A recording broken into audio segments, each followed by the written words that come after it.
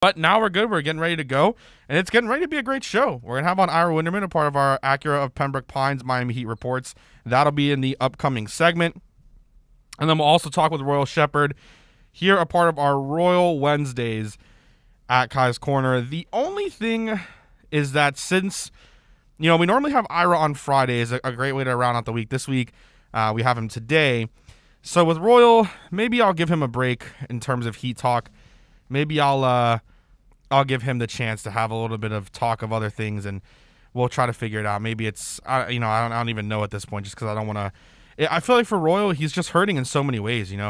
His Packers are dealing with a bunch of issues, and then on top of that, it's just there's something everywhere happening with Royal and his whole, I guess, ordeal right now with all the teams that he loves. The Heat did bad the other day, and again, his Packers are just bad. So with Royal, we'll have to see what we get into with him. But if you guys haven't already, we do have our polls for the day. Of course, you'll be able to vote on them until until Friday at 12:30. That's when all of the polls will close. Of course, we're doing a new thing here. And so far from last week, I really liked how the results went. So hopefully this week we get the same thing.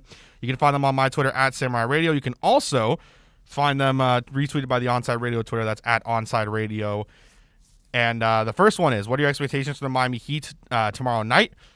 Completely goofed because when I was doing my doc, I had to redo it. So hopefully some of those votes come back through. But when I was doing my Google Doc, I had to say the 27th. So in my mind today, I thought it was the 27th and not the 26th. But it is what it is. What are your expectations tomorrow night? It's over. Comeback season, or I don't even know anymore. That one leading the way with the sad face there at the end. After that is, do you get hyped over OTA footage and pictures? Duh and nah, both tied at 50%. So yes and no, both tied there. And then lastly, what are your expectations for the Florida Panthers tonight in Game 6? A Game 7 berth or a loss, but good future. Now, yesterday, if my allergies decided to give me a break, I was going to be, that game was fantastic. And we're going to get into a lot of Dolphins stuff a little bit later. If you're looking on the YouTube, first of all, shout out to Sean, because the YouTube looks fantastic, especially with the graphics that he has going up on the screen. So I think everything looks really, really good. So shout out to Sean, because it looks fantastic, and now YouTube's going. I also have the Sean Stanley cam today. So if you see any footage that we get here from, like I have my camera right here, there's also a camera on Sean. So we'll have the Sean Stanley cam today as well. So we'll have stuff like that going on Twitter a little bit later, whenever it is I'm able to go ahead and edit them. But it looks great. So if you're on, oh man, I lost my train of thought there. I was talking about YouTube. I completely forgot what it was that I was exactly going to say.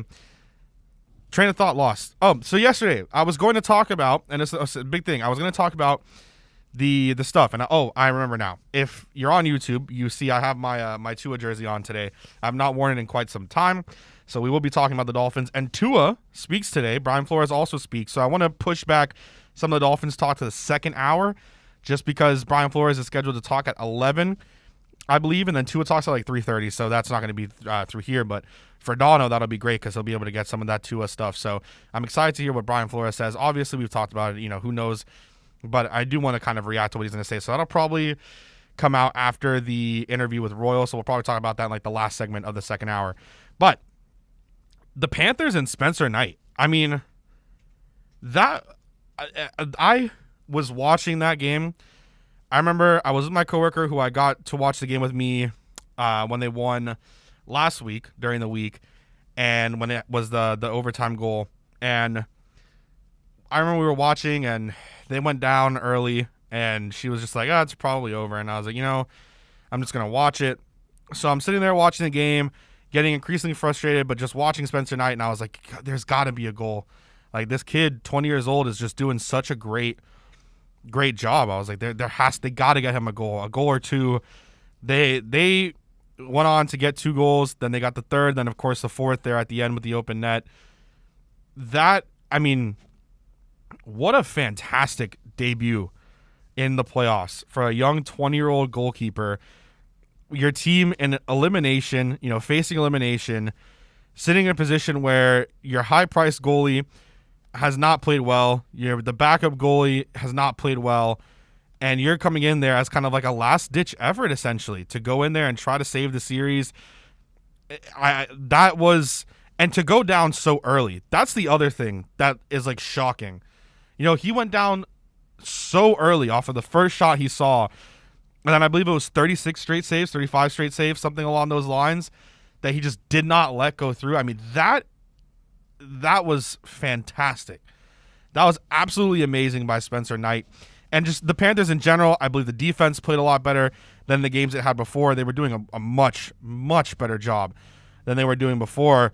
And again, I just think that you saw the one thing I've learned now about hockey while watching it and learning more from other people who watch it very religiously is when you have a very hot goalkeeper, some things don't even matter.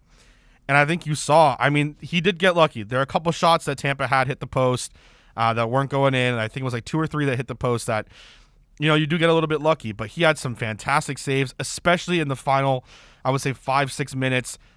That was, I mean, I tweeted it, and I want to get your opinion on this as well, Sean, because I think out of everything, right, that we saw, out of everything that could have possibly happened, this keeper at 20 years old, making his playoff debut, team-facing elimination, he took over the game and he dominated. I mean, he was the first star of the game.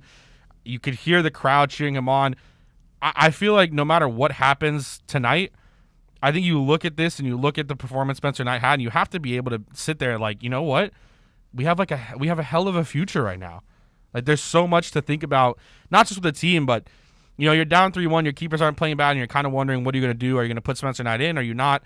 20-year-old, are you going to what's going to be the route? And he took over the game. I mean, he took over the game, and he was dominant. After that one goal, he didn't let anything get past him. After our goalkeepers were getting dealt like Swiss cheese, man, he did just an absolutely fantastic job. I mean, I cannot stress how awesome that was to watch. And just sitting at home, and I could not believe it. And I said to myself, no matter what happens, this dude is going to go down as like that, just one legendary moment. Do you think, Sean, that tonight Spencer Knight can keep it up and keep the Panthers, going from that Game 6 into a Game 7 here at home, and kind of like give that energy to the crowd again? Well, again, tonight now he needs to take the energy out of the crowd because they're in Tampa. Well, yeah, I mean, coming into Game 7. No, but I mean, the thing I think I saw was they saw they could advance and play more aggressive, and that Spencer Knight was stopping some of the shots that were not being stopped by the other two goalies. I think a comfort level started happening throughout that game. I think at the first goal wasn't his fault, as far as it was a 2-on-1. The defenseman kind of went the wrong way and allowed, that kind of to transpire. But to see how he settled in, and again, everybody's talking about, yes, he's a rookie goalie, but he's played in, the Worlds. He's played in all these, for national championships and things like that. So he's done this. Maybe not on the NHL Stanley Cup level, but you've watched his attitude and everything, especially since Game 5. You've watched kind of his mentality and how he is. He just doesn't get shook at all. Like that I don't know. I couldn't, I was just watching it, and you mentioned, you're able to go through these things, and you have that experience, and you have like the experience away, and you see a lot of times it's like, you've been at that big stage, but then, when you get to the pros, it is different.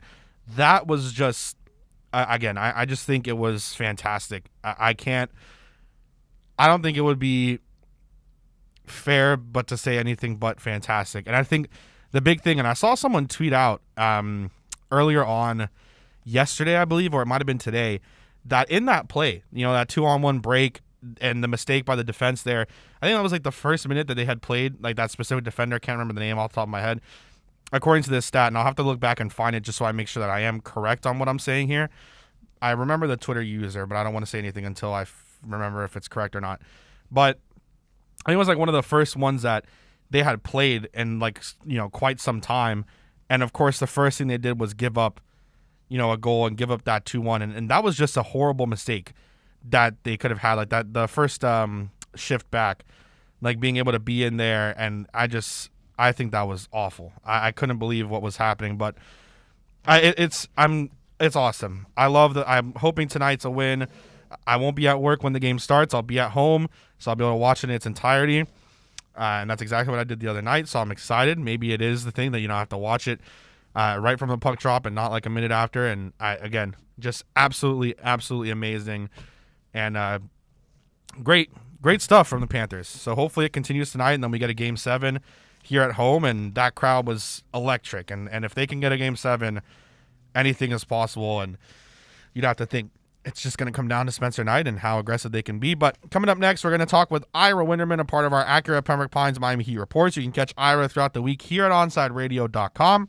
When news breaks, basketball fans, Onside Radio is the place to get the insight you need.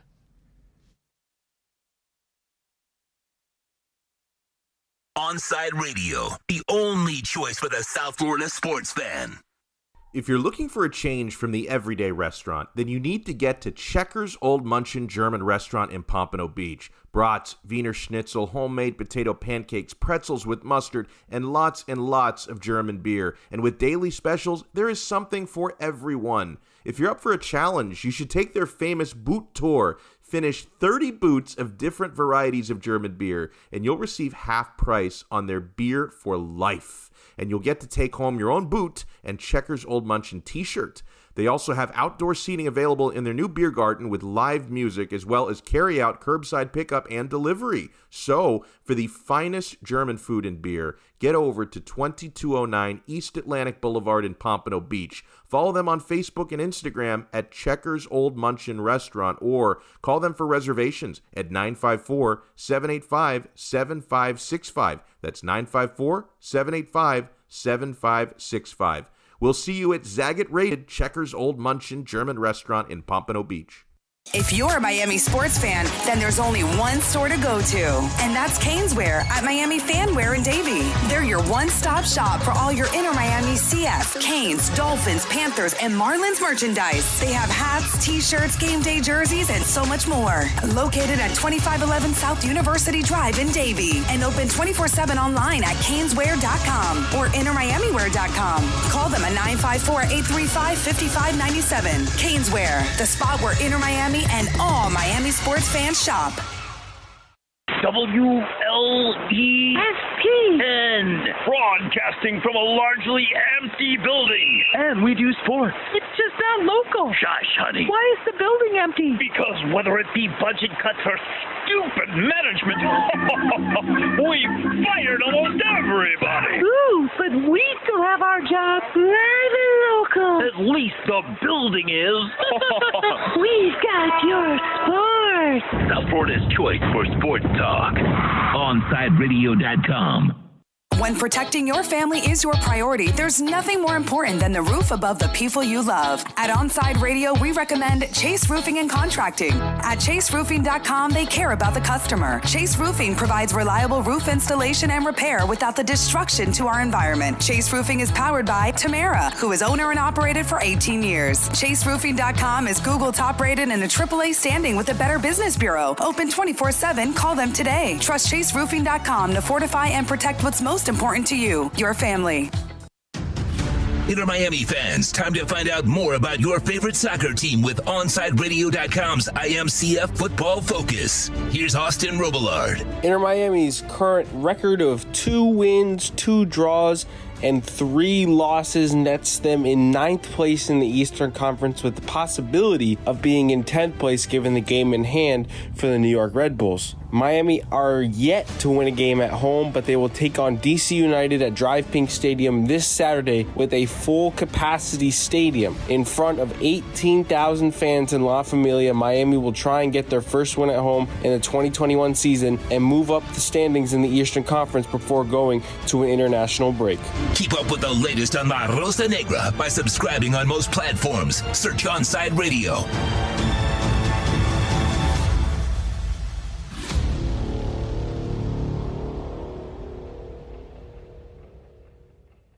It's time to talk Miami Heat with NBA insider Ira Winderman. It's the Acura of Pembroke Pines Miami Heat Report, exclusively at OnsideRadio.com. Let's go over the latest headlines locally with the Miami Heat and league-wide in the NBA with our very own Ira Winderman.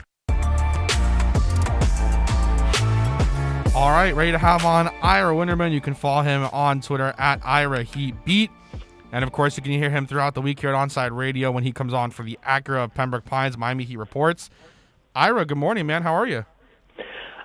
You know what? I'll have a better answer to the how are you question when we get past Thursday night. Right now, they're sort of just interested to see, because really I think we're down to a sort of one-game make-or-break scenario with the Heat. Ira, what happened? I mean, that was just it's fair to call it embarrassing, right?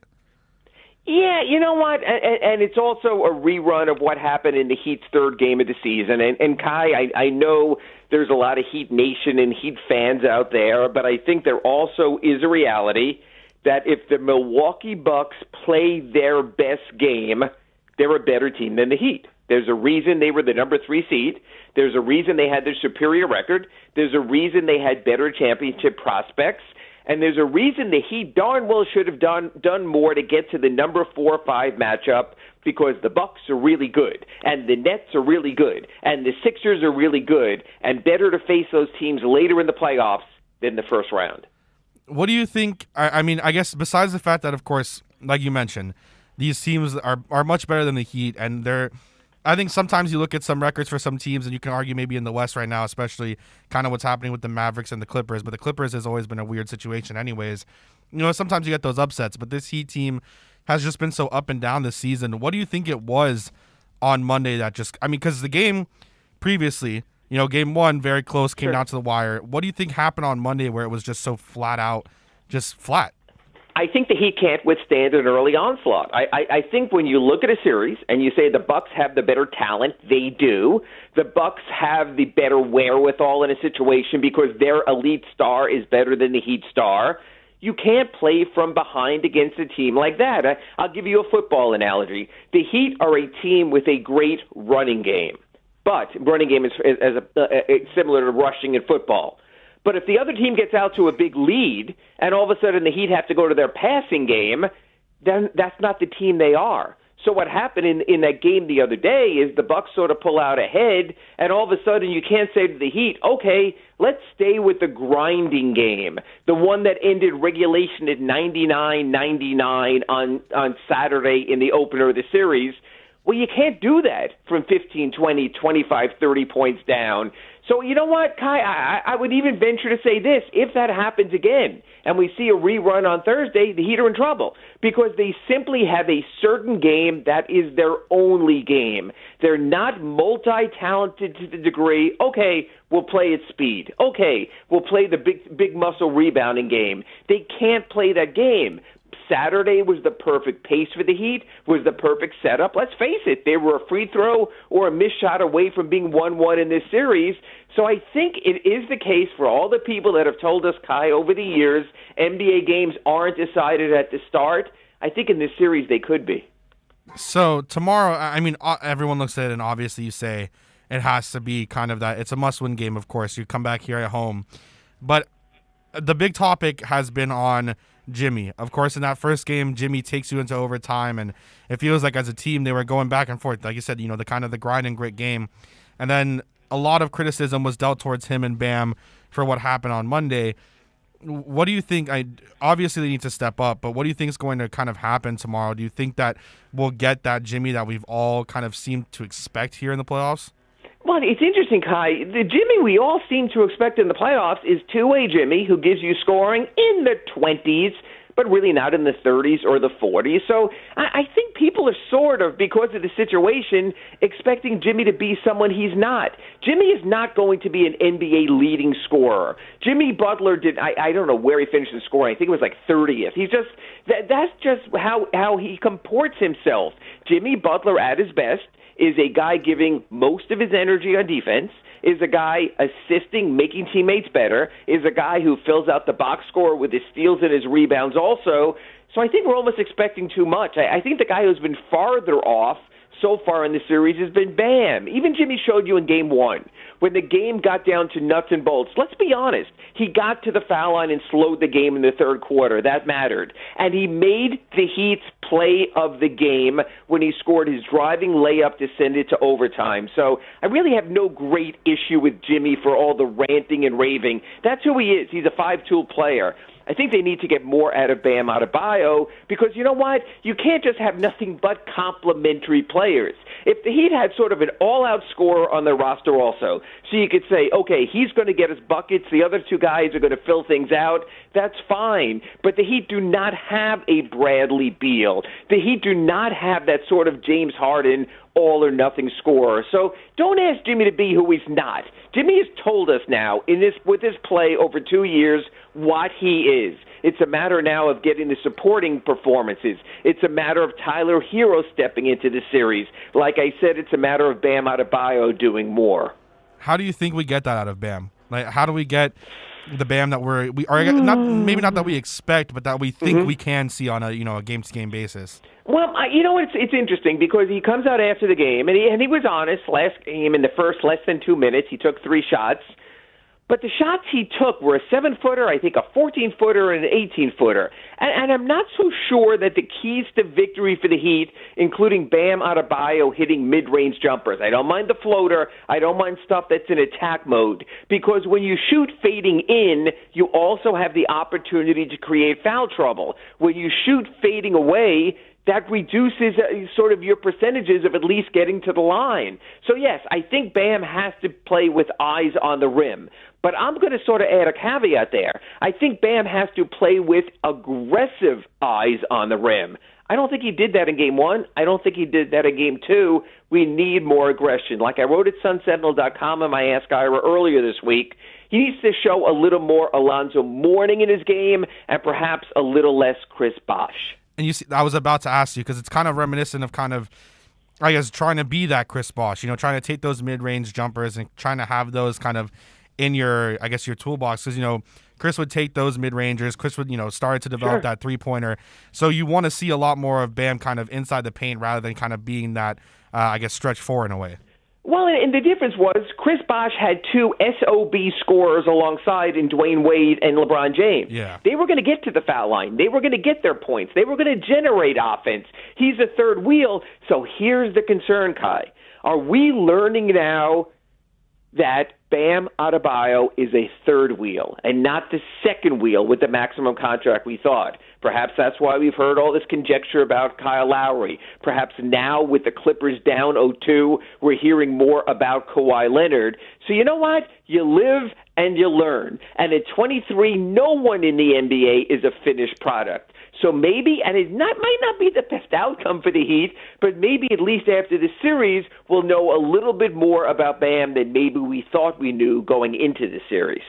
Okay, and we're talking with Ira Winderman here, a part of our accurate Pembroke Pines Miami Heat report. Ira, you mentioned it there, and I guess I had asked you before, and I remember we talked about it. I was kind of thrown under the rug a little bit just because of kind of how things were going throughout the regular season, but of course, you mentioned it. The Kawhi stuff is starting to kind of come back up and surface again, and they really, the Mavericks are taking it to them right now. Do you think that it can really blow up that quickly for the Clippers and Kawhi could really be gone out of L.A.? Well, he has the option to become a free agent this offseason, and he put the option in there for a reason, in case it didn't work out. So I think for Kawhi now, the decision is going to come down more even than basketball, too. Does he so enjoy living in San Diego and commuting to L.A. and having that option that means more for him lifestyle-wise than perhaps a competitive situation? Because there still are more competitive elite-level teams in the Western Conference than there would be in the Eastern Conference.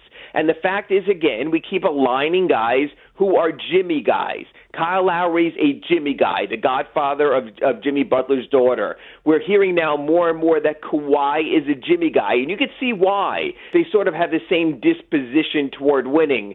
So, yeah, I think you will hear a little more. I can't predict Kawhi. Look, the Toronto Raptors couldn't predict Kawhi. Yeah. They thought he was going to stay. They thought the thing is, you win a championship, of course someone is staying. So I would put Kawhi as one of the most unpredictable forces in the NBA. If the Clippers go out in the first round, yeah, I think looking at it as maybe 50-50 that he leaves might be right. He's already shown us you can't get a book on Kawhi and think you know what he's going to do. The worst part, and I guess maybe it negates this question a little bit, is do you think that maybe he might regret the choice of choosing the Clippers over the Lakers or maybe staying with Toronto? Of course, now we know how Toronto's gone down, but maybe with him there, it's a lot different. You think maybe he regrets that a little bit? I think after two playoff outcomes like they might have, if they lose to Dallas, number one, and especially if they lose badly to Dallas, number two, how could you not have second thoughts? See, there's certain guys in our league who are rather fight than quit guys. Damian Lillard has shown to be one of those guys. He wants to make it work in Portland. You know, if it's a 50-50 decision for him, he's staying, he's fighting the good fight. Kawhi has already shown he's not that guy. He already left San Antonio, a championship-level team. He already left Toronto, a championship team.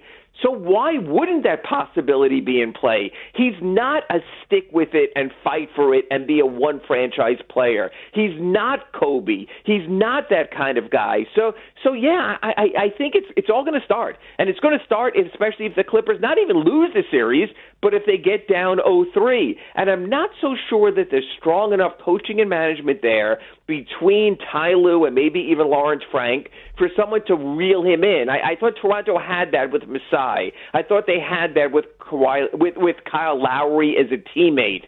But obviously they didn't, so I think that's the difference. Yeah, I think there's going to be a lot of Kawhi talk by the time you and I speak again next week. And I know it's heat stuff, but I have to ask again just because I feel like it's insane, and it's one of the last things here, kind of with how he's playing. I mean, Luka Doncic, that has to be one of the best picks, obviously, besides maybe Dirk, in Mavericks history, right? I mean, that's yeah, a and it's interesting because remember, he was drafted by the Hawks. There was the trade there, right, for Trae Young, who might acquit himself just fine also. But, the NBA is always about unique talents, just like you mentioned about Dirk Nowitzki. It's the out-of-the-box guy. It's the unicorn. Luka Doncic is a unicorn. LeBron James is a five-position unicorn. You get those kind of players, it's a game change. You could also argue that Kawhi Leonard, with his two-way play and his ridiculously big hands, is a unicorn also. So God bless the Mavericks. They got themselves a unicorn. You can be a scorer. You can be a rebounder. You can be tall. You can be fast. But to have a unique blend, heretofore unseen, is what makes, Luka that kind of player. So it's not like you can say you're going to put defensive plan X, Y, and Z against him, because there is no specific plan for someone so unique. And you're seeing the Clippers with all kinds of problems right now dealing with that. He's insane. I mean, just watching him, I feel like there's never a moment where I'm having a dull moment. But Ira, thank you so much for coming on, man. I appreciate it. And then hopefully we have something better by the time we talk next week. Yeah, I think next week we're doing the Acura Pembroke Pines Kawhi Leonard report. So maybe we'll see. It'll be interesting. We'll have the rumor line. It'll be interesting. All right, Ira, thank you so much, man. Have a great one. Again, that's Ira Winterman. You can follow him on Twitter at IraHeatBeat. And, of course, tune in weekly here at Onside Radio when he comes in for that Acura Pembroke Pines Miami Heat report here exclusively at OnsideRadio.com.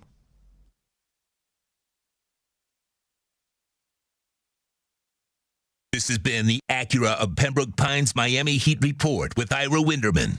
Visit Craig Zinn's Acura of Pembroke Pines at 15601 Pines Boulevard. Come experience the oasis that customers deserve and the dealership that earned Dealer Rater's 2020 Consumer Satisfaction Award at Acura of Pembroke Pines. This is how we do it. When you want a perfectly straight smile without braces, you can count on MoodieAsDental.com. A stunning smile is within reach. Learn more about Invisalign. Find out why so many trust the Moody-Ass family. Dr. Moody-Ass is an inventor and has several patents on innovative surgical instruments that are used around the world. Experience a family environment and trust on a worldwide level. From implants to crowns to a beautiful Invisalign smile. Call 305-821-0231. That's 305-821-0231. Or go to the website at MoodyHouseDental.com. Sports fans love a place with great food, cold drinks, and TVs everywhere. That's why sports fans love Sports Grill and their 7 amazing locations. Check out the Miami Lakes location at 15462 Northwest 77th Court, located in the Ryan Oaks Plaza. Sports Grill is also now offering some great employment opportunities. All kinds of positions are now available, from kitchen to hosting. Call for more information at 305-485-8845. From wraps to salads to amazingly delicious specialty dishes, Sports Grill is the home to the legendary special grilled wings. Since 1987, Sports Grill, good food, good drink, and good friends. WLESPN. We've got all your sports. We're live and local. If you wake up early enough. You're so bad, honey. Tune us in, as long as you're not under a bridge. Or under any power line. Ain't it awful? South Florida's choice for sports talk. OnSideRadio.com. Hey, it's Toast, and no doubt last year hurricane season was one of the craziest we've ever seen. Well, Noah's saying once again, going to be another active season, so you need to call B&T Windows and Doors today and get PGT custom windows and doors installed like I did so that you are fully protected. Listen, there's no better peace of mind than PGT custom windows and doors when you're in the cone of death for a Category 5 storm. Call B&T Windows and Doors today to get set up. 954-233-0126. That's 954-233-0126. When you need your warehouse looking good while staying efficient, there's only one place to find the finest racks in the business. Pallet Rack City in Hialeah. 305-424-8547. That's 305-424-8547. Pallet Rack City is the company you need when you want your warehouse sporting the finest racks in the business. After all, who doesn't love a great rack? Pallet Rack City. 305-424-8547. That's 305-424-8547. When you're looking to add that extra style and protection for your home or business, visit a Shade Above Window Fashions in Davie or Sunrise, where plantation shutters are a major part of our business, and they look great in any home. We have them in white, stained colors, and wood tones. We can even motorize your shutters like the one in the OnSideRadio.com studio. A Shade Above Window Fashions, 954-434-4774. That's 954-434-4774. Love the space you live in. A Shade Above Window Fashions. Keeping you informed in the world of sports.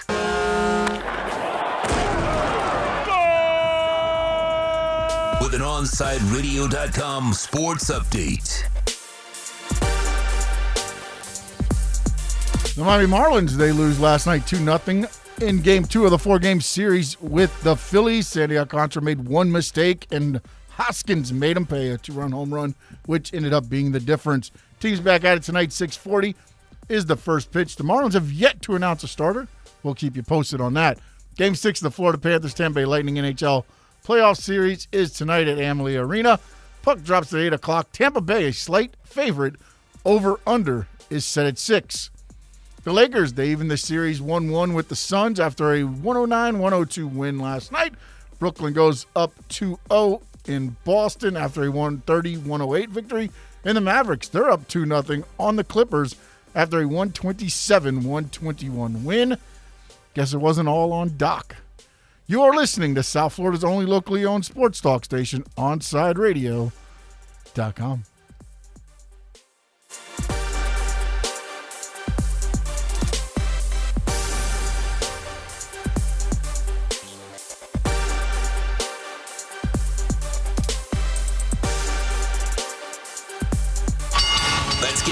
To Kai's Corner. You can send Kai a text at 844-416-8123. That's 844-416-8123. Here's Kai Chen Chisholm. All right.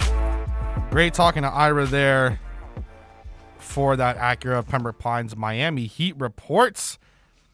Want to say good morning to Ian and NorCal, of course, because they are here in the YouTube chat. If you're listening anywhere else, come have a party with us here on YouTube and enjoy the time as we really get to talk and just chill and vibe and do everything that we can, you know, and just talk and enjoy it. So Ian said, glad I'm feeling better. Thank you. I appreciate that. Again, I can't, I'll describe it in a second. And then also NorCal saying, great to see me today, and then fins up. Thank you, NorCal. Great seeing you as well.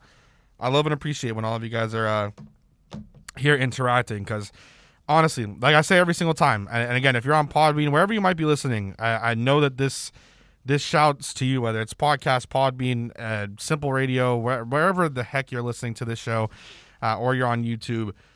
I appreciate it a lot. I really do. And, you know, to be able to talk to you guys here every morning and give you something that you can listen to is awesome. So, you know, I appreciate you guys tuning in and keeping me company as well here in the mornings, because like I've said multiple times, I absolutely hate mornings. But hey, I wake up, I come here, I get to speak with Sean and interact with him. It's just, interact with all of you guys in the YouTube. So it's always a great time. We got some good stuff there from Ira. It's with talking about the Heat, man. I feel like there's the two sides to the coin right now with like Miami or South Florida sports, right? I mean, we thought so highly of the Panthers. I guess we had high expectations of the Heat, but not like some crazy high expectation, right? But we thought so highly of the Panthers, and they go down 3-1, and then I just, again, the game by Spencer Knight was just so outstanding that I think right now there's a lot of hope and faith in being able to have a good game tonight. And then you look at the Heat, and it's a letdown. I mean, the Heat, that was embarrassing. What happened on Monday, that's not playoff. Like, that doesn't happen in the playoffs, man. Like, Bryn Forbes scores 22 on you in 20 minutes. Like, that, come on. He had 5 the night before, or the game before. He averaged 10 in the regular season. And the highs that he's put on you is 21 on the 15th, 22 in game 2. Like, I can't believe it. And he hasn't even, the amount of games that he's played. Like, he's played the 70 games, averaged 10 points. And he's the one, honestly, all honest things, dominating you. I cannot believe, right? Absolutely cannot believe the performance that the Heat put on against the Milwaukee Bucks. That, again, that was a level of outright embarrassment. To lose by 34 points in a round 1 game, and it's not, this is the Miami Heat. I think this is the thing that gets lost in translation. And again, maybe it's because we all, we look at the Heat and we see that they should be one way, then they should be the other way. And we see that they should be doing this and not that. I think the big expectation when we talk about the Miami Heat is, look, even when they had horrible teams, right? Even when some of the fans that are around now weren't watching, were maybe too young to watch, when they were getting destroyed before LeBron came here and after that finals with D-Wade and Shaq, you still saw Miami Heat basketball. You still saw Miami Heat basketball. And what we're seeing right now, what we saw from Saturday compared to what we saw on Monday. Monday was not Miami Heat basketball. And I know that right now, and I'm sure there's going to be a lot of people that'll turn around and say, oh, but, this is what we're expecting out of the Heat now. This is what the Heat are. You have to kind of face the facts. This current roster of Heat players, sure. I will give you every argument under every other circumstance. Because at the end of the day, there are a lot of people that know the Miami Heat a lot better than I do. Just like I know, a lot about the Bundesliga more than other people do. So someone can still talk about it, and there could be things that they don't know that I do. Just like when we talk to Ira, Ira's been covering this game his entire life. And Ira knows way more about the Heat than I do. But for the time that I've been alive in these 23 years of my life and cheering and rooting for the Miami Heat and wanting to see them succeed, going to see them when they were having horrible seasons after that first championship, you still saw Miami Heat basketball. Hell, there was games where Luis Scola would be dominating the Heat in the regular season. This is like 2015, 2016, I think this was. I think Luis Scola was a part of the Toronto Raptors, and they came, and I remember it perfectly because it was for me and my girlfriend's anniversary, so I know it was in March. I think he was playing for the Raptors. He was. Love this memory by me. And he dominated the Miami Heat while we were here. And I remember sitting there in these seats that I paid a good amount of money for because they were still upcharging these seats for a team that was not that great. Right? Watching it and being like, Louis Skull is dominating us, but we're still seeing Miami Heat basketball. What we saw Monday was not what we thought Miami Heat basketball was. Right? We think of the term, and listen, if you have any other thoughts or opinions on what you think Miami Heat basketball is, please put it in the comments in the YouTube section. Tweet at me on Twitter at Samurai Radio. That's 2 Eyes in Samurai. Because I do want to know. I feel like when I look at this, and I'll ask, Royal when he comes on it, I don't want to stick too much on to the Heat with Royal since we talked a lot about the Heat with Ira. But that wasn't Miami Heat basketball, man. Like what we saw on Saturday, the heartbreak of losing in the way that they did. Goran having a good game. You got a good game out of Duncan. Jimmy, being able to get that, bring us into overtime. Some big shots made by Goran and Trevor Ariza down the stretch to kind of keep them close. That's Miami Heat basketball. I mean, Giannis having a great game, Drew Holiday having a great game, Chris Middleton having a great game. These guys that should be dominating this Heat roster, getting frustrated, missing shots, keeping the game close, free throws being missed by Giannis, which is not, an abnormal thing. But this is that's what we're used to seeing. That's Miami Heat basketball, even with inferior rosters competing against teams that should be destroying you at every step of the way. What was seen on Monday, that was far from what our expectations are. It was just an embarrassment. So I think you look at that, and we have to be, I don't know. I guess the best way is to say, like, they obviously they have to be better, but it just can't be like this.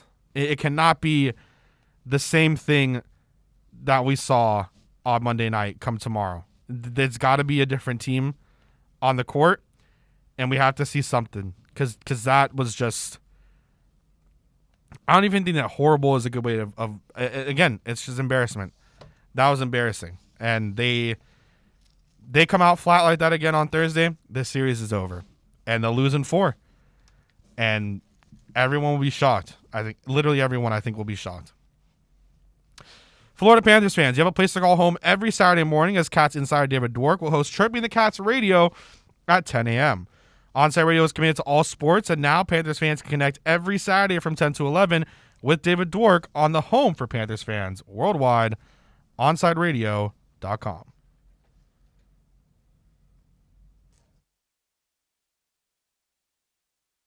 Onside Radio, the only choice for the South Florida sports fan. When you're looking for curtains and blinds to create a space of your own, look no further than Bandalux. Bandalux can tailor your space to your needs. Create the atmosphere and ambiance you desire. We invite you to discover it at Bandalux.com. Explore our new solar control systems, range of sustainable fabrics, and energy-efficient solutions that can improve your well-being and quality of life. Witness Bandalux Beauty. Go to Bandalux.com or follow them on Instagram at Bandalux_official. For a personal experience, A Shade Above Window Fashions in Davie and Sunrise is an official Bandalux partner. If you're a Miami sports fan, then there's only one store to go to, and that's Caneswear at Miami Fanwear in Davie. They're your one-stop shop for all your inner Miami CF, Canes, Dolphins, Panthers, and Marlins merchandise. They have hats, t-shirts, game day jerseys, and so much more. Located at 2511 South University Drive in Davie, and open 24/7 online at Caneswear.com or InnerMiamiWear.com. Call them at 954-835-5597. Caneswear, the spot where Inner Miami and all Miami sports fans shop. Inter Miami CF fans, join us at our new home this season for all away games as we broadcast live at Dangerous Minds Brewing Company, 1901 North Federal Highway in Pompano Beach. Join Big O and Alex Dono for the live pregame, halftime, and postgame shows while we watch the games. Enjoy meticulously brewed beer on site, delicious artisanal pizzas, live music, and giveaways. So, the new home for all Inter Miami road games is at Dangerous Minds Brewing Company at the Pompano City Mall, where they'll feature all the Inter Miami games. Follow them on Twitter at Dangerous Minds B and Facebook and Instagram at Dangerous Minds Brewing, and visit them at dangerousmindsbrewing.com. There's no need to drive around South Florida wasting valuable time looking for a new or certified pre-owned Acura. Go to the #1 volume sales dealership in the Southeast United States. Craig Zinn's Acura of Pembroke Pines. Purchase with pace and space in a dealership tailored to your needs. From home buying to providing that personal touch. Contact the 2020 Satisfaction Award winner Craig Zinn's Acura of Pembroke Pines. 888-776-5123. That's 888-776-5123. Or visit them at 15601 Pines Boulevard in Pembroke Pines. If you're looking for a change from the everyday restaurant, then you need to get to Checkers Old Munchin German Restaurant in Pompano Beach. Brats, Wiener Schnitzel, homemade potato pancakes, pretzels with mustard, and lots of German beer. Take their famous Boot Tour Challenge, and there's now outdoor seating available in their new beer garden with live music. Follow them on Facebook and Instagram at Checkers Old Munchin Restaurant, or call them for reservations or pickup at 954-785-7565. So get over to 2209 East Atlantic Boulevard in Pompano Beach to Zagat-rated Checkers Old Munchin German Restaurant. Now that it's springtime, it's only getting hotter here in South Florida. Make sure your AC in your home or business is running smoothly by investing in a preventative maintenance plan from M&S Air Conditioning. And M&S is a Mitsubishi Diamond Elite contractor. When you purchase a new Mitsubishi electric mini split system, you'll get a 12-year warranty. Or install a high-efficiency polarized air filter in your AC unit that captures and destroys biological contaminants to improve air quality. M&S Air Conditioning have been providing prompt, honest, and reliable service for over 30 years. Schedule service or call to get more info on our preventative maintenance plans. Call 954-421-3680 or visit ac-florida.com.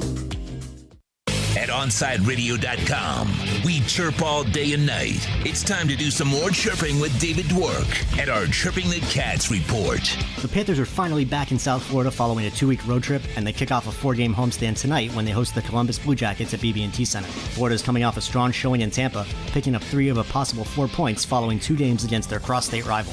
Right now with the Cats, it's all about the new guys, with several deadline additions making instant contributions. Sam Bennett picked up a pair of assists in his Panthers debut on Saturday, skating on a line with Jonathan Huberdeau and Anthony Duclair. Brandon Montour has fit in nicely and looked great paired up with Marcus Nuchavara. Nikita Gusev has flashed some offensive flair, particularly on Florida's top power play unit, and Lucas Wallmark has been strong defensively while winning 55% of his faceoffs since joining the Panthers. We'll see if those trends continue when the Cats open a back-to-back set with the slumping Blue Jackets tonight. Columbus arrives in South Florida having lost 5 straight and 12 of their last 14 overall. Keep up with the latest on the Florida Panthers by subscribing on most platforms by searching Onside Radio, your home for South Florida sports. Let's get back to Kai's Corner. You can send Kai a text at 844-416-8123. That's 844-416-8123. Here's Kai Chen Chisholm. Rounding out hour 1 and ready for our Wednesday Roundtable edition. All right, so today's Roundtable. In tonight's Heat game, what Miami player has the most pressure to perform? Excuse me, this is for tomorrow, though. This should be for in tomorrow's Heat game. What Miami player has the most pressure to perform? And how does your opinion change on him if he does not perform to your expectations? All right. Well, I think perfectly clear here. The performance that, and we just talked about it. I mean, we talked about the performance. It was bad on Monday from everybody. It's not going to be, I'm not trying to go the easy route, I guess, with Jimmy, because everyone's going to go Jimmy, in my opinion. My biggest thing is I think we need to see aggressive Bam. When we see aggressive Bam, we see the no ceiling. We see the player that we look at and we've been looking at and we say, that guy is going to be a guy. And we still, I think, all believe that guy is going to be a guy. We need Bam to show up, and we need him to show up when it matters. Bam right now they're both kind of doing, that thing, imposter syndrome, right? That's the thing I think of right now that's happening. We are seeing and we're getting imposter syndrome going on in terms of what's happening. We are not seeing the Bam that we think that we can see on a daily basis. We're not seeing the version of, I guess, just of the guy that we signed this big contract to. We're not seeing that right now. It's right now what we're seeing is just, I don't know, man. We're not seeing that player. We're not seeing the max contract player. We're not seeing the guy that we believe has no ceiling. We're seeing some other player. And it's not, he needs to step up. He needs to be the second guy. He needs to be more aggressive. He needs to show that in these crucial moments, he can be a guy to go to and step up and make it work. And it could be, a little bit of overreaction off of what happened Monday. But I think all Heat fans will agree. You look at that game, you see what happened on Monday. It's just embarrassing. Bam needs to be the guy to step up. That's just my opinion. I think Jimmy's gonna step up. I doubt that he's not going to. So when you look at it, we need Bam. Bam needs to step up, and I think it'll go from there. That's all I have to say on the roundtable. I think that's just, we need to see a better Bam, and when we see the better Bam, we'll know what's going to happen. And tomorrow, obviously, is going to be crucial, but just talking about that, it was, again, I feel like I don't even want to give the PTSD to myself or Royal when we come back for his segment in hour 2. But we're going to round out hour 1 now and round out the roundtable there. Start your morning every day at 8 a.m. with Toasted Sports. Toast covers all local sports stories while providing some great Miami Hurricanes insight. Download, subscribe, rate, and review the podcast. Toasted Sports, 8 to 10 a.m. here only at OnSideRadio.com.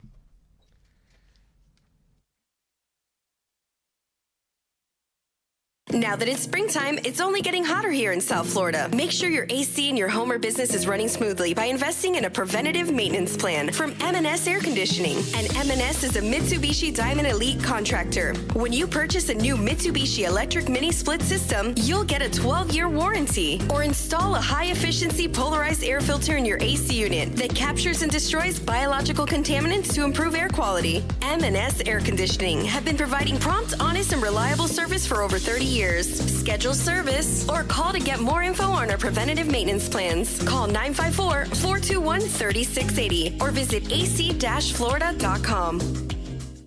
Papa, why can't we telegraph while riding a horse?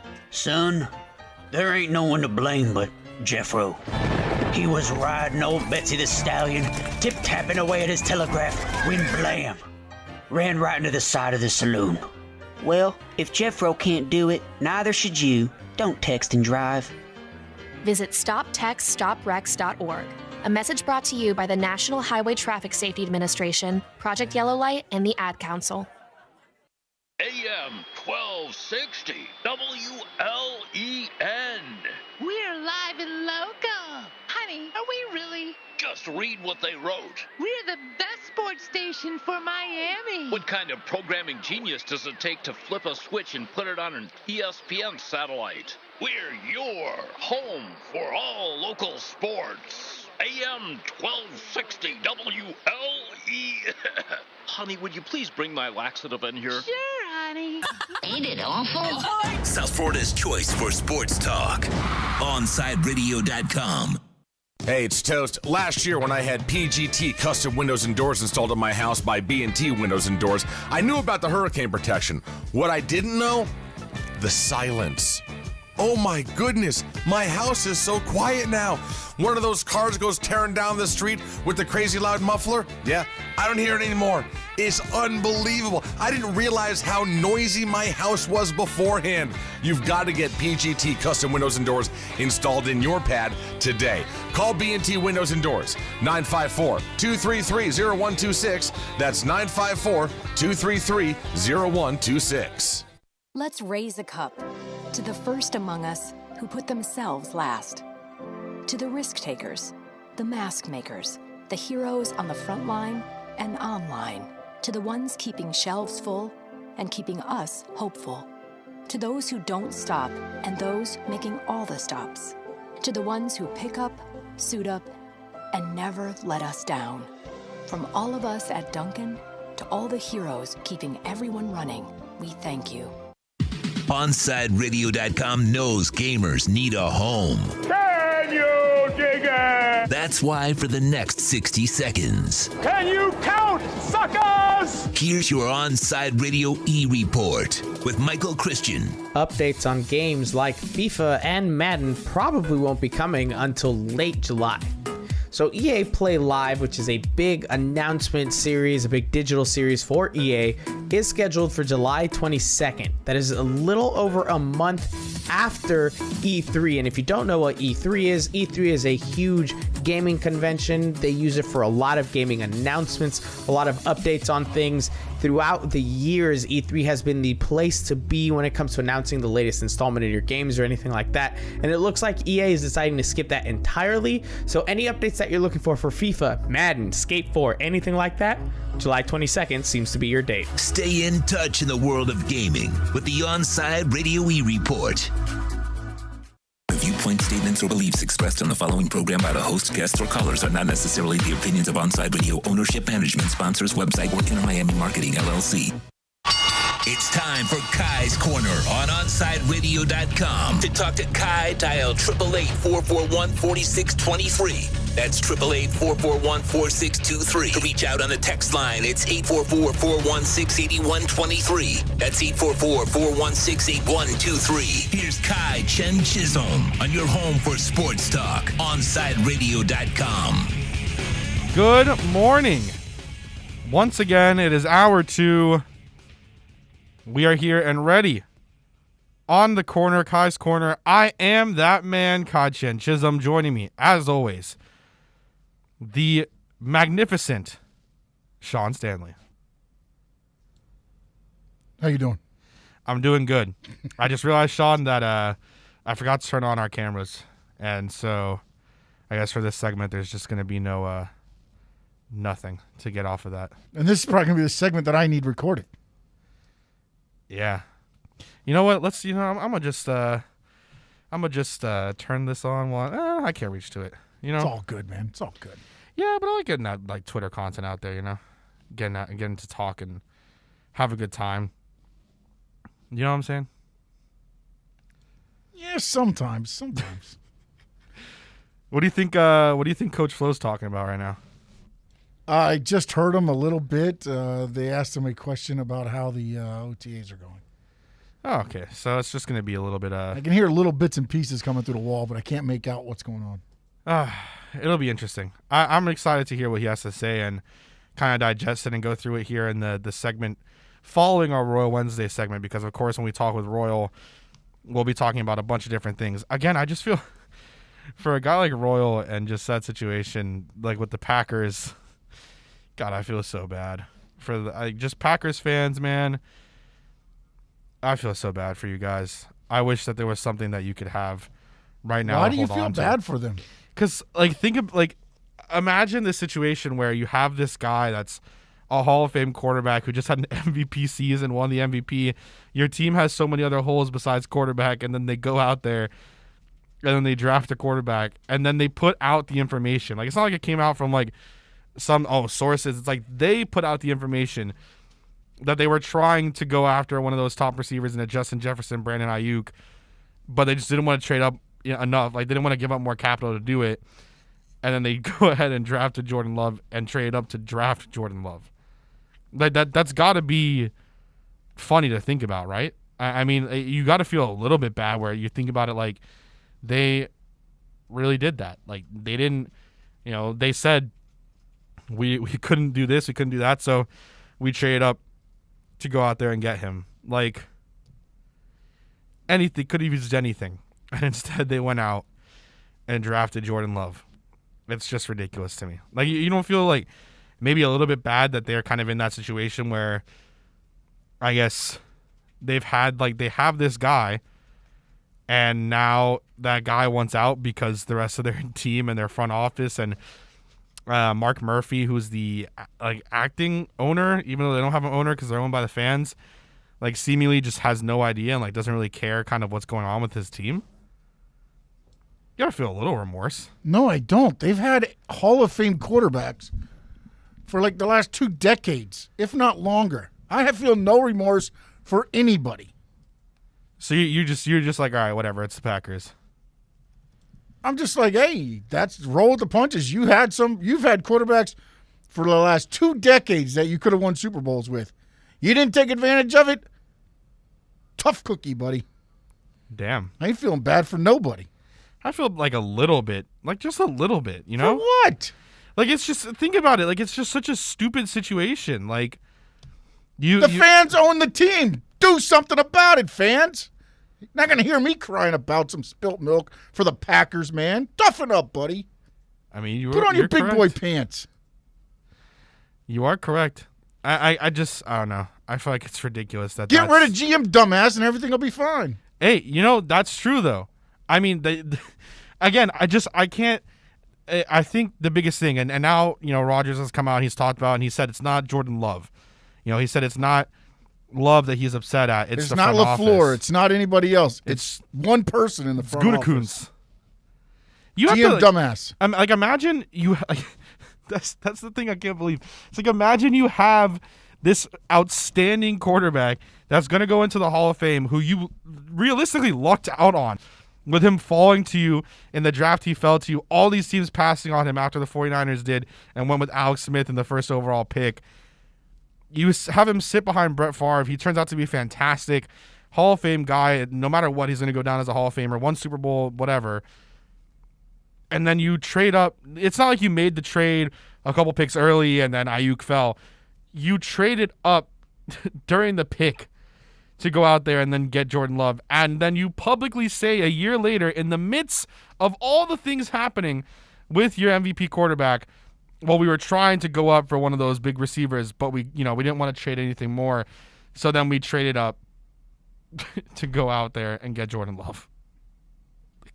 And then I don't even think Jordan Love suited up last year. That's the other problem. I don't think he ever was in. No. I can't remember the backup quarterback's name, but he never suited up. LaFleur today came out and said he's looked better. Looked like he did some things over the offseason on his own. Well, remember he couldn't even hit a practice net last year. I mean, there were videos of missing practice nets last year. We could hit a practice net. No, I don't know. I think so. I think we could. Mm-hmm. Now, are we going to hit it in the hole? Probably not. But we could at least hit it. I mean, he wasn't even hitting it. Like that, and this, again, Jordan Love could go out there and have like a fantastic season and a fantastic career. Who knows, right? It's the same thing we're saying with Tua right now. Tua could go out there and be fantastic after an average season. Obviously, he played and Jordan Love didn't. But why are you going to put yourself in this situation? It's just ridiculous to me. Again, you have this dude that when you looked at the Packers from that 2019 loss to the 49ers, there was one thing that was evident about it. The one thing that was evident was they need to go out and get defensive help against the run. That was the one thing that was thought about the whole time. And then they go out there and they draft Jordan freaking Love. And I went back, right, to try to find out these timestamps. They trade up for Jordan Love at 11:22 p.m. that night. Again, so they're saying they're going to go out there and grab him instead of going out there and doing anything else. Like, I can't, again, I just cannot believe it. I just can't believe it. If you're the 49ers, if you're in this position and you have a quarterback who's fantastic, why are you going to go out and do that? Like, it just doesn't make any sense. It doesn't make any sense. I wish that this could have been something for the Packers. And I'm not saying that, I'm like a huge Packers fan, but I just think you look at Rodgers, man, and it's just like, how does this happen? Like, how do you let that happen? It's ridiculous to me. And they drafted, the 49ers draft Ayuk above, where the Packers were going to potentially try and grab him. But let me put it into this situation, I guess, for Dolphins fans as well, so that we can kind of get into a better mood or a better way on how we look about this, right? Let's say that we're sitting here with Marino. Like, I guess this is the best way. We have Marino on the team. You're in the AFC Championship game, and the Buffalo Bills just ran all over us, let's say. I guess let's give that because, the Bills, Thurman Thomas used to have a good running game. But let's just say that that's the situation, right? You're getting completely run over, having a horrible game, everything's going wrong, and everything's just bad. Well, you're going to go out there and you're going to try to address the run. But instead, you go out there and you're like, all right, we can try to address the run. We can try to get a big playmaker. We like this certain guy. We really love this playmaker here. But we're not going to – I don't want to give up an extra fourth rounder. Like, what do you think? And maybe I'm just crazy here, but maybe Sean, you can try to enlighten me too. Like, what do you think is the sticking point for them to go out there and say that it was too much to go out and try to trade up? I mean, I have to look at what they traded with the Dolphins again, so I can see the exacts on everything. But you were sitting there at 30, and you traded up a few picks. I'm guessing it was probably a fourth or something. I have to go back and look at it again. But you traded up to 26. I mean, you could have given up a little more to go with Philly, right? Or maybe Jackson, or I don't know, maybe even Vegas. Because obviously Minnesota's not going to trade with you. But maybe you trade up with Philly and you try to get Justin. I mean, the funniest thing, right? The Vikings, there's a video of the Vikings draft room when the Eagles pick was live and went through of Jalen Reagor, of them laughing at the Eagles and then drafting Justin Jefferson. What do you think was the sticking point? Like an extra third, a second or something for the Packers to be like, nah, I'm good. We're just going to go out here and we're going to trade up a few more picks and grab a quarterback. What do you think it is, Sean? Like maybe it has to be like a second or a fourth, or like I can't understand why you don't go out there and you get your guy. Well, again, it takes two to make a deal. That's the thing, though. How many people, if this guy does this to his players, what's around the league? Will teams work with them that much, or do they always try to drag them over the coals? That happens in the league. I mean, will a team work with you? If you don't have that, then you're kind of just sitting there. Well, I'm sure if it's enough, right? Like if you give up, but for what? What at that point they're trading up to what? From what? 30, you have to trade from whatever to 20. 30 to probably about 20 or 21. So you give like 9 picks up. Yeah, so it's probably going to be like a third or a second. It has to be, right? You would think that, but maybe they wanted 2 thirds or 2 seconds because it's this guy. It's GM Dumbass. I mean, that. Hey, guys, GM Dumbass here. What do you want to get traded? I want to get to 20 to get a receiver. Give me a first and a second. When you're saying it there, it's like you can't. I feel like. But it depends. You can't even give your hand. You got to have people to work with. If teams won't work with you, it doesn't matter what you want to offer them. And because maybe it's never going to be like enough. Him. And maybe that's the thing. Maybe people don't like. I mean, if he's like that with his players, when you look at with the star player, this is what he's done. What? Imagine what he does when he's making deals elsewhere. Yeah, they traded 26 and 136. So they traded a first and a fourth rounder. The Dolphins didn't even use the fourth rounder. They traded it to the Rams. So they traded a fourth rounder essentially to move up 4 spots. Had to have been like a second. Like I just. You would think that, yes. But again, if they don't want to work with you, they're going to make your life, you've watched Draft Day. You know how this works. Yeah, it's that rookie GM from Jacksonville. That's what it is. It's, all the other GMs are, oh my God, I can't remember they're Sonny Weaver.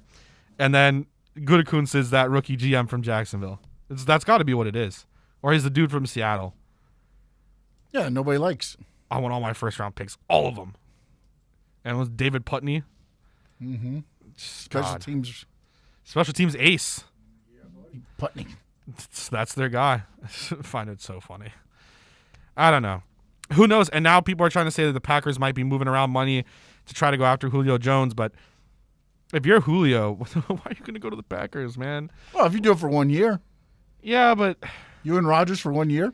If he's there. Well, is that enough to make Aaron come back? Me thinking is this. They're doing that to say, hey, look, Aaron, we're getting you some weapons. That's what I'm going off of here. Yeah, probably. Which will make maybe Aaron a little happier. We'll see. But again, you're not going after him if you don't have Aaron Rodgers. If that's the case, you're not going after Julio. I'm so confused with the Packers again. I don't get it. And maybe it is because they're not really owned and Mark Murphy's the There's nobody to step in for them right now. Yeah, there's nobody no to step to in and be like, hey, now you're messing with my money. Yeah. Because if that was happening here, I mean, we know Stephen Ross is going to be like, no, this is it. Well, I guess maybe not, because I guess really Gase only was fired because he wanted to win, or at least the rumors is Gase wanted to go out there and win, or he would have been there like another year instead of trying to tank. So maybe Stephen Ross might have not done that. Even when Gase tries to win, we've seen what happens. I mean, yeah. I mean, hey, to Gase's credit, he didn't probably doing better maybe to keep him around. Yeah. He didn't do that. Look, to Adam Gase's credit, like for what happened, and I'm not trying to say that Gase was good or anything at all. I think that first year he should have won Coach of the Year for sure.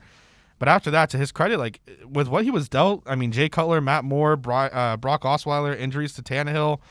I remember Jay Cutler was his guy. Cutler had that. The one thing that Jay Cutler will go down in Dolphins history for was that Monday night game against the Patriots. He had like 3 touchdowns, 300-something yards, and was just tearing the Patriots up. And he will go down in Dolphins history for that one. Same thing with Brocktober, that one game that he had. Those will go down as memories. For sure. It is what it is. That's sad.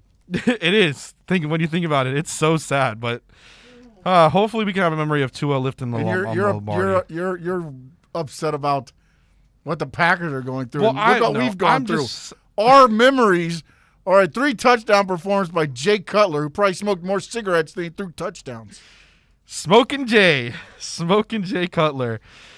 I don't know. I feel like a little bit bad, but it is what it is, I guess, with the Packers. Hopefully, for their sake, they figure it out. I only feel bad for the guy that's coming on with us next. Royal A. Shepherd. That's that man. He's coming on for Royal Wednesday here up next, and we'll talk to Royal about a lot of things, including his fandom of the Packers. We'll see if he's in a great state. I'm sure that Royal is watching, so I'm sure he'll have something to say. Anyways, Saturday mornings at 9 a.m., Sean Stanley hosts the Square Circle Digest. Now wrestling fans have a place to call home as Sean covers the very colorful world of wrestling. Tune in every Saturday from 9 to 10 a.m. on the home for sports fans worldwide, OnsideRadio.com.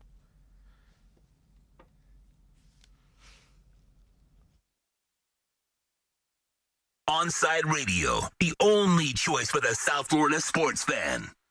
If you're looking for a change from the everyday restaurant, then you need to get to Checkers Old Munchin German Restaurant in Pompano Beach. Brats, Wiener Schnitzel, homemade potato pancakes, pretzels with mustard, and lots of German beer. And with daily specials, there is something for everyone. If you're up for a challenge, you should take their famous boot tour. Finish 30 boots of different varieties of German beer, and you'll receive half price on their beer for life.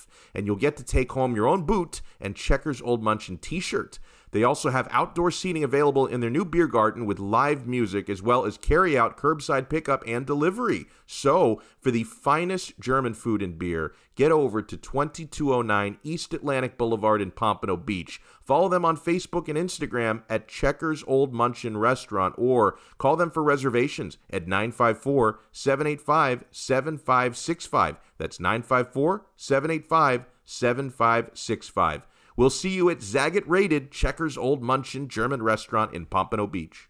If you're a Miami sports fan, then there's only one store to go to, and that's Caneswear at Miami Fanwear in Davie. They're your one-stop shop for all your Inter Miami CF, Canes, Dolphins, Panthers, and Marlins merchandise. They have hats, t-shirts, game day jerseys, and so much more. Located at 2511 South University Drive in Davie, and open 24/7 online at caneswear.com or intermiamiwear.com. Call them at 954-835-5597. Caneswear, the spot where Inter Miami and all Miami sports fans shop.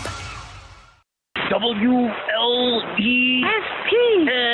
Broadcasting from a largely empty building. And we do sports. It's just not local. Shush, honey. Why is the building empty? Because whether it be budget cuts or stupid management, we've fired almost everybody. Ooh, but we still have our job live and local. At least the building is. We've got your sports. South Florida's choice for sports talk. OnSideRadio.com. When protecting your family is your priority, there's nothing more important than the roof above the people you love. At Onside Radio, we recommend Chase Roofing and Contracting. At chaseroofing.com, they care about the customer. Chase Roofing provides reliable roof installation and repair without the destruction to our environment. Chase Roofing is powered by Tamara, who is owner and operated for 18 years. Chaseroofing.com is Google top rated and a AAA standing with the Better Business Bureau. Open 24/7. Call them today. Trust chaseroofing.com to fortify and protect what's most important to you, your family.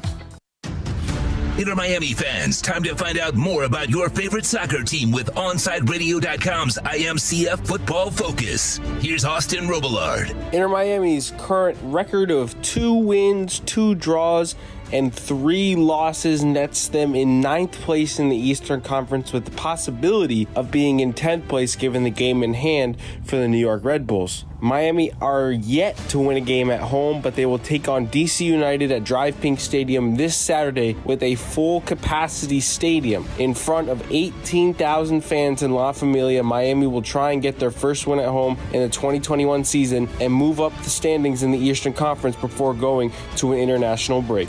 Keep up with the latest on La Rosa Negra by subscribing on most platforms. Search Onside Radio.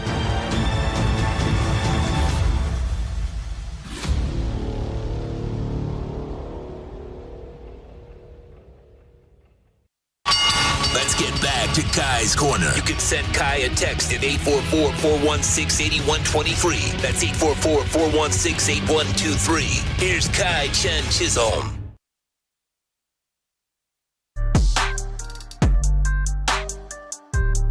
And now, the Packers fan himself, the man, the myth, the legend, Royal A. Shepherd. Royal, how you doing, man?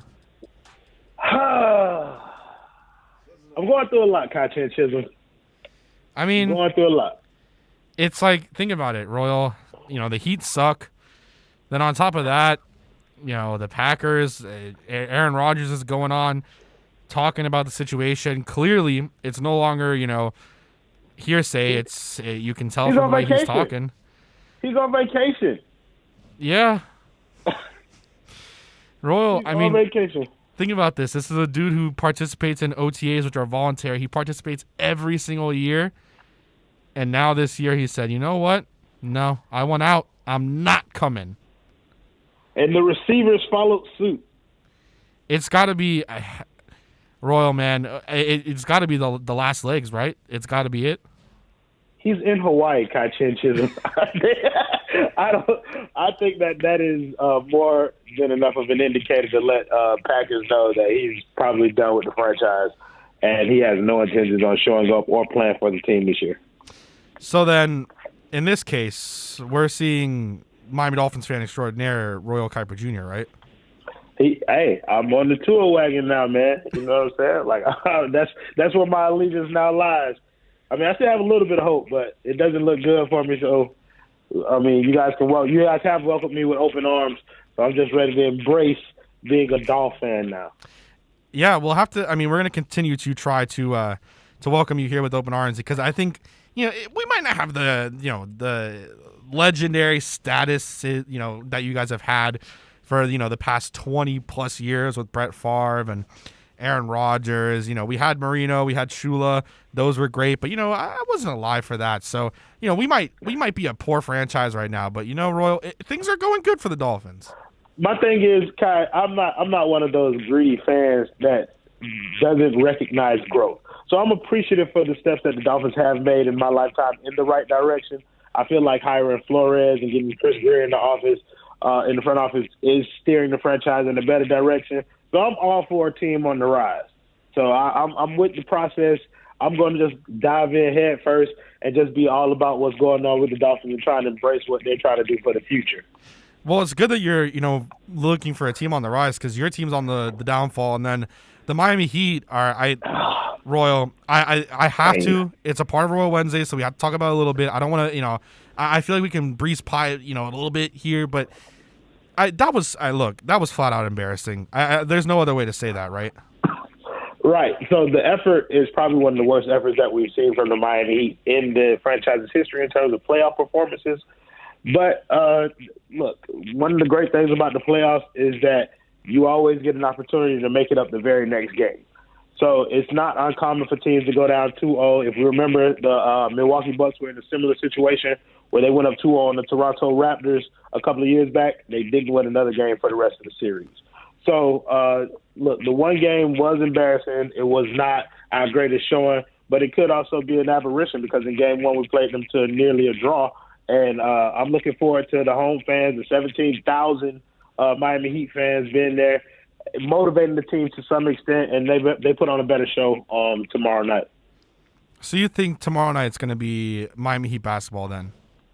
I don't know if I want to call it Miami Heat basketball because we've seen varying levels of that throughout the course of this season.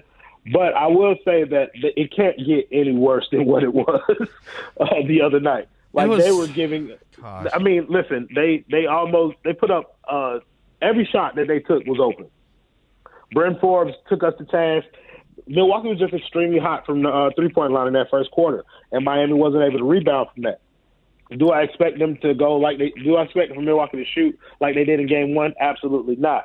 But I don't believe that they'll shoot the same way that they shot in game two. There's a middle ground there, and Miami can't play any worse. So there's also a middle ground with the way that they've played. So I feel like we still have a series on our hand unless tomorrow proves me wrong. So what do you think happens if I guess, and we talked with Ira about this, and even Ira said earlier, he was like, maybe by the time that I talk to him again next week, it won't be the Miami Heat report, it'll be the Acura of Pembroke Pines Kawhi Leonard report, seeing what's going to happen with Kawhi. Do you think that, I know we talked about it earlier this year as well, earlier this year is even just like maybe 6 weeks ago was funny enough. Like, what do you think is kind of going to happen if the Heat go out, which I guess right now a lot of people are expecting them to go out no matter what, even if they get a game or two, whatever it is. They go out, and then also the Mavericks continue to do what they're doing as they go on home court now, and they take out the Clippers. Do you think the Heat might try to be big players for Kawhi, or do you think it'll be like a Kyle Lowry situation instead? Listen, one thing that the Pat Riley era has taught Heat fans is every offseason, get your harpoons ready. We are going whale hunting. So if Kawhi Leonard is on the market, you can best believe that Pat Riley and the Miami Heat front office will shoot their shot at him. If that doesn't work out, then I believe Kyle Lowry is something that is more it's more in line with what we can do immediately.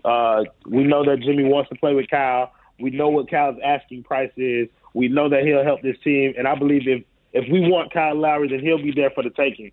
But I believe the first look that Miami is going to take if the Mavs finish off the Clips will be at Kawhi Leonard.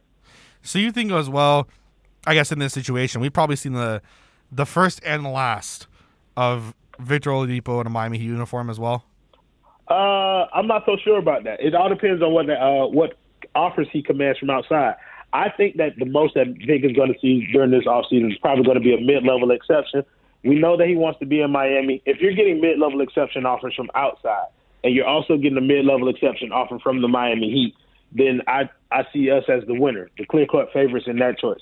So I think that we're the favorites to retain him, but that's only if some team doesn't come out of the blue and blindside us with an offer for like $10 to $12 million, because the Heat are not going to match that for Victor Oladipo. Do you think Vic maybe, I guess, and this is always the biggest question when it comes down to anybody that's kind of going after anyone or any player looking for a contract, do you think if, let's say they have that situation, $12 million getting offered from like a poor run franchise that wants a name to be in there, or you have the mid-level from the Heat, do you think Vic might be a little bit smart enough to say, I want to be here and take less money to stay with the Heat? Or do you think because, NBA contracts are guaranteed, and hell, even if he gets injured and they want to, cut him, he has to get paid throughout in a buyout or however they do it. I mean, Luol Deng was still being paid by the Lakers in 2019. Do you think that he would go for something like that, or do you think he would stay and take that mid-level from the Heat? There is a cliche saying, Kachi and Chisholm, money talks, bull bleep walks. Yeah. I think that if somebody offers Victor Oladipo $10 to $12 million and the Miami Heat are sitting there with a $5 million offer on the table, then he's going to take the money and go get it. Like, he doesn't know how many contracts he has left in the NBA, so his best thing to do would probably be to grab as much money as he can before he gets out of the league. That injury is much more serious than anybody originally thought it was. And so people don't know what his rehab is going to look like. There were some reports about him potentially missing the entirety of next season. And so if somebody is willing to take a gamble and offer him that type of money, Miami's probably not going to match it because they're going to try and build in other ways. So, no, I don't see an instance where he takes less money to stay with Miami and give up an opportunity to make probably one of the last few paydays that he's going to have. All right, and now we turn off of the Heat because the Heat, they just depress me at this point. I mean, I was talking about it. Lord. It was just we have to, we have to cover it a little bit. But I want to ask, with everything that's been happening now with Disney Plus and the MCU, and we talked about it before, they kind of brought out their I guess guide for how they're going to start, or the timeline, for how they're going to start releasing things. What I still haven't watched the Falcon and the Winter Soldier, and a lot of people have been telling me that compared to, I have to look, listen, hear me out. A lot of people said, because I was about to start it, and they were like, compared to what we saw with WandaVision, they said that it just was not the same. What are your, I guess, total thoughts of that? And then coming into now, I guess Loki is the next one I believe that's coming out. Right. So first of all, it's Captain America and the Winter Soldier. Whatever it so is, that's, dude. Falcon and the Winter Soldier, Captain America and the Winter Soldier. Big spoiler alert: Sam Wilson becomes Captain America. But we already knew that, though. I don't think that's a spoiler. Right. So, but this is the thing, Kai. I think that the storylines they progressed the narrative of the MCU in different ways. With WandaVision, you got an opportunity to see a little bit of how the multiverse is going to work. And with Falcon, Captain America, and the Winter Soldier, you got a chance to see kind of how the leadership structure of the Avengers is. That is where the value is. You cannot understand the full story that they're trying to tell without watching all the pieces of it. And that's the argument that I have. And on top of that, the story for Captain America and the Winter Soldier is one that relates to a lot of people in different circumstances. So it's definitely worth a watch. It's entertaining in a different way than WandaVision was. And I think they're both going to be entertaining in a different way that Loki will be. I think Loki is going to be more fast-paced than, maybe not Falcon and the Winter Soldier, but it's going to be more fast-paced than WandaVision for sure. And it's just going to kind of give us a fun show to see how Loki interacts with different time periods and different scenarios in history.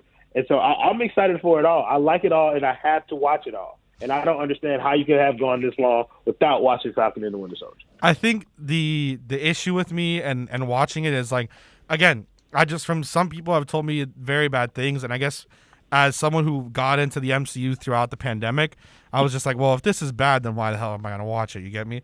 But you're saying that it is still a very good series. Yes, I'm saying, in my opinion, it was better than WandaVision. Oh. Because it was more action in this series than it was in WandaVision. And it's not, I don't know why people would call this bad. Is it because the show got into too many political issues? I don't know. I need a little bit more information. Do you think it's just because of how, I mean, WandaVision, no one really knew everyone knew Wanda Maximoff and everything like that, but no one really knew who Wanda was. Do you think it's because it dove so deep into a character that some people looked at before the series and was like, okay, this has the potential to be one of the strongest characters in the MCU, and then at the same time then goes in and is like, it just, I guess, maybe exceeded people's expectations? Yeah, that has something to do with it. The movies didn't really do much in terms of investing or getting fans invested into Wanda and Vision. So the show actually took that place. It also showed them, you know what I mean, a light of Avengers. You know, they were family, they had kids, and people get into that kind of stuff. With Falcon and the Winter Soldier, these are also characters that the MCU is trying to take time to get fans invested in, because these are the people who are going to be leading us in the Phase 4 stage. So we have to get accustomed to seeing these guys in their new roles, exploring their new abilities, and just kind of building different bonds with them. And I don't think people are really giving Falcon and the Winter Soldier a chance, or your circle at the very least. This is a very interesting thing. I haven't heard very many people. Yeah, I haven't heard very many people who didn't like Falcon and the Winter Soldier. Just being honest. I guess it's not more so like the dislike. I guess it was just the fact of, like, they said it just wasn't as good as WandaVision. I think that was the biggest thing. When I was like, well, in my eyes, I saw WandaVision as like something great. So I guess maybe that's what it was. But Royal, thank you so much, man. By the time we talk next week, the Heat could either be, out of the playoffs and in La La Land where we're talking about Loki, or we are still talking about the Heat. Who knows? But Royal, thank you so much, man. I appreciate it.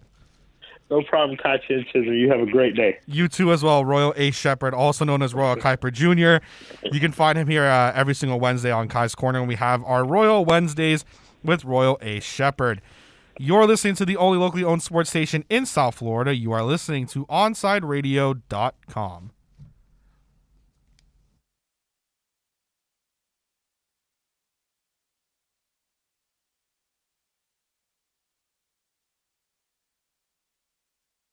When you want a perfectly straight smile without braces, you can count on MoodiAsDental.com. A stunning smile is within reach. Learn more about Invisalign. Find out why so many trust the Moody-Ass family. Dr. Moody-Ass is an inventor and has several patents on innovative surgical instruments that are used around the world. Experience a family environment and trust on a worldwide level. From implants to crowns to a beautiful Invisalign smile. Call 305-821-0231. That's 305-821-0231. Or go to the website at MoodyHouseDental.com. Sports fans love a place with great food, cold drinks, and TVs everywhere. That's why sports fans love Sports Grill and their 7 amazing locations. Check out the Miami Lakes location at 15462 Northwest 77th Court, located in the Ryan Oaks Plaza. Sports Grill is also now offering some great employment opportunities. All kinds of positions are now available, from kitchen to hosting. Call for more information at 305-485-8845. From wraps to salads to amazingly delicious specialty dishes, Sports Grill is the home to the legendary special grilled wings. Since 1987, Sports Grill, good food, good drink, and good friends. WLESPN. We've got all your sports. We're live and local. If you wake up early enough. You're so bad, honey. Tune us in, as long as you're not under a bridge. Or under any power line. Ain't it awful? South Florida's choice for sports talk. OnSideRadio.com. Hey, what's up? It's Toast, and I've been telling you guys all about my buddies over at B&T Windows and Doors. And some of you said, hey, listen, Toast, I'd love to get PGT custom windows and doors installed, but funds are a little tight right now. No problem, bro. Y Green. You can finance it with B&T Windows and Doors through Y Green, so you can still get your PGT custom windows and doors installed. And yeah, you're not going to have to put anything down. It's awesome. That's the way I got mine installed. Call B&T Windows and Doors today. They'll tell you all about Y Green and how to finance your windows. 301-954-44-0126. When you need your warehouse looking good while staying efficient, there's only one place to find the finest racks in the business. Pallet Rack City in Hialeah. 305-424-8547. That's 305-424-8547. Pallet Rack City is the company you need when you want your warehouse sporting the finest racks in the business. After all, who doesn't? Pallet. 305-547. That's 305-424-8547. When you're looking to add that extra style and protection for your home or business, visit A Shade Above Window Fashions in Davie or Sunrise, where plantation shutters are a major part of our business, and they look great in any home. We have them in white, stained colors, and wood tones. We can even motorize your shutters like the one in the OnSideRadio.com studio. A Shade Above Window Fashions, 955555 or 77777 or 4343434. Love the space you live in. A Shade Above Window Fashions. Keeping you informed in the world of sports.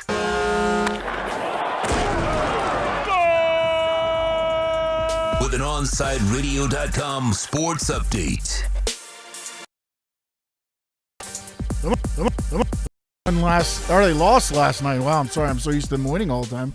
They lost 2-0 to the Phillies last night. One mistake made by Sandy Alcantara, 2-run home run by Hoskins, and that was the difference. The teams are back at it tonight. 6:40. Still have not noticed. The Marlins have not announced a starter. I'll have to double check that. Game 6 of the Florida Panthers Tampa Bay Lightning NHL playoff series is tonight at Amalie Arena. Puck drops at 8 o'clock. Tampa Bay, slight favorite. The over, under. The Lakers. 1-1 after to win. Brooklyn, they go up 2-0 on Boston after 130-108 victory. And the Mavericks are now up 2-0 on the Clippers after a 127-121 win last night. You're listening to South Florida's only locally owned sports talk station. You're listening to OnSideRadio.com.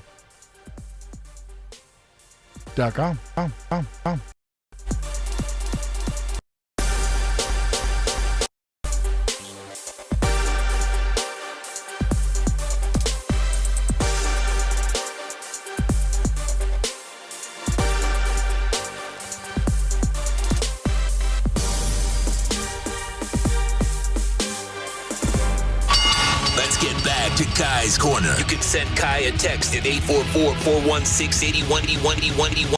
441-4141. Here's. You know, it's really funny because the first thing I wanted to do coming into like the back end of hour 2 originally was to talk about the Aaron Rodgers stuff, and I got pissed off, and so we started talking about it earlier than how I have it here, because I do my own, Google Doc and prep things out here. The shows aren't straddling. Sometimes tired. It's like, I have to try to take it off the top of the dome and do the best I can. But, go into the Google Doc, write everything I need to do, have everything down, segment it. And literally the last segment just says Aaron Rodgers, Packers are stupid. And it went a little bit, earlier than I thought. Really, we've covered kind of everything I wanted to even talk about today. To recap, Wednesday segment, we talked about the Panthers and Spencer Knight being electric. And the last thing was really going to be to go in depth with the Miami Dolphins playoff stuff, or not playoff stuff. Brain just short-circuited there. The press conferences, but there's just, right now, there's nothing to talk about. Like a little bit. There were some other things. Like, there's nothing to talk about, and it's something that I'm not gonna, talk about in depth and say what Sean and I were talking about a little bit ago, but to a point that Sean had, and I'm watching back at the press conference right now.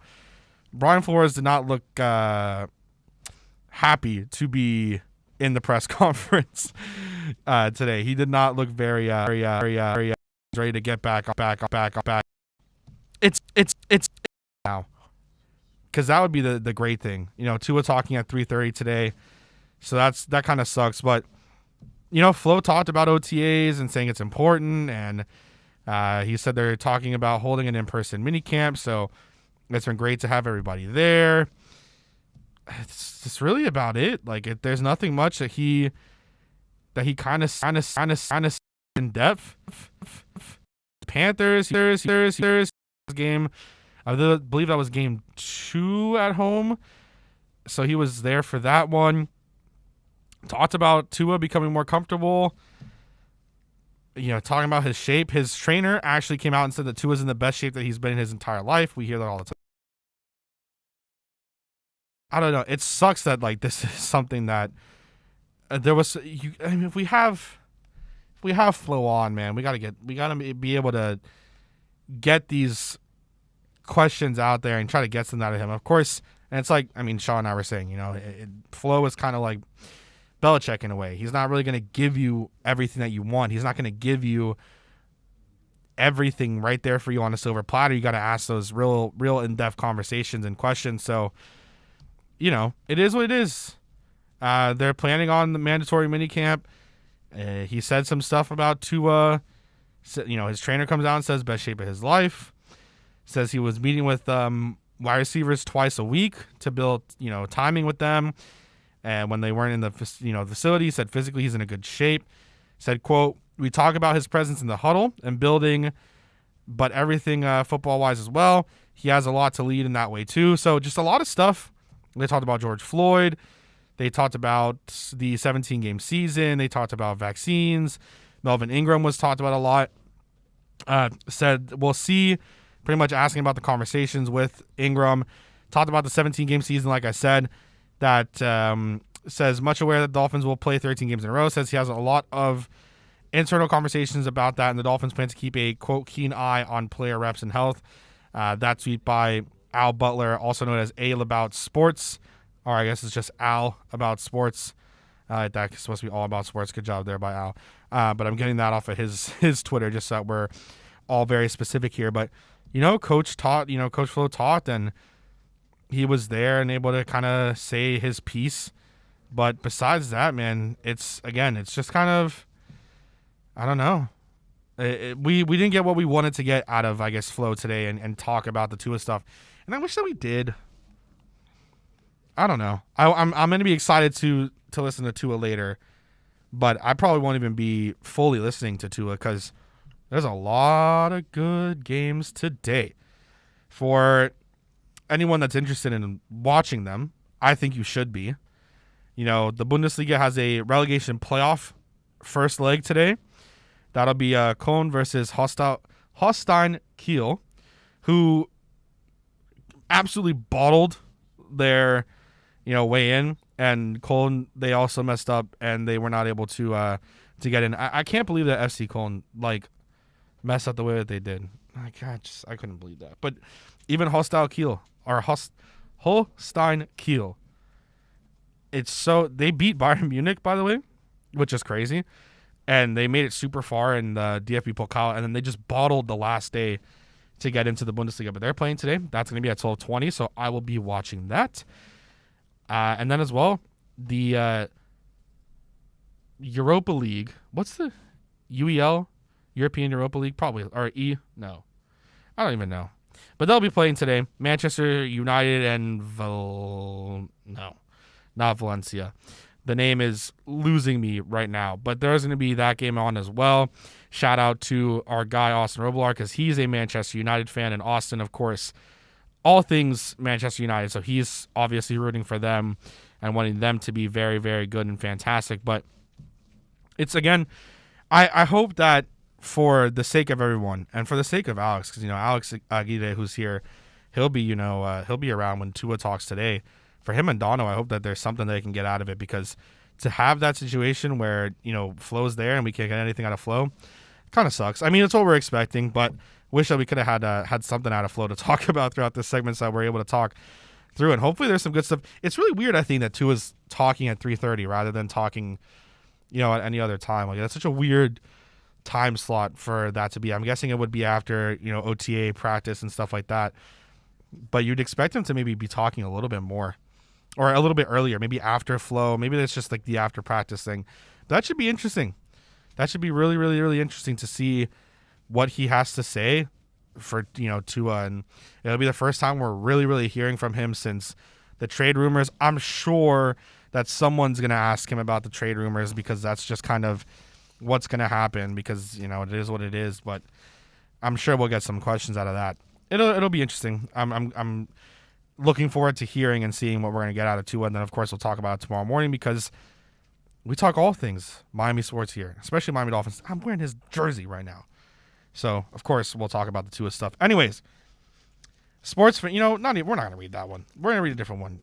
Guys, we have a new show here, a part of Onside Radio. It's Miami sports music for the fans. Fans always support the teams. They buy the jerseys, they buy the tickets, they buy any sort of apparel they can. They follow teams along, home games, road games, whatever it is, no matter what, they always follow their teams. But sometimes they just don't get that love from people that they deserve to get. And here at Onside Radio, we're changing that with that show, Miami Sports Music for the Fans. It's a show driven by Stephen D. It's representing Miami sports fans around the world. You can tune in every night from 6 to 7 p.m. as Stephen and fans around the world drive the conversation, and they talk about your favorite South Florida sports teams here at OnsideRadio.com, which is dedicated to the Miami sports fan.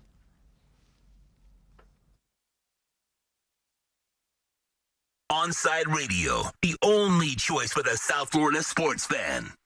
When you're looking for curtains and blinds to create a space of your own, look no further than Vandalux. Bandolux can tailor your space to your needs. Create the atmosphere and ambiance you desire. We invite you to discover it at bandolux.com. Explore our new solar control systems, range of sustainable fabrics, and energy-efficient solutions that can improve your well-being and quality of life. Witness Bandolux Beauty. Go to bandolux.com or follow them on Instagram at bandolux_official. For a personal experience, A Shade Above Window Fashions in Davie and Sunrise is an official Bandolux partner. If you're a Miami sports fan, then there's only one store to go to, and that's Caneswear at Miami Fanwear in Davie. They're your one-stop shop for all your Inter Miami CF, Canes, Dolphins, Panthers, and Marlins merchandise. They have hats, t-shirts, game day jerseys, and so much more. Located at 2511 South University Drive in Davie, and open 24/7 online at caneswear.com or intermiamiwear.com. Call them at 954-835-5597. Caneswear, the spot where Inter Miami and all Miami sports fans shop. Inter Miami CF fans, join us at our new home this season for all away games as we broadcast live at Dangerous Minds Brewing Company, 1901 North Federal Highway in Pompano Beach. Join Big O and Alex Dono for the live pregame, halftime, and postgame shows while we watch the games. Enjoy meticulously brewed beer on site, delicious artisanal pizzas, live music, and giveaways. So, the new home for all Inter Miami road games is at Dangerous Minds Brewing Company at the Pompano City Mall, where they'll feature all the Inter Miami games. Follow them on Twitter at Dangerous Minds B and Facebook and Instagram at Dangerous Minds Brewing, and visit them at dangerousmindsbrewing.com. There's no need to drive around South Florida wasting valuable time looking for a new or certified pre-owned Acura. Go to the #1 volume sales dealership in the Southeast United States. Craig Zinn's Acura of Pembroke Pines. Purchase with pace and space in a dealership tailored to your needs. From home buying to providing that personal touch. Contact the 2020 Satisfaction Award winner Craig Zinn's Acura of Pembroke Pines. 888-776-5123. That's 888-776-5123. Or visit them at 15601 Pines Boulevard in Pembroke Pines. If you're looking for a change from the everyday restaurant, then you need to get to Checkers Old Munchin German Restaurant in Pompano Beach. Brats, Wiener Schnitzel, homemade potato pancakes, pretzels with mustard, and lots of German beer. Take their famous Boot Tour Challenge, and there's now outdoor seating available in their new beer garden with live music. Follow them on Facebook and Instagram at Checkers Old Munchin Restaurant, or call them for reservations or pickup at 954-785-7565. So get over to 2209 East Atlantic Boulevard in Pompano Beach to Zagat-rated Checkers Old Munchin German Restaurant. Now that it's springtime, it's only getting hotter here in South Florida. Make sure your AC in your home or business is running smoothly by investing in a preventative maintenance plan from M&S Air Conditioning. And M&S is a Mitsubishi Diamond Elite contractor. When you purchase a new Mitsubishi electric mini split system, you'll get a 12-year warranty. Or install a high-efficiency polarized air filter in your AC unit that captures and destroys biological contaminants to improve air quality. M&S Air Conditioning have been providing prompt, honest, and reliable service for over 30 years. Schedule service or call to get more info on our preventative maintenance plans. Call 954-421-3680 or visit ac-florida.com. At OnsideRadio.com, we chirp all day and night. It's time to do some more chirping with David Dwork at our Chirping the Cats report. The Panthers are finally back in South Florida following a 2-week road trip, and they kick off a 4-game homestand tonight when they host the Columbus Blue Jackets at BB&T Center. Florida's coming off a strong showing in Tampa, picking up 3 of a possible 4 points following 2 games against their cross-state rival. Right now with the Cats, it's all about the new guys, with several deadline additions making instant contributions. Sam Bennett picked up a pair of assists in his Panthers debut on Saturday, skating on a line with Jonathan Huberdeau and Anthony Duclair. Brandon Montour has fit in nicely and looked great paired up with Marcus Nuchavara. Nikita Gusev has flashed some offensive flair, particularly on Florida's top power play unit, and Lucas Wallmark has been strong defensively while winning 55% of his faceoffs since joining the Panthers. We'll see if those trends continue when the Cats open a back-to-back set with the slumping Blue Jackets tonight. Columbus arrives in South Florida having lost 5 straight and 12 of their last 14 overall. Keep up with the latest on the Florida Panthers by subscribing on most platforms by searching Onside Radio, your home for South Florida sports. Let's get back to Kai's Corner. You can send Kai a text at 844-416-8123. That's 844-416-8123. Here's Kai Chen Chisholm.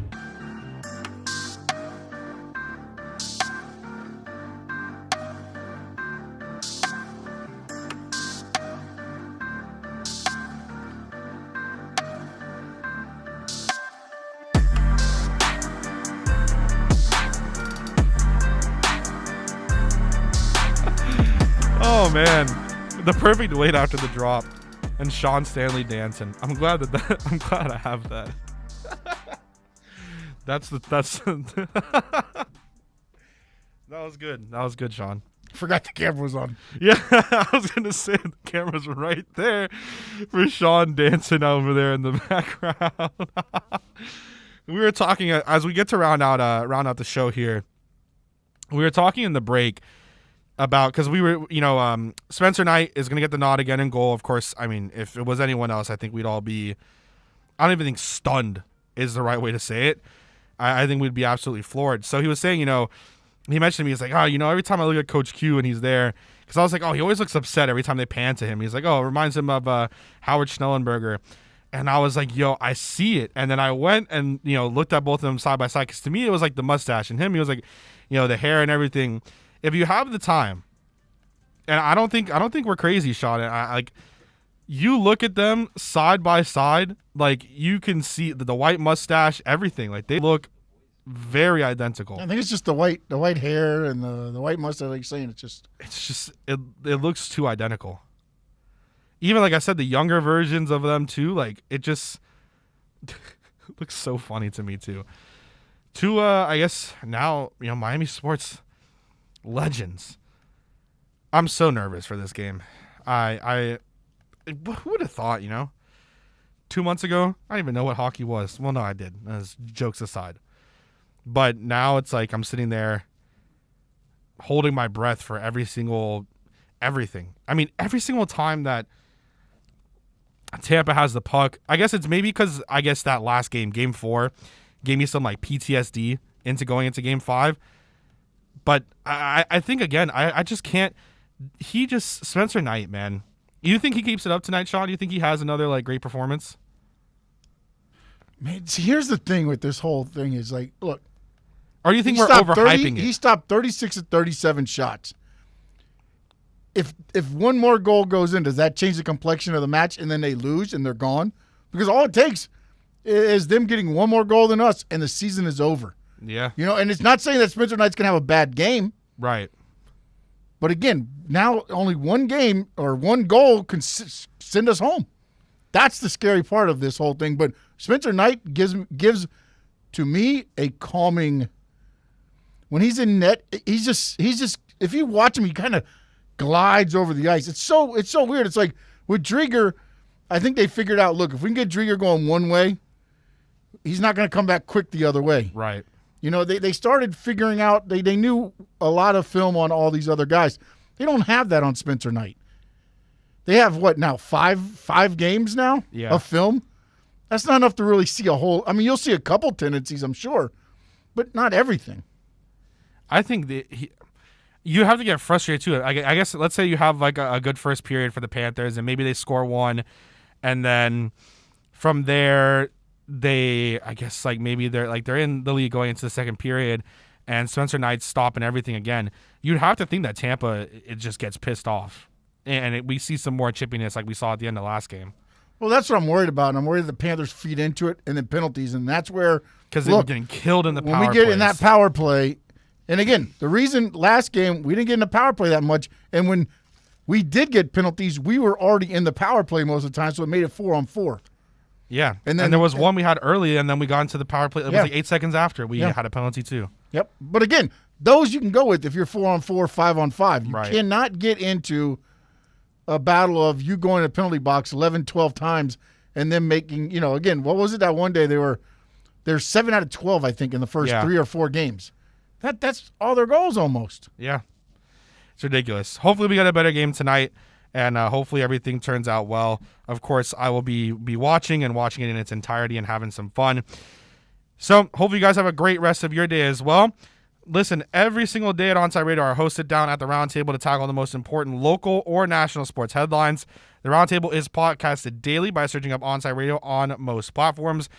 You can subscribe, rate, and review to listen to all kinds of station segments. OnsideRadio.com is the home for South Florida sports.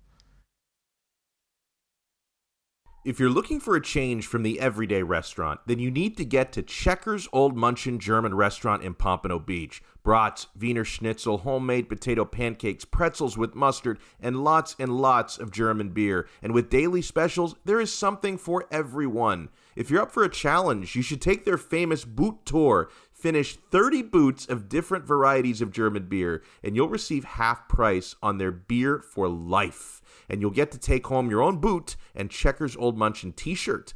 They also have outdoor seating available in their new beer garden with live music, as well as carry-out, curbside pickup, and delivery. So, for the finest German food and beer, get over to 2209 East Atlantic Boulevard in Pompano Beach. Follow them on Facebook and Instagram at Checkers Old Munchin Restaurant, or call them for reservations at 954-785-7565. That's 954-785-7565.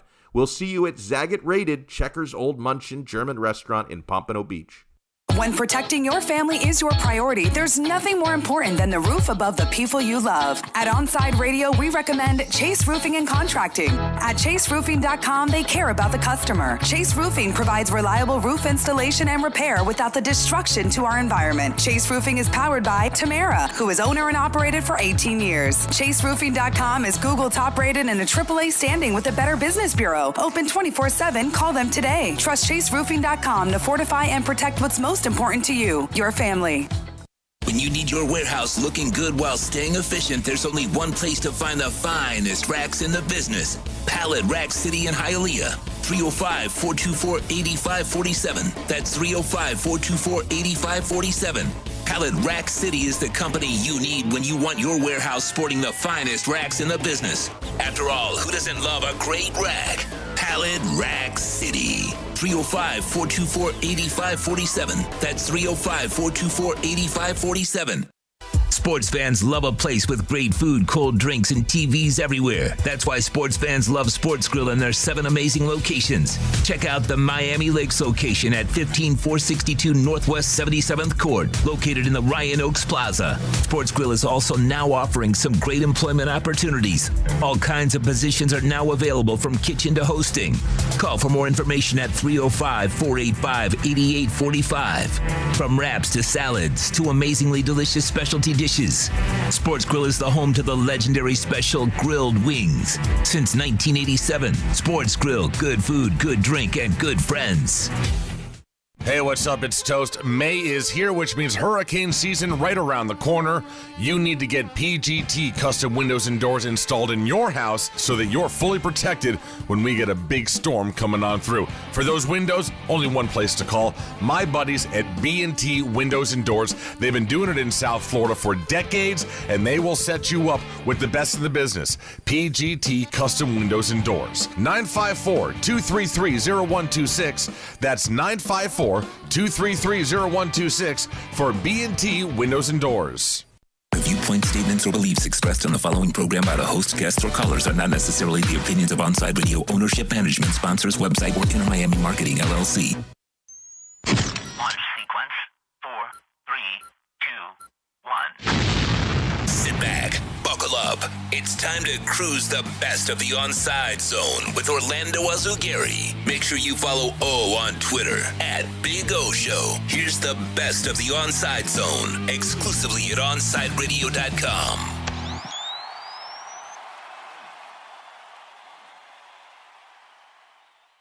Promised you Alan Poupart will be joining us to talk a little Dolphins and draft after what I think was a terrific weekend, but my opinion doesn't count. Alan's does. He covers the Dolphins for SI, does an excellent job. You follow him on Twitter like I and many others do, at Poupart NFL. Alan, good afternoon, my friend. How are you doing, sir? I'm doing fine. You sound like you got a cold or something going on over there. No, it's called laryngitis. I've blown a vocal cord.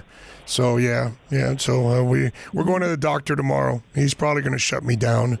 That's probably what's going to end up happening. I kind of expect. But we'll see. We'll see if we continue to rock tomorrow or if there's or rest. Who knows? When you're spitting blood already, it's not a good thing. You know what I'm saying? So that's no. Yeah. Best of luck, partner. Yeah, exactly. But it is what it is. What are you going to do? All right, first of all, let's get into it. What are you? All right, listen, grades are stupid. We all know it.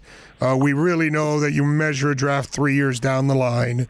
But, people always want us to give them a grade or our thoughts on the draft. Was it a good one or a bad one? Which you and I really won't know for 3 more years, and nobody else will. But, okay, let's go out on a limb. Your thoughts on the draft? Oh, A plus. No, I'm kidding.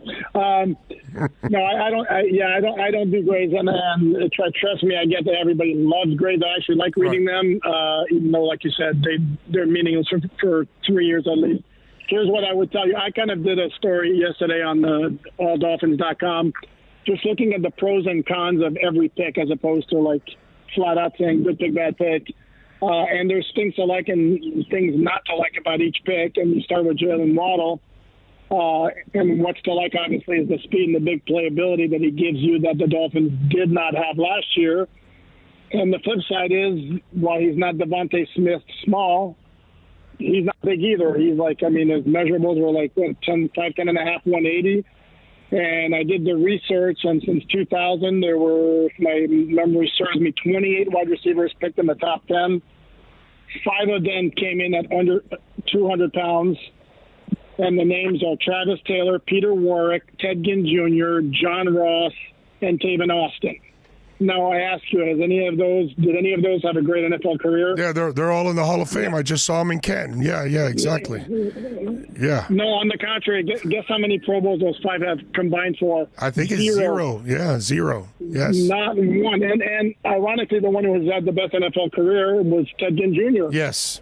Who a lot of Dolphin fans would tell you they hated that pick. Well, so again, this is not to say that Jalen Waddle is going to be like one of those guys. It's just to say that the recent history is not there for a 5'11", 180-pound guy or 5'10", 180-pound guy to be drafted that early. But on the flip side, to be fair, there are receivers that are effective at that size that were drafted after the first round. Correct? Absolutely, no question about it. And I see the comparison to Tyreek Hill quite a bit. The only difference is they're different body types. Tyreek Hill is more compact. He's a little bit shorter, a little bit thicker. But again, I think he's more like his teammate than he is Tyreek Hill. I think he's way more like Will Fuller V, much closer to Will Fuller V than Tyreek Hill is like a really fast fire hydrant. These guys aren't built like fire hydrants. Tyreek Hill is a thick little man that is like fast. Correct. You know what I mean? These guys are thin little guys that blaze. Will Fuller is a lot more like Jalen Waddle actually than Tyreek Hill, at least in my eyes. No, I absolutely agree. And this is the one little concern I would have with the pick. Again, the durability factor, but there's no question about what he can bring to that offense. No question about it. Love the Jalen Phillips pick, big time. I've spoken a couple of times to Jim Mora Jr., who was Phillips' first coach at UCLA, and he could not stop raving about the guy. And you saw what he did at UM last year. He did have 2 concussions at UCLA, which is not ideal. But as Jalen Phillips himself said, you play football long enough, things like that are going to happen. Would we prefer that he came in clean from a concussion standpoint? Of course, obviously.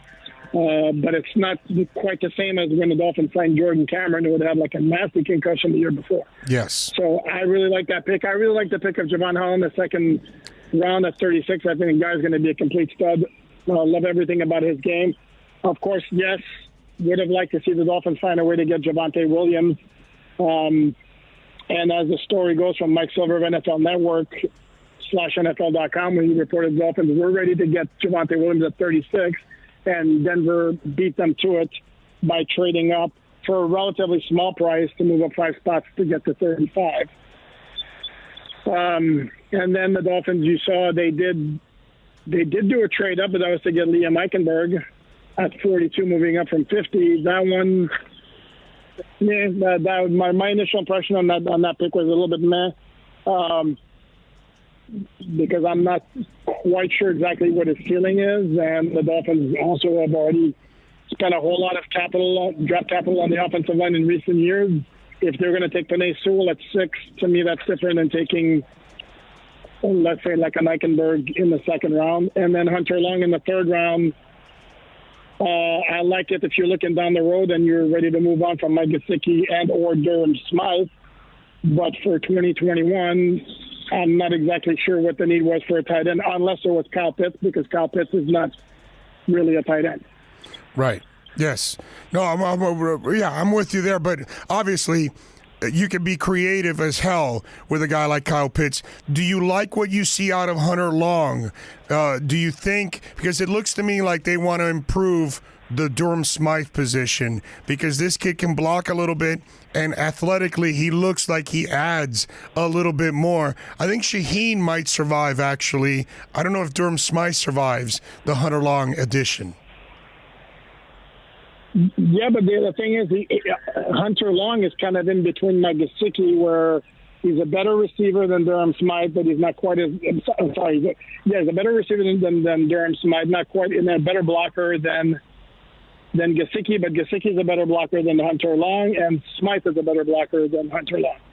So he's kind of in between the two, and I'm not exactly sure what kind of immediate impact. If you're looking for immediate impact, I'm not exactly sure how Hunter Long fits into the picture. When you have Gesicki and Smythe, who are more than serviceable as they do it, and you had Adam Shaheen, who had moments as well. Again, to me, this screamed of a move that was made with the idea that they've already decided they're not re-signing either Gesicki or Smythe or both.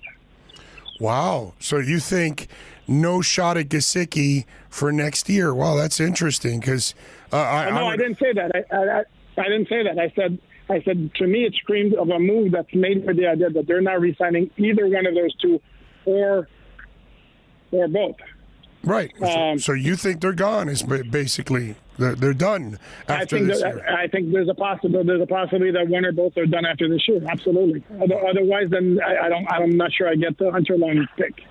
Well, I think it's because you want to maybe have a 2 tight end attack and make things a little bit easier for Tua, since he's a quick twitch guy and he likes to get rid of the ball quickly. You work the field with 2 blazers on each end or in the slot, and you got the 2 tight ends. You've got a little bit more flexibility in the middle of the field, I would imagine, since you've got guys that can take the top off and take that deep safety with them.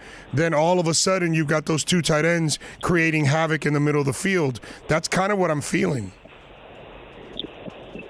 Except wouldn't it make more sense to go 3 wide pretty much all the time with Fuller, Parker, and Waddle, and then 1 tight end? And if you're going to go 2 tight end, is Hunter Long as a rookie going to be that much of an upgrade over Adam Shaheen?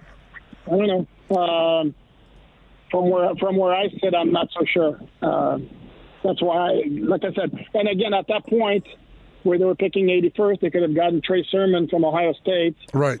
Which to me would have been a better move, or Ramondre Stevenson, who was a big back in the Javonte Williams mold, and that to me would have been better value as opposed to taking Hunter Long in the 3rd round and waiting until round 7 to pick up Dokes, the running back from Cincinnati. Yeah, I mean, I like that. All right, so let me ask you, when we go to the Notre Dame kid, Liam, the right tackle, are you expecting him to become the guy? Are you expecting Fluker to start and then eventually it goes to Liam? How are you viewing all of this? You know what? That's a great question, because they have all sorts of possibilities. You know, the Dolphins are all about position flexibility. Yeah. And I mean, holy smokes, they have it now, because DJ Fluker can line up at right tackle or guard. Jesse Davis can line up a whole bunch of positions. Solomon Kinley could switch over from right guard to left guard. Robert Hunt could line up at right tackle, or they could slide him inside to right guard. Eichenberg can move over to right tackle. He can slide inside to guard. Wow. So tough to predict right now. I think a logical scenario, based on the fact Kinley played left guard his last year at Georgia and looked pretty good last year before he started having the foot issues. I think if you're asking me to guess right now, to me, I think you might look at Kinley at left guard, sliding Robert Hunt inside to right guard and give him a veteran presence with Fluker at right tackle. Because remember, now that's Tua's blind side. You want to go with Eichenberg as a rookie who was coming off playing 3 years at left tackle at Notre Dame. Do you want that guy as a rookie protecting Tua's blind side? I'm not sure. That's the route to go. Right. That's why I think Fluker starts until Liam is ready. Then Liam steps in. Jesse is your swing tackle. Kinley and Hunt are your guards. Jackson, obviously your left tackle, and obviously Skura is your center. So it looks like, I mean, when you start to think about it, next year in the draft, it's a little bit more of a simple draft. You're probably looking for another pass rusher. You're looking for a center. You're looking for a running back. There aren't going to be a lot of, maybe a receiver. There aren't going to be a ton of needs next year, of course, if they don't suffer a bunch of injuries and setbacks this year. But they've kind of left themselves, at a point where in free agency in the draft, you kind of can resolve all the issues. Something that, when you tear it down in year one and you've got to replace everybody, it's kind of hard, Alan, to replace everybody. And you always have so many needs. And then we're all going, man, but you didn't get a center, bub. You didn't get the running back. And I think they kind of feel that running back position is a lot easier to fill, so they can kind of put it off a little bit, improve everything else around. So when you do add the running back, it's going to be nice and easy. No, that's fair. And they did have a lot of holes to fill, and they have done so. The thing is, they're going to need some of their draft picks from last year to develop. They're going to need Austin Jackson to take a step up, because as a rookie, I mean, he showed something, but he also it wasn't a great season by any means. It would certainly be nice if Noah Benagani developed and took a step forward, because it hasn't been talked about. It's been completely in the background, but they still have the Davian Howard situation that's kind of lurking. Because right now they're carrying two very, very high-priced cornerbacks with Byron Jones and X, who still, by all indications or by all logic, would want a new contract. And are the Dolphins going to want to redo that 2 years after giving them a long-term extension?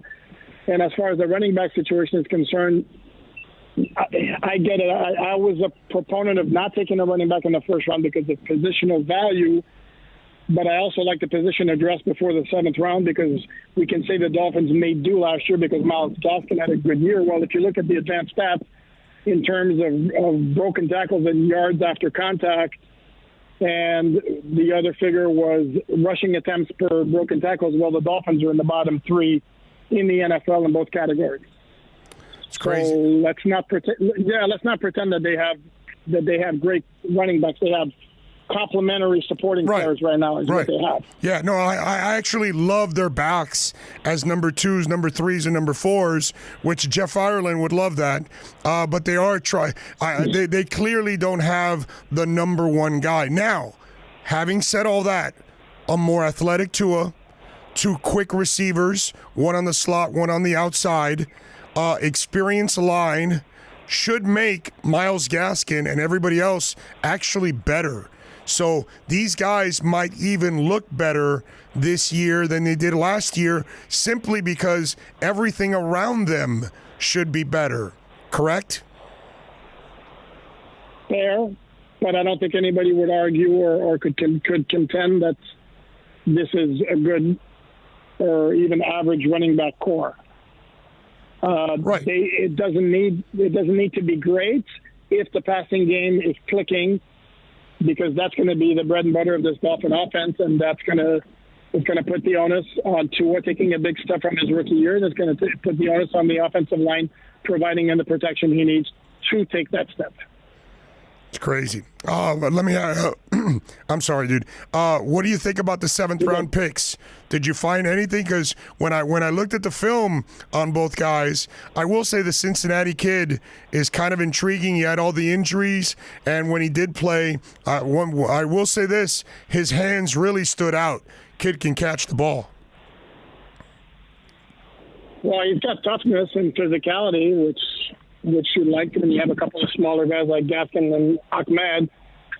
The thing is, again, you're talking about a seventh-round pick. Anything you get out of a seventh-round pick is a major bonus, and to count on either Dokes or Larnell Coleman to become contributors anytime soon. That's not necessarily realistic. Like Coleman's got some intriguing traits to work with. I mean, he's really long. He's got like really unusually long arms for an offensive tackle, and he's got a basketball background.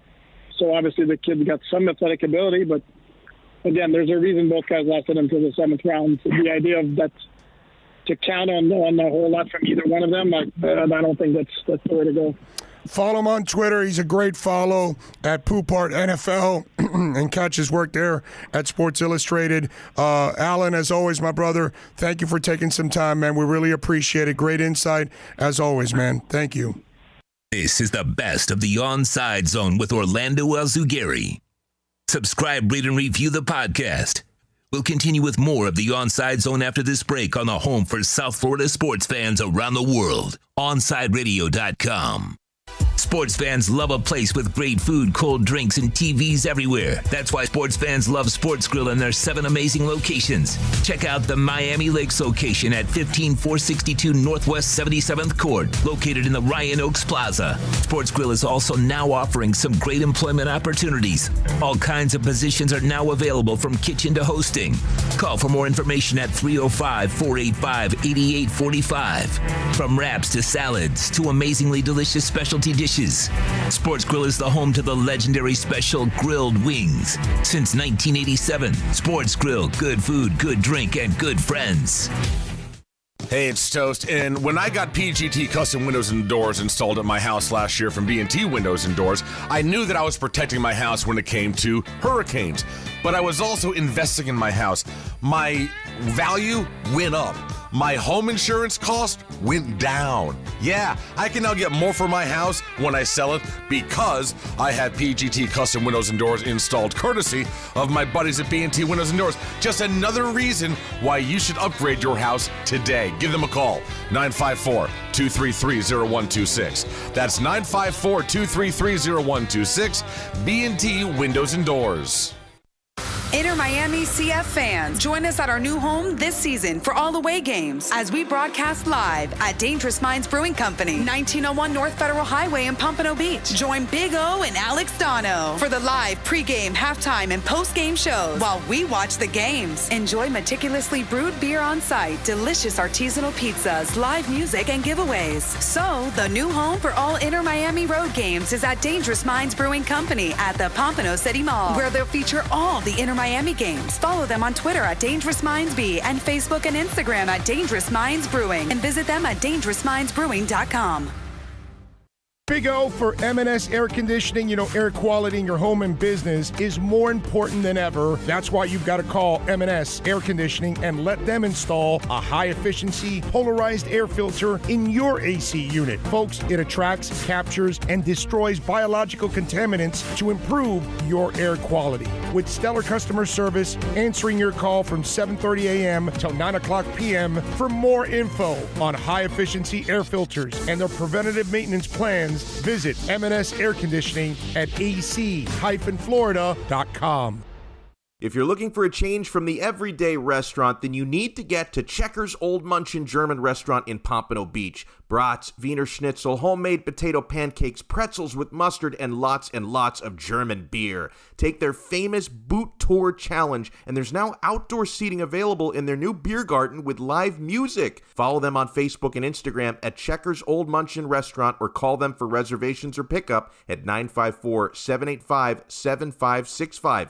So get over to 2209 East Atlantic Boulevard in Pompano Beach to Zagat-rated Checkers Old Munchin German Restaurant. You're listening to the best of the Onside Zone with Orlando Alzugari. Subscribe, rate, and review the podcast. Back to more of the Onside Zone exclusively at OnsideRadio.com. Now, Dolphins obviously are not done yet. They could be adding more players because players are getting released now. Everybody's got to kind of figure out their cap. And we just saw the remnants of it because they're releasing Bobby McCain, which is, it's a shame because I'm a Bobby McCain fan. I respect what he did for the team. He took a bullet for the team, basically. He was a nickel corner that they moved to free safety. He doesn't have the body to play free safety. He took a beating, had a shoulder injury. He did a good job, too, back there. I'm not telling you he's an all-pro free safety, but he has... he's such a smart player, and he has great instincts. Did a good job overall, man. He's done a really good job for this team for several years now. He's been a good player. Maybe they'll bring him back at a lesser salary. I'm not exactly sure. We'll see down the line if they're going to do that, if he's willing to do that, or if he's going to go somewhere else. But, of course, look, this pandemic obviously changed all of our lives, right? I mean, it's altered a lot of the things that we do in life and altered our careers, altered our pay, altered our lifestyle, altered maybe where we live. Some people had to move. It's changed so much. It changed the NFL too because the cap changed. It went down instead of up. And they're not used to that. They're used to having more money next year, another like 10 million, 15 million. They're used to like it getting jacked. Instead, it retracted. And so then that caused a lot of problems and things that you maybe could have held off for a year. Maybe they would have kept Kyle Van Noy for another year, but they couldn't. You had to make a decision. I know a lot of people are quick to say, oh, well, they failed. I think it was Barry Jackson wrote an article either a couple days ago or something, talking about how, they must have regretted doing this or that. And I'm sitting there, I'm going, they won 10 games. When you start nitpicking about one decision or another, they won 10 games. Nobody had them winning 10 games. Only the blind-ass fans that think the Dolphins are going to win the Super Bowl every year no matter what. Hey, Joe Philbin took over. That's the guy. He designed the offense for Aaron Rodgers. He's going to win the title. Hey, we get, whatever. Bill Parcells, we're going to win the title. It's like right away. Drafted Ryan Tannehill. We're going to win the title. We're going to, we sign Ndamukong Suh. Our defense is going to be so dominant. I got a lot of that, too. I remember arguing with Dolphin fans who were just blind-ass fans. So those fans, they don't count because they're always wrong, and they wait for that 1 year that they got it right. Hey, I told you they would win 10 games. Dude, you tell me they win 10 games every year. It's kind of like that. It's like eventually you'll be right, dude. The sun shines on every dog's ass every once in a while. So looking at all of this, it altered everything. And they've had to do some changes that maybe they didn't want to do, but they have to because they have no choice. And this is probably another one of those things because you have other things going on. And I know they brought in Malik Hooker. And I like what Eric Rowe has done. I love how when people say, well, he struggled against, and it's against the tight ends that everybody struggles against, okay? Whether you play Travis Kelce, you're screwed. If you're going to play the kid in Oakland, you're screwed. If you're going to play the kid in San Francisco, you're screwed. There aren't many safeties that are going to hang with those kind of guys, okay? And I would imagine Kyle Pitts will be one of those kind of cats, too, that it's going to be a pain in the ass to cover those kind of guys. But overall, Eric Rowe did a really good job of covering safeties. Now, Eric Rowe's never been a good cornerback, never been a consistent cornerback. They found a role for him to fill for a couple of years, and so I can see them now bringing in a Malik Hooker, but because remember, one of the things that I told you guys in the early days, and early days is just 2 years ago since they took over, and why they made certain moves, Bobby McCain and all that, I kept telling you guys that they need safeties that have cover skills. They can't just be zone safeties. They have to be guys that can actually stay with players. They want that. They need that in their safeties. And so Malik Hooker can cover. Malik Hooker has several turnovers in the short amount of time that he's played in the first few years of his contracts here being in the NFL. The kid has several turnovers, right? He has like 6 or 7 turnovers or something like that. And he hasn't been on the field a lot. And that's his problem. But you know that the upside of Malik Hooker is way more than Eric Rowe. You know that Javon Holland, the upside on him is way more than Bobby McCain. So Javon doesn't have the injury history. I know that Hooker does. So they do have Rowe under contract. And remember, if you bring Malik Hooker in, he can kind of be a dual safety where he can, if something happens to Javon, he can then fill in. Or early on, if you want to keep Eric Rowett strong and you want to start Malik Hooker because he's a veteran, you start him and you work Javon in, you can do that. And Hooker can't ask for a lot of money because he's been injured. So if they want to bring him in, that would be kind of interesting. I don't know if they will or not. We'll find out. But I understand what they're trying to do and what they're trying to build back there. Okay? I completely get it. And I know now the other part of this conversation is Kerryon Johnson. Big back, underachiever, often injured also. But Miami has their running backs at this point in time. So if you add Kerryon Johnson, you're adding him because it's a big back. So now you have him in the 7th round pick battling for the big back spot. And they already showed you that with Jordan Howard, they needed a big back. Now, they probably didn't have a lot of options, so they settled on Howard, and they thought maybe they could get something out of him, but they didn't have the kind of line that would really complement Howard, so it was going to be tough for him. Howard needs a line that gives him a nice gaping hole so he can get into the second level and use his power. That never materialized, and that was probably their vision. Kerryon's got a little more shake and bake to him, right? This kid from Cincinnati's got a lot of shake and bake to him, So maybe they think they can have that battle right now. You know what I'm saying? I don't know if they are even interested in Kerryon Johnson. But if they do bring in another back, I could see somebody competing with the Cincinnati kid for that position. Because when you look at their backs, Myles Gaskin is in.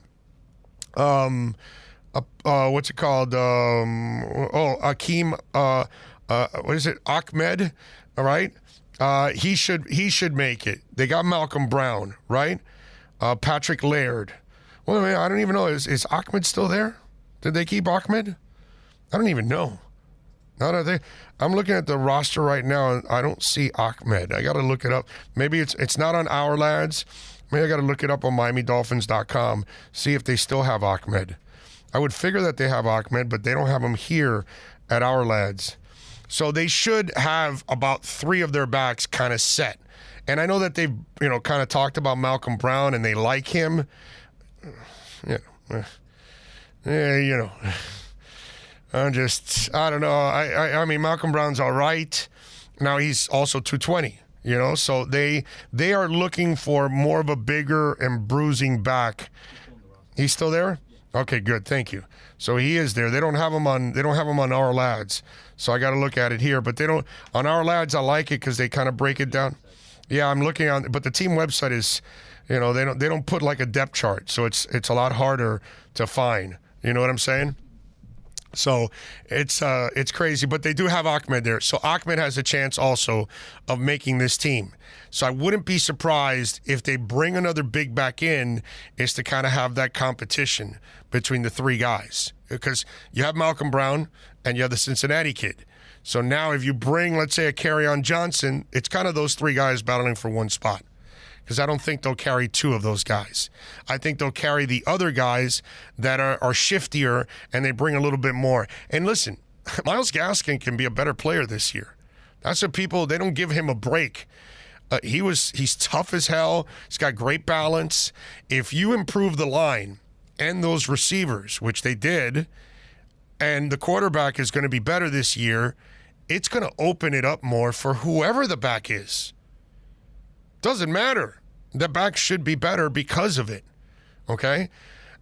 In the end, what I wouldn't do is nitpick about one thing or another, and I'd look at the overall results, because that's kind of when I was reading Barry Jackson's article, well, I bet they regret this, and this was a poor decision. It's like, they won 10 games, bro.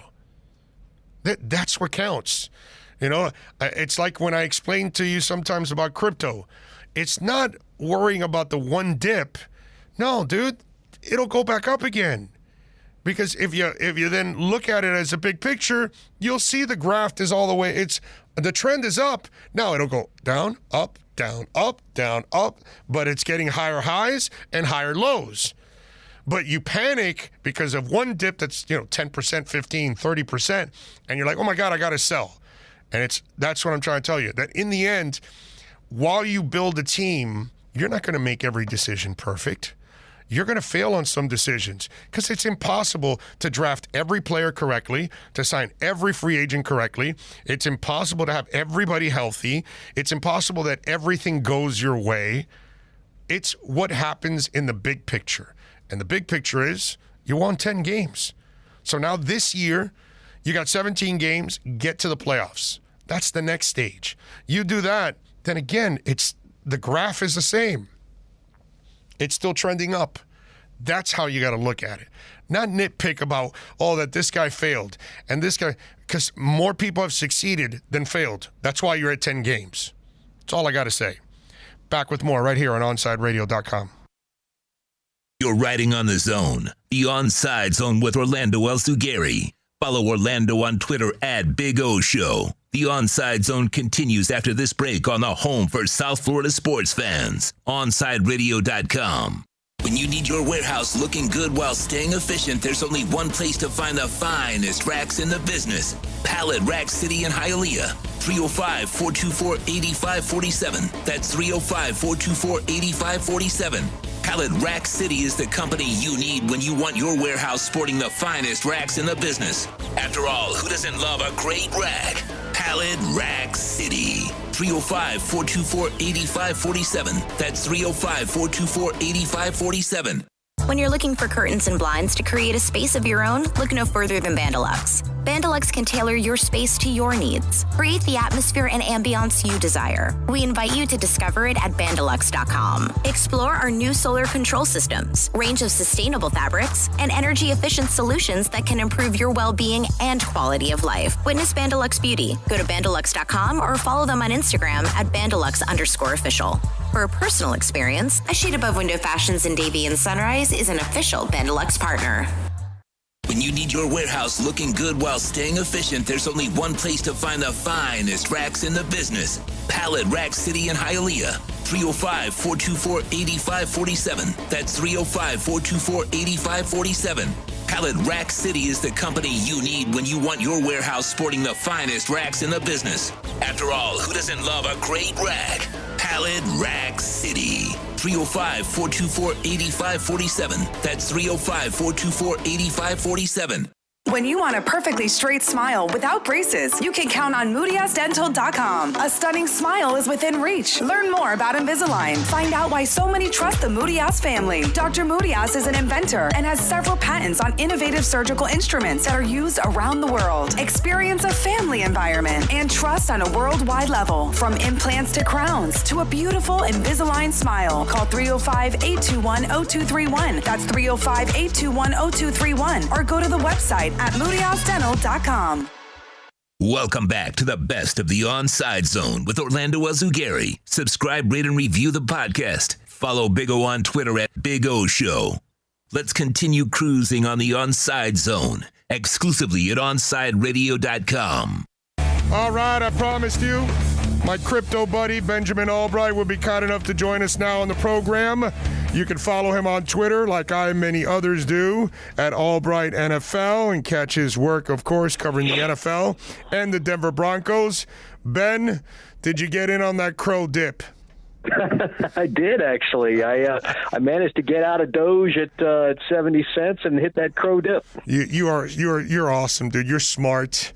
Right? I mean, so many people really, the Dogecoin is like one of those things that people really don't understand, that there's no technology. There's really nothing behind it, but the hype has been amazing, the way it has taken it to a market cap of, what is it, like 60 billion now or something like that? I mean, it's crazy where it's at now. Yeah, it's basically, Doge is basically Litecoin with no hard cap on the number that can be printed, which means it's actually not good in terms of being an investment. But the FOMO has turned it into a coin that's worth more than the Ford Motor Company. I know it is awesome. It's really it's really something that you can't explain. And I almost tell people Doge is kind of like what Biden's doing now, just printing bills out of going crazy with it and maybe hurting the dollar. Doge is kind of the same way. What you and I invest in Crow, that's the currency that really is going to matter down the line, actually. That's what I think. Yeah, and it's because it's such a great exchange coin for and with the company that it's with, it allows for a lot of flexibility, and the way that they've done that with the burning the old, it helps keep the supply low. So that's kind of where I'm at right now. And then you can stake it, and you can get a lot back off your stake if you want to make a little extra money. I'm staking, baby. I'm staking. I'm with you there. Yeah, they eliminated, I believe, like 40% of their coins. So the rest is obviously going to be sold, and then it'll start to really climb when it's all said and done. All right, Ben, so let's first of all, former Miami Dolphin Juwan James, Broncos a little bit in a tough position there, and so is Juwan James. Blew his Achilles, looks like he's out for the season. What's the next step, and what are they doing? Is the team going to hold it against him? How are they going to handle this? Well, they sent out that memo April 14th when the players threatened these boycotts over the OTAs across the board. The league sent out this memo like, hey, if you're working out away from team facilities, you're not going to be covered by the insurance. And Juwan James is the first person to really come up that's a big money ticket, lost a bunch of money off this. I'll tell you, the players were not in agreement on this thing either. This was something that they presented a unified front on, but they were not in agreement on skipping these OTAs, and there's a lot of pushback right now within the Players Association about this. I would imagine. So for Juwan James, is this does he still end up a Bronco down the line, or could they end up releasing him here when it's all said and done? No. Well, it's tough. They've got about 5 different options here, from the NFI list to an injury settlement to outright release or just keeping him. I think they'll wind up releasing him with some type of settlement. I don't think he was going to be here in Denver beyond this season anyway. But as it stands right now, they've got their options in front of them, and they want to take their time making sure they make the right decision. All right, Ben, let's talk a little draft. Dolphins I think they were set on Javonte Williams, and Denver ends up making the trade up one spot ahead of Miami and gets the running back. Talk a little bit about that story. Well, I'll say this: Denver and Miami had an interesting relationship this draft. The Broncos were kind of waiting on Jalen Phillips, see if he would fall a little bit, and obviously Miami scooped him up in the first round. And then you come to the second round, the Broncos they kind of had their eye on the same target there. Broncos got a little bit of intel and moved up, made a trade up to go ahead and get Williams because they knew they needed to get ahead of Miami. Miami had 2 names on their docket there. It was Williams and Holland, and they got their second name there with Holland, so they still got a good player. Yeah, no, I'm actually a big Javon Holland fan. I think he's going to be a terrific player at the next level. So let me ask you something, because you follow the draft as much as anybody. Your thoughts on Jalen Phillips, because he's in our backyard, and I love the player, but I was still concerned a little bit about the concussions. But when I called around the league and talked to people, they kind of told me, nah, it's not a big deal. It's not the kind of issue that people make it out. And because one of them was a motorcycle accident, it wasn't necessarily, on the field, I think people aren't holding it so much against him. What do you know about the Phillips kid? Well, medicals is what pushed him down as far as he was. He probably would have been the first defensive player off the board in this draft had he been, had everybody been okay with the medicals. He's a very, very talented player, and so I think everybody's rooting for him, hoping that stuff, is in the past and doesn't rear its head up anymore. And like I said, he probably would have been a top 10 pick if it hadn't been for those concussions in the first place. What's grades are silly at this point. You and I know that you really can't measure a draft for a couple years. But your thoughts overall on the Dolphins draft? I thought it was pretty good. I like what the Dolphins have done since the new regime's been in there. I think they're building towards something special. It's an interesting division with a kind of a descending Patriots team, and you've got an ascending Bills team, and who knows what the Jets are going to be now that boat anchor Adam Gase is gone. So it's a fun division in the A. It's not a bunch of it's not the Patriots and a bunch of also Rams anymore. So I like Brian Flores. He was a finalist for the job here in Denver. I thought he was kind of my preferred candidate. So, I like to see him succeed somewhere else. All right. So the Aaron Rodgers mess. Denver apparently was in the mix. What's going on? Anything behind the scenes? Because obviously Denver already made one play for him. Well, sort of. So that's the thing. There were some reports out there that weren't exactly accurate with that Aaron Rodgers situation. The Broncos hadn't had any official contact with the Packers until this past weekend. There's not really a formal offer out there. The Packers are still saying they're committed to Aaron Rodgers, the same way the Cardinals said they were committed to Josh Rosen right before they drafted Kyler Murray. But it's a situation where I think that the Broncos are very interested. Rodgers is very interested. It's just going to be a question to see who blinks. If Green Bay does blink, or if they call this bluff and say, hey, you know what, retire, we're not letting you go anywhere else. What do you think about the tampering talk now between the Broncos and the Niners with Aaron Rodgers? I don't know that that's tampering per se, because the Aaron Rodgers camp leaked out to the Niners to come get me, and so they made an offer to the Packers at that point. They made a formal offer. I don't think that there's been any particular tampering per se. I think it's just Aaron Rodgers reaching out on his end, trying to get somebody to come get him. I think teams are very cognizant of that because it's a very high-profile player. So, Ben, let me ask you something. How in the hell does it make sense for Green Bay to hang on to him if he is dead set on sitting out? And let's go with a crypto type of analogy here. He right now is an ascending asset that you can get a lot for. If the guy sits out for a year and you want to call his bluff like Terry Bradshaw, who still thinks he's in the 70s, you're going to lose a lot if you're the Packers. If you let him sit out a year and then all of a sudden you come to the realization, okay, maybe he's not coming back. We got to trade him. I mean, why waste any time now? You had an opportunity where you knew where all the draft picks were right before this draft. Now your next trade, whoever you trade with, you really don't know what kind of draft picks you're getting in return now. Now you've actually lost out on an opportunity in a way. In other words, you lost out on the dip and you couldn't buy. Now what's the next step for them? How do they really take on his bluff and succeed with this when people will offer you the world for this guy right now?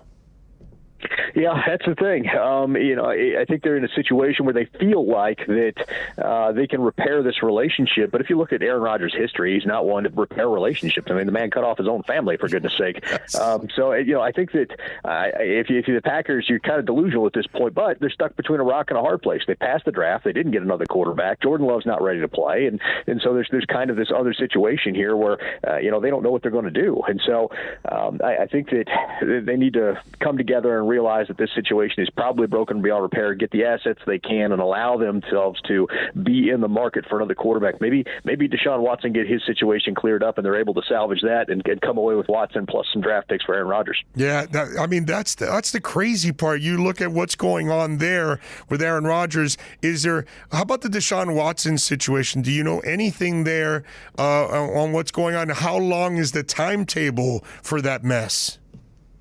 Well, everybody I've talked to doesn't believe it gets solved before the season starts. So unless Deshaun Watson does some kind of settlement stuff, I just don't see that happening. So as it sits right now, I think he's going to wind up on the commissioner's exempt list until this case is either litigated or he settles. Well, how's the quarterback position for the team this year? Talk to me a little bit about that situation right now, because you got the young guy. They brought in Bridgewater. What are they going to do? Well, I think they're going to have an open competition. I think that it's going to be Drew Lock versus Teddy Bridgewater. They're going to have a competition, and best man wins. If they're unable to trade for Aaron Rodgers, that's the plan, and they're okay with that. There was a lot of fan disappointment, I think, with the team not drafting a quarterback or not taking Justin Fields when he was there. But I think they think that they're okay with Lock and Bridgewater, and they're willing to roll with it. Well, what is it you like and don't like about Locke? What is it they like and don't like about Locke? What is it that they're pretty close to giving up on him already? Well, they don't like the inconsistency in the turnovers. You just can't turn the football over and win in the NFL, and I think that's what it is. He's got the right energy. He does well in the locker room. The players all want to play for him and with him. But when you're inconsistent with the football and you turn the football over, it's a maddening thing for coaches, especially a coaching staff. It's probably a little bit on the hot seat this year with Vic Fangio and Pat Shurmur. They got to win. So the last thing you want as a quarterback is giving the football to the other team. That's some crazy stuff there. Are you expecting anything else from the Broncos to try to make a move here in the offseason before the season starts? Other than Aaron Rodgers, no. And if the Deshaun Watson situation were to clear up favorably for Deshaun Watson, they'd be in on that. But if it's not an appreciable upgrade to what they have, they're not going to pursue it. You're not going to see them go out there and chase the likes of Andy Dalton or Carson Wentz, that kind of stuff, where they've already signed elsewhere. They've got two guys in Locke and Bridgewater that already bring all that to the table. So unless you got a chance at a Rodgers or a Watson, I think they're going to stand pat. All right, before I let you go, what would the offer be from the Broncos? Give me a ballpark type of offer you think they would have to give in order to get Rodgers. I think you're looking at minimum probably 2 first-round picks, another mid-round pick. Maybe a wide receiver like Deshaun Hamilton. And then, you're probably looking at Teddy Bridgewater getting thrown back there, so they got a bridge quarterback. And then probably another player like a Bradley Chubb or a Draymond Jones, a defensive player on a rookie deal that's an ascending player. Would desperation set in for the Broncos a little bit, because they know if they add Aaron Rodgers, they're a Super Bowl contender with that defense? I think so. I think they would certainly look into that, and I think a deal like that would certainly be close to the mark and getting it done. All right, follow him on Twitter at Albright NFL for everything NFL and crypto too, man. He's our crypto bro, which, by the way, that hashtag you came up with was absolutely money, brother. I've been stealing it and using it. Thank you very much for that one. Yeah, happy Merry Christmas. That'll be my Christmas present to you. You're a stud. Drinks on me when I see you in the Combine next year. You be good, my man. Let's do it. All right, baby. Be good. We'll return with more of the Onside Zone with Orlando Alzugari after you get an opportunity to connect with our incredible sponsors. Follow South Florida's true hometown sports station on social media at Onside Radio, or go to the website at onsideradio.com. Sports fans love a place with great food, cold drinks, and TVs everywhere. That's why sports fans love Sports Grill and their 7 amazing locations. Check out the Miami Lakes location at 15462 Northwest 77th Court, located in the Ryan Oaks Plaza. Sports Grill is also now offering some great employment opportunities. All kinds of positions are now available, from kitchen to hosting.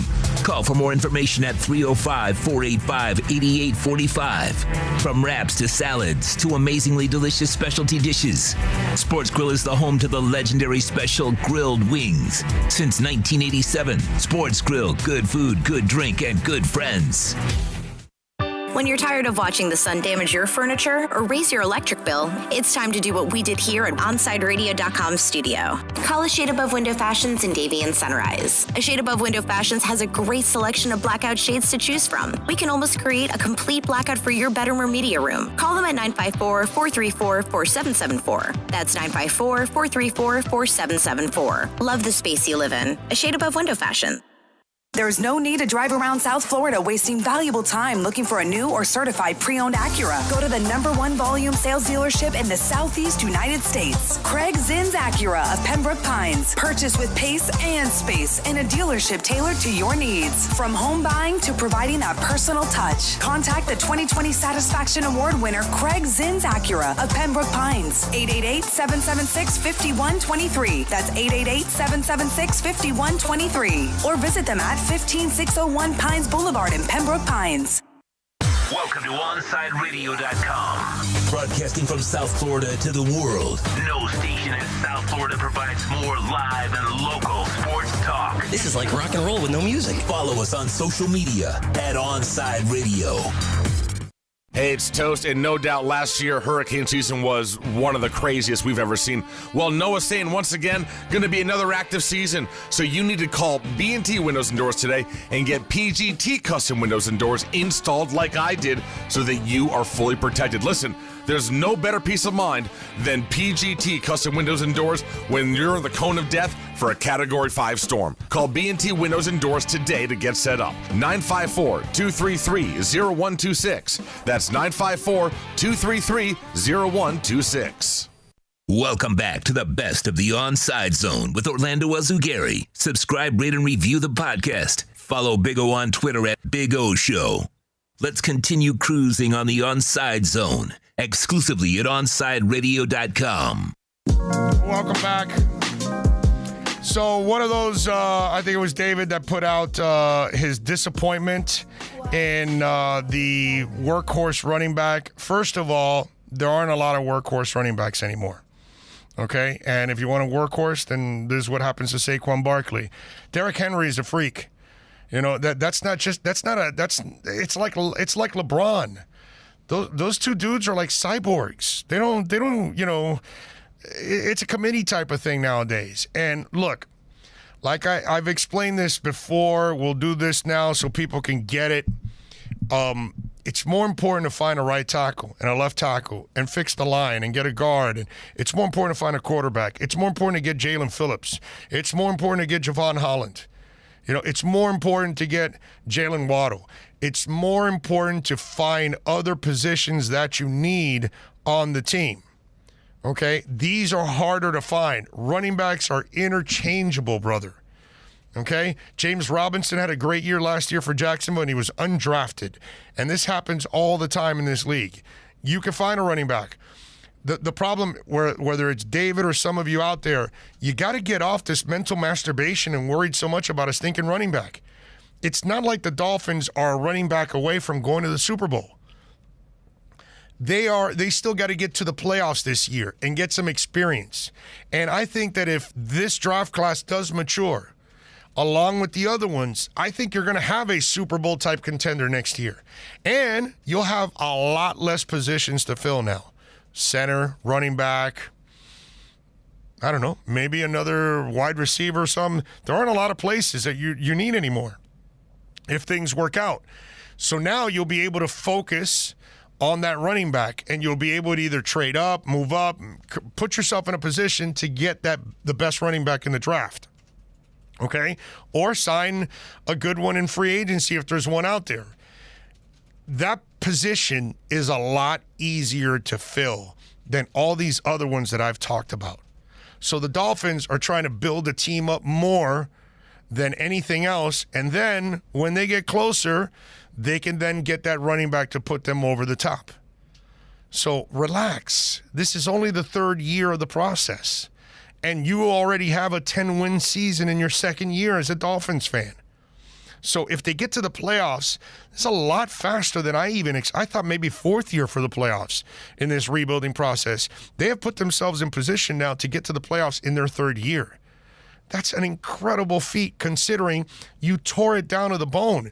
You didn't inherit a starting quarterback and running back or defense or anything like that. You're not walking into a team that has a great defense and you just got to fix or tweak the offense. No, dude, you ran into a team that had salary cap issues, had draft issues, had free agent issues, didn't have enough talent, had a bunch of, just didn't have even close to the team that you needed. So you had to clean the entire slate. And the most interchangeable position in all of pro sports, hockey, baseball, football, and basketball, it's the running back. That's the position that people can just interchange. Doesn't matter, because if you have a great offensive line, the running back's going to be good. You know? And actually, might end up being a good running back, may end up being great behind a line like that. So if you build up the line, you build up the receivers, the tight ends, the quarterback, the running back becomes the easiest position to fill. So stop with the overreactions on the running back. This is something that it makes you sound incredibly ungrateful and really kind of naive to what's going on because everything's been built up. You got a bunch of cap space again next year. You got more picks again next year. Your team is set up. You're winning. You're desirable now. People want to come to Miami now. And so now you have got the perfect scenario. And that's all developed because of Chris Greer's hiring, who has found the right coach, put the right people in place in personnel, and pretty much has made most of the right decisions since he took over full-time running everything. So be more appreciative of where you're at, big picture, and think about all the things that they're trying to fix. And if they fix all of these things, the running back is the easiest spot to fill. That one's not that difficult. So relax, take it easy. Things are going to get better, ladies and gentlemen. Okay? It will be all right. Two Extreme says, I'm a bit sad about McCain. Dude was a complete team player. You never heard a peep from him about anything. Unfortunately, it's the ugly side of the business. Going to miss him for us. You're right. Can't argue with that one. Is Duke Johnson a fit here? No, not for what they need. Duke Johnson's a pass catcher out of the backfield. He's not a trusted running back. He's not a guy you use at this level for a running back. He's a pass catcher. So, no, that's not really what you want. I think they want more of a horse. Not that you're going to be the main guy. You're still going to be in a stable with other people because they're not going to milk one guy because that's not – they want to attack you with different people. That's the way they do it. But I think that's why they drafted the Cincinnati kid and they signed Malcolm Brown. They want one more bigger back, and that's kind of what they're trying to find. But these guys aren't going to be spending a ton of money on a running back because if you build the whole team, the running back can be interchangeable. And remember, here's the other thing. A lot of these running backs may not even see a second contract anymore. So maybe you're not in the mood of spending a first rounder on a running back that 4 or 5 years from now you wear him out and you say, you know what? Nah, I don't want to give him another 4-year contract. So relax. Everything will work out. Okay? Everything will be fine. All right, let's wrap it up here on the show. We do want to remind you, Alex Donald coming your way at 3 o'clock, but he's also coming your way at 7 o'clock with Fight Night. And it's the show dedicated to combat sports, from UFC to boxing to bare knuckle brawling. And he was so right, by the way. He sent me a text and said the Mayweather Conor McGregor fight was more entertaining than the Pacquiao fight, and I would have to agree with that. So, folks, if you love your combat sports and you want the insight and interviews, Alex Donald is going to provide them. Tune in every Thursday night from 7 to 9 p.m. for Fight Night with Alex Donald. Search and subscribe to the podcast by searching Fight Night on the home for combat sports, OnSideRadio.com. I thank Alex Aguirre, doing a great job. Thank you all for tuning in and watching it here on YouTube.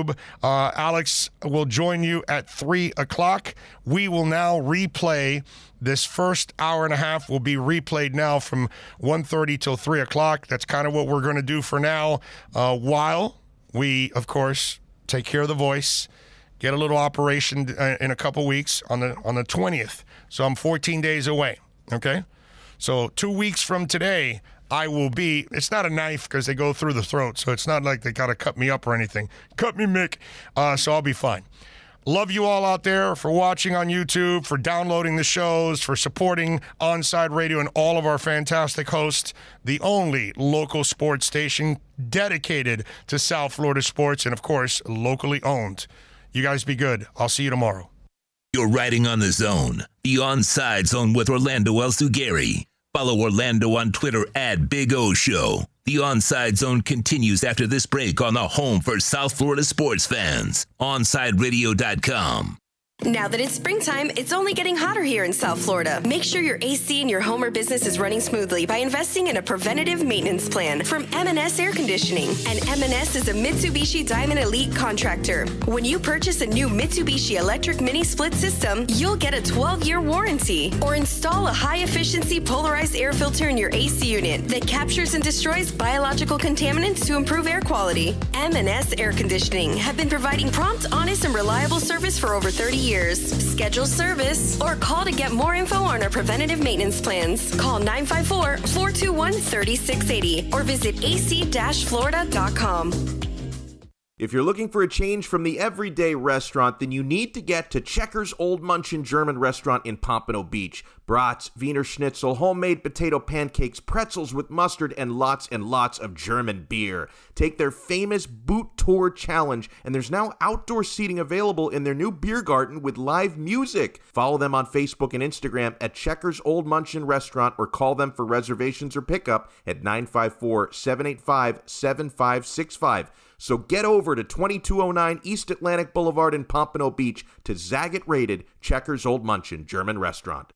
Sports fans love a place with great food, cold drinks, and TVs everywhere. That's why sports fans love Sports Grill and their 7 amazing locations. Check out the Bird Road location at 11481 Southwest 40th Street in the back corner of the West Bird Shopping Center. Sports Grill is also now offering some great employment opportunities. All kinds of positions are now available from kitchen to hosting.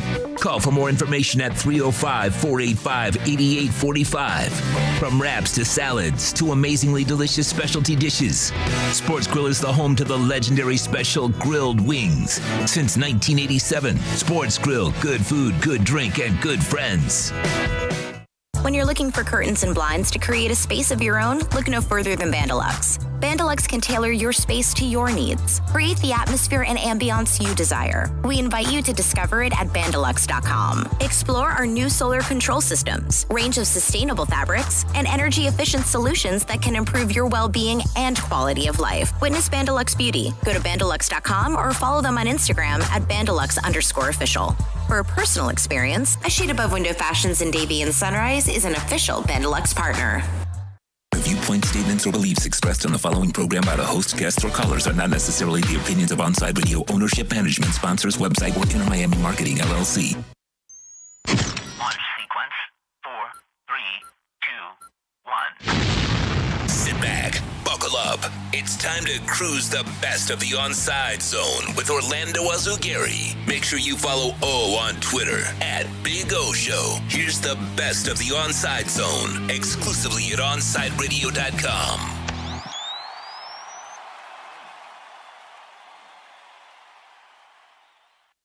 All right. Let's go from football to football. And, of course, John Clayton does an excellent job of covering the NFL for a long, long time. Always kind enough to join me locally on Sirius all over the place. Follow him on Twitter at John Clayton NFL. John, good afternoon, my friend. How are you doing? Good. How are you? I'm hanging in there. I'm fighting a little laryngitis, so oh no. So I apologize. Yeah, I know. You know how it is. I'm sure you've been through it at times when you got to talk a lot and you burn that voice out. So all right, let's get first of all, before I ask you about the Dolphins. How does this Green Bay, fiasco end? Because John, it's weird because you have an ascending asset right now. If you let it sit for a year, it's going to be a descending asset at that point if you're trying to trade it. And now I think you kind of made a mistake because if you trade it post-draft now, you don't know where those draft picks are going to land. Whereas before the draft, you kind of knew where you stood. So what's going on in Green Bay? How does this thing end at least what's your gut tell you? My gut tells me let's go back in history because you remember the situation with Carson Palmer and the Cincinnati Bengals. Palmer was so sick of being a Bengal, them not getting him any talent, and them losing year after year after year.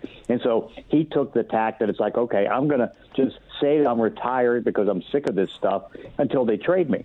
And so finally they ended up trading him to the Oakland Raiders, and that got that. And, of course, his agent was Dave Dunn. Well, guess who the agent for Aaron Rodgers is? Dave Dunn. So I think you can see a similar situation. The only difference is, Aaron Rodgers is they've already paid him $6.8 million in a roster bonus. So he's already got $6.8 million in the bank. And so he does have the cash, with particularly the money he's made in his career, to say, all right, if I have to miss half the season, I miss half the season.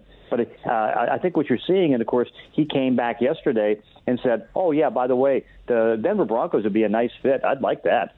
And so Denver, of course, has Teddy Bridgewater on a one-year deal. Drew Lock's in the last year, and certainly they'll start the season probably with Bridgewater as a starter. But I think it's going to go the same way. It's like, you identify that Rodgers is upset with management, and I think he's at the point where he can't fix it in his mind because, you look what's happened the last couple of years. It's like, okay, he's won 13 games in each of the last 2 years. He's taken them to championship games in the last 2 years, and they basically haven't gotten him any weapons. It's Devontae Adams and who else? Name me the other wide receivers on that team. Yeah. It's hard. So because of that, and then what do they do this year? They take a cornerback in the first round. It's like in the last 10 drafts, and I know this predates the current general manager, they've had the first pick, and again, there's a couple times where they traded back into the second round. Their first pick has been 9 on defense of the 10 years. The only one on offense was Jordan Love, who was drafted to replace him. Do you think that, and the fact that there was conversations, I guess, with management that they said, oh yeah, we might trade you, which of course they would never trade him right now because he has $38 million cap hit. I think it's a bad situation. I think it's going to destroy the team. Yeah, it definitely looks like. And there's almost a part of me that says Aaron kind of wants to stick it back at them because he probably knows that the youngster really isn't ready yet for the moment, and that would put him on a terrible stage. So he goes to Denver or wherever he gets traded. He has a great year, and Green Bay struggles with a young guy at the helm. I almost feel like he kind of knows that he's setting them up in a way. Now, here's the thing. Should it be to this extreme? Should it be to the extreme that if a player doesn't get what they want, they've got to demand their way out? And this starts to set, and it's happened before, but in today's world, this might start like an ugly precedent. Oh, it is, but of course the precedent's already been set. And I think what it does, it follows the NBA model, is that the player complains and complains and complains and asks to be traded and try to get this going. And eventually the team comes up and says, oh, okay, yeah, we'll do that. And so that was said in the NBA. You can see, and it even predates Jalen Ramsey, but I think Jalen Ramsey was certainly one of the most outspoken in trying to get out of Jacksonville, and he did. And then, of course, came Yannick Ngakoue, and now you're seeing, Deshaun Watson. I mean, so I think it's kind of following the NBA model that what's going on is that if you're unhappy, say it, and then see if you can get the trade going. And now some teams now are accepting the precedent and making those trades. It's crazy stuff. John Clayton joining us. Of course, you can follow him on Twitter at John Clayton NFL. Catch him there at 710 ESPN in Seattle. All right, John, so let's bring it local here.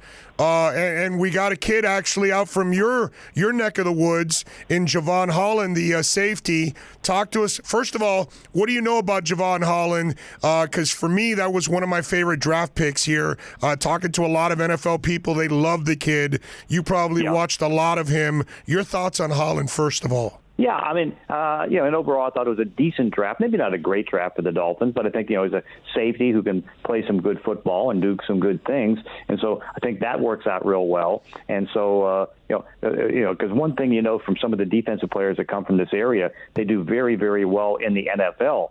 And so, you can go even, to Washington and you go to the different places around there. And so I think he kind of fits the model. If you get a defensive player out of the state of Washington, he can usually do well. Buda Baker, of course, being one of the great examples because he's not only one of the highest paid safeties, but one of the best paid safeties in the league. And this was a draft that, wasn't real rich as far as safeties. And so the fact that Holland ends up being the first safety taken says something. Yeah, no, I'm with you there. What did you think overall of the first two picks? Jalen Waddle, did you expect it? Did you think it would be Devonta Smith? Your thoughts on Waddle at the next level? Yeah, I thought that it was going to be Jamar Chase. Because again, we realized that Cincinnati wanted to pair up and have Joe Burrow have his wide receiver from college and Jamar Chase. But I think that's where the Bengals probably made a slight mistake because their big problem's on the offensive line. And here you have Penny Sewell, who is, you look at him, and even though he didn't play last year because of the opt-out, I mean, he's that guy that you look at, and he was so talented and such a great athlete. I mean, he's almost got like a tight end type of athletic body, even though he's a big guy that's, 331 pounds, but he moves like a tight end. And so to not take him, and you look what the Bengals have done, particularly, drafting offensive linemen. You go back a couple years ago, their first two picks for offensive linemen, including Cedric Aboye, and that turned out to be a disaster. The one they took that year in the second round ended up having to move to tight end with other teams, and he ended up he's no longer in the league. Then they had Billy Price, who they drafted as a first-round center, and yesterday they didn't put the 5th-year option on him, so he'll be gone next year. So they've got offensive line problems. And, if you watched Joe Burrow last year, I mean, he just got pulverized. I mean, he got hit just about more than any other quarterback before he blew out his ACL. So I think they made a major mistake in not taking him. But again, that gave the choice.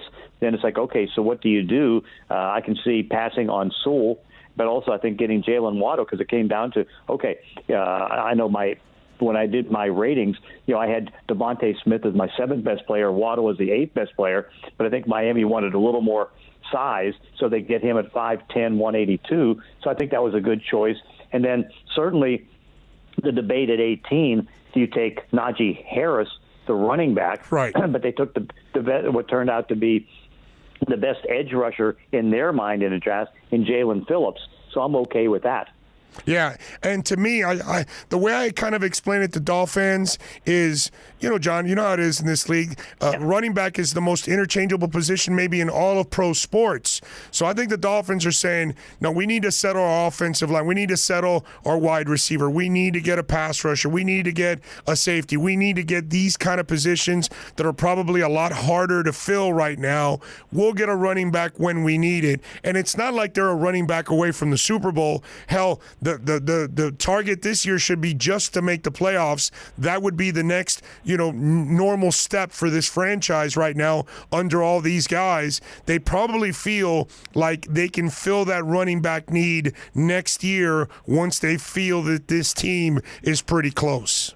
Oh, yeah, I would agree with that because, again, you can see, there was 2 running backs taken in the first round, and really in the big picture, there was 3 running backs up top, Devontae Williams being the other one, and, he ended up going in the second round. But overall, and he went to the New York Jets, ironically, but I thought that, this is one where you go ahead and you try to, just be patient on it. And patience sometimes really works out because by being patient, you have the ability then to at least do something. And you never know because, we're going to go through, and particularly starting today, we're going to see a bunch of cuts.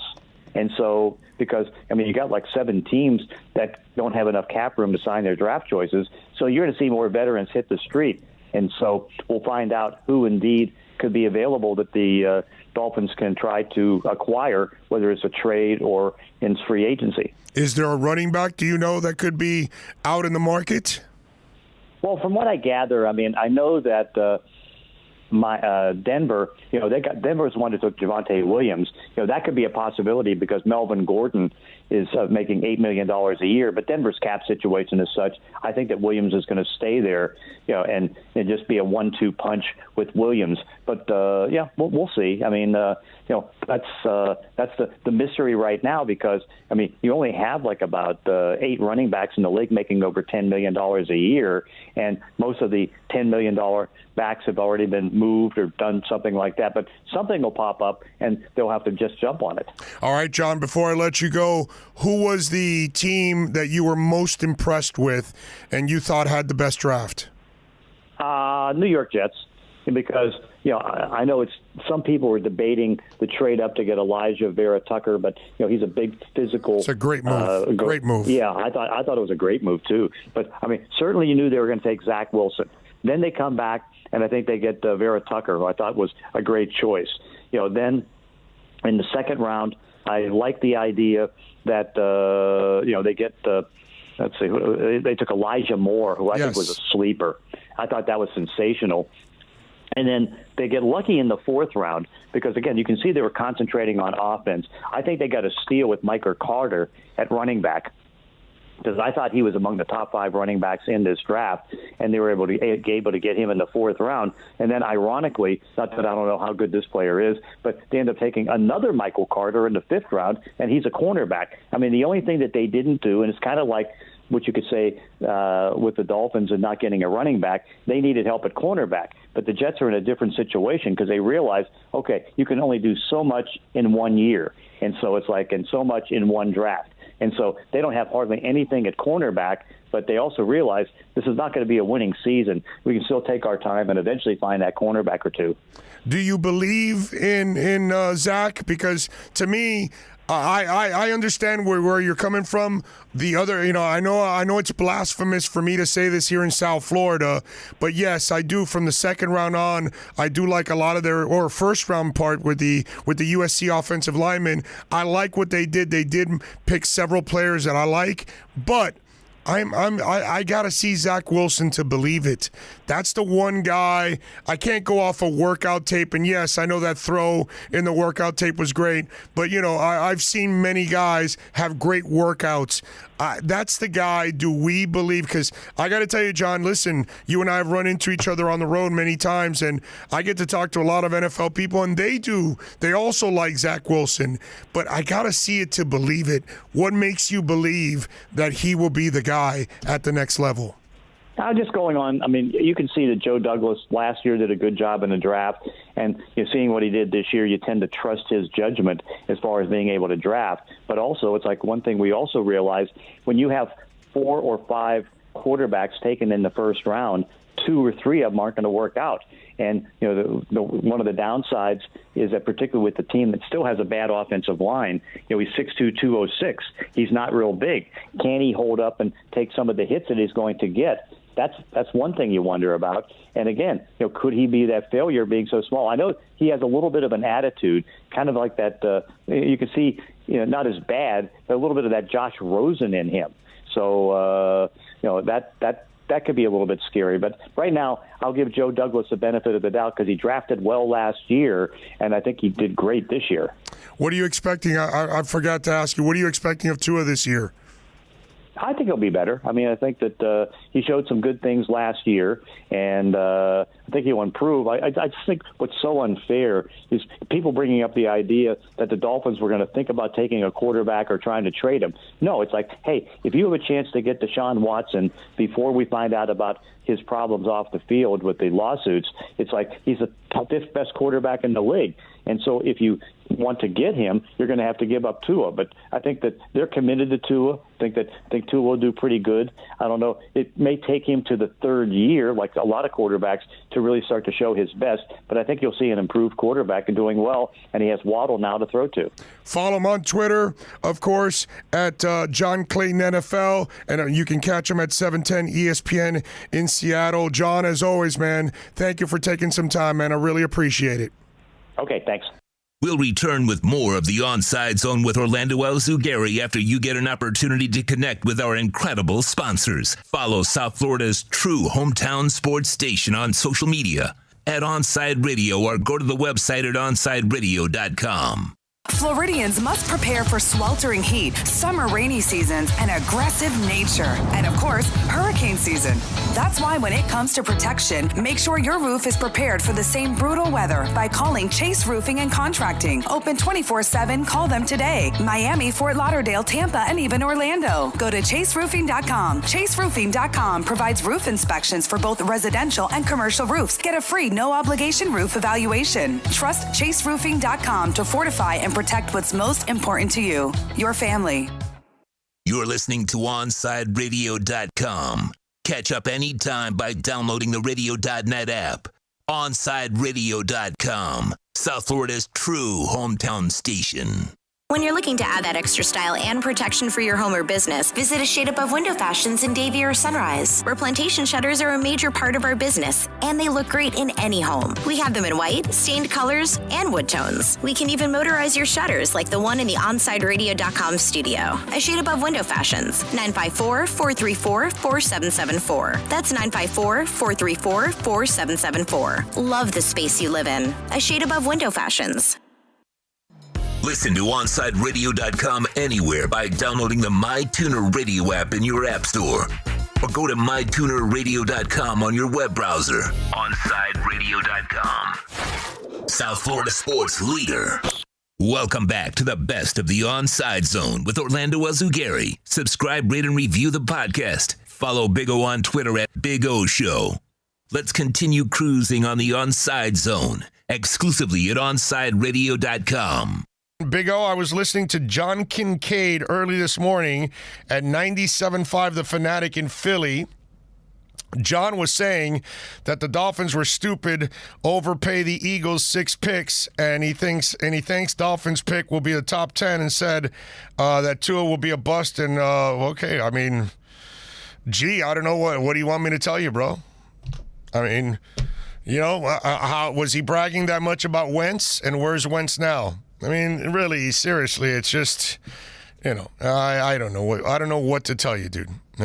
Plenty of people are not going to believe in Tua, and I can't respond every single time to, every person that doesn't like Tua, or whatever, or doesn't believe what they do. All I know is when I see the writers writing and nitpicking, crap that the Dolphins did last year, and they overpaid for this guy and that. Dude, they won 10 games. Shut up already.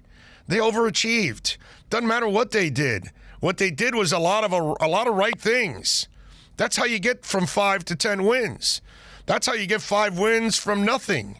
So to me, the Chris Greer and Brian Flores have shut everybody else up. Anybody that's complaining and pointing fingers, you're not seeing what's going on, okay? And if you're worried about because they cut Van Noy, who gives a shit, dude? They won 10 games. They almost made the playoffs, something that none of us had any idea was going to happen. So to me, I don't care what John Kincaid does. I don't care what any of our local writers who want to nitpick the Dolphins on this or that. Look, we're talking, as fans, we've watched Tony Sperano celebrate field goals to a level that was embarrassing. We had a coach that was more worried about picking up trash from the field and complimenting the other coach every single week in Joe Philbin. We had a guy in Dave Wanstead, nicest guy in the world, easy guy to root for, but damn dude, could not put it together. And it's the hair, the fingers running through the hair, and all these frustrating situations every time the crap hit the fan. There's Wani running his fingers through his hair. We've had some doozies here, dude. We've had some coaches here, Cam Cameron, you know what I'm talking about? And meanwhile, we get a guy in Chris Greer and Brian Flores who in 2 seasons have made an amazing turnaround. And you have to be nitpicking about little things. You're not going to do everything right. You're not going to pick every rookie right. You're not going to sign every undrafted rookie that's the right one. You're not going to make every single trade. You're not going to sign all the right free agents. You're going to make some mistakes along the way. The question is, in totality, have you improved? Yes. So then shut up already. It's not like you went from 5 wins to 6 wins. No. You went from 5 to 10. That's not a joke. That's not by accident. That's a lot of winning. So to me, again, anybody that wants to nitpick, oh, they should have done this or they should have done that, well then, dude, go get hired for a GM. I get it when we're ripping into all these other coaches that I mentioned in the past, because all these other coaches in the past were straight out buffoons. The people in the front office were doing stupid things. Now, generally, what I see is smart, well thought out plan, and they're executing it to a T. I didn't know that, whether it's writers or John Kincaid or anybody else, I didn't know that all of them could be perfect and even better than these guys. Maybe they all should be applying in the NFL. Because I get it when you know what, if we were in Las Vegas and we were assessing the 4 years of John Gruden, then that's different. Because then we could kind of nitpick lots of things. Because they're not improving. These guys are. So that's all I need to know. I've seen terrible. I know what terrible looks like. I know what incompetent looks like. I know what embarrassing looks like. And, rest in peace, Tony. Okay, I know you were a nice guy. It'd be great to have a beer with you. But every time you were celebrating a field goal, I swear I wanted to kick the hell out of my TV. I swear that if I was doing a post-game or pre-game show, I wanted to punch the nearest person next to me because it was just a loser's mentality. I want a coach that's pissed off that you settle for a field goal. And we got a coach that goes for it on 4th downs like it's going out of style. You got cojones about this size. So, to me, again, complaining about the Dolphins at this point is ridiculous. There's a level of ignorance that comes with it almost to complain about the Dolphins' first 2 years under Greer and Flores. That's the way I look at it. Because if you don't see what I see, then, what can I tell you, man? I'm sorry. This is the best of the Onside Zone with Orlando Alzugari. Subscribe, rate, and review the podcast. We'll continue with more of the Onside Zone after this break on the home for South Florida sports fans around the world, OnsideRadio.com. Download the Radio.net app and listen to Onside Radio on every Inter-Miami CF game. OnsideRadio.com, your home for Inter-Miami soccer. Take Onside Radio everywhere you go with the MyTuner Radio app. Download the free app and listen to your favorite OnsideRadio.com host. Go to your app store, download MyTuner Radio, and search Onside Radio, South Florida's sports station. WLESPN. We've got all your sports. We're live and local. If you wake up early enough. You're so bad, honey. Tune us in, as long as you're not under a bridge. Or under any power line. Ain't it awful? South Florida's choice for sports talk. OnsideRadio.com. If you're looking for a change from the everyday restaurant, then you need to get to Checkers Old Munchin German Restaurant in Pompano Beach. Brats, Wiener Schnitzel, homemade potato pancakes, pretzels with mustard, and lots of German beer. Take their famous Boot Tour Challenge, and there's now outdoor seating available in their new beer garden with live music. Follow them on Facebook and Instagram at Checkers Old Munchin Restaurant, or call them for reservations or pickup at 954-785-7565. So get over to 2209 East Atlantic Boulevard in Pompano Beach to Zagat-rated Checkers Old Munchin German Restaurant. You're listening to the best of the Onside Zone with Orlando Alzugari. Subscribe, rate, and review the podcast. Back to more of the Onside Zone exclusively at OnsideRadio.com. Not Devonta Smith. While he's winning the Heisman, and everybody's captured in the moment, and you're all there, and you're all in on Jalen Waddle and all that good stuff. And so overall, you look at this pick here, again, I call around the league, they love him. Everybody loves him. And yes, the concern was the concussions. Now, he hasn't had one in a while. He doesn't necessarily play a position where you really end up with a ton of concussions. It's not like, let's say, a defensive tackle or a linebacker or a running back or even a safety, that there's a lot of leading with the head, those kind of things. An end is on the outside. It's a little bit of a different game, so I get it. That's what, some guys were explaining to me. And then those of you that, and I was worried myself, hey, he quit football for a little bit and then came back. So does he have the passion? Well, he did come back. So that was obviously, you care about the game that much that you're willing to come back and take the chances. And so overall, I got a lot of good vibes around the league about Jalen Phillips. Now, some guys also reminded me, this is a year where a lot of us weren't able to get exactly all the information we need. We tried, but because we didn't have the physical contact with a lot of people, it was tough. And he goes, think about it. Miami's there. They're in his backyard. They got a better chance than all of us to get, just like he told me, hey, we got a better chance of getting info on this university because it's right down the street from us. So I understand the method behind the madness. A lot of people felt that Phillips was the best pass rusher in the draft, technically, fundamentally. I'm a huge Gregory Rousseau guy. But I will be the first one to tell you that he's still raw when it comes to his moves. He's got to learn more moves, and he'll become even more dominant and scary than he is as it is. So it's interesting to see the reaction from the Phillips pick. But again, this was a player that they needed badly at defensive end. And I know that a lot of you wanted Najee Harris, and I know he went to Pittsburgh at number 24, and he didn't last to 36.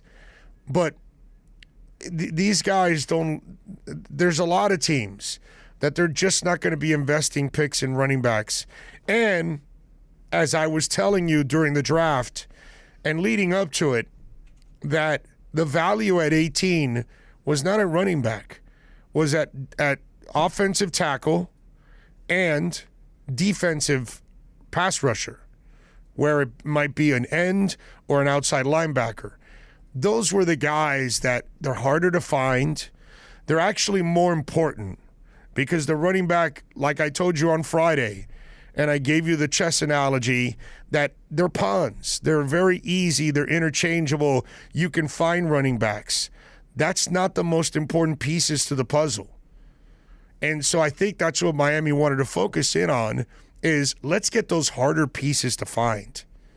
Okay? When we're down to a running back and that's what we need to be complete and be a championship team, which isn't this season anyway, then we'll go out and get that running back. And it shouldn't be hard. We've had plenty of good running backs here for many years. All kinds of backs have come and gone through here. They'll be able to find another one. Relax. Okay? It's not something that you should be concerned about. And Jalen Phillips, smart kid, good kid too on top of all of that. Works hard. He's a physical specimen. He's a hell of an athlete. He's fundamentally, technically sound for a defensive end. There's really nothing not to like about him. There's only one thing to be concerned, and that's the concussions. Even his injuries weren't anything that should be, oh my God, he lost a lot of cartilage in a knee injury. No, dude. It was, a wrist injury and an ankle injury, and he was fine. Wasn't anything serious or anything like that. So there are no degenerative issues. I don't know why I was concerned about the concussions. And still, to a certain extent, I am. I can't lie. But after talking to a lot of NFL people, they felt that I was overreacting, basically. That's what a lot of my guys told me. Hey, oh, you're taking it, you're taking it too serious. Okay? It's not that bad of a problem. And so we're here. And I do love the first night of the draft. I thought they did it. I gave them an A-, which kind of stayed with my entire draft grade, which is a silly draft grade because it means nothing. This could be an A++. When it's all said and done, this could be a B, this could be a D, could be an F. But we really won't find out for 3 more years. That's when we'll find out what kind of a draft class this is. But in the Jalen's, Waddle, and Phillips, I like what I saw. All right, let's find out if Omar Kelly likes what he sees. Omar, of course, covered the draft. He was on with us throughout the weekend at Sports Grill.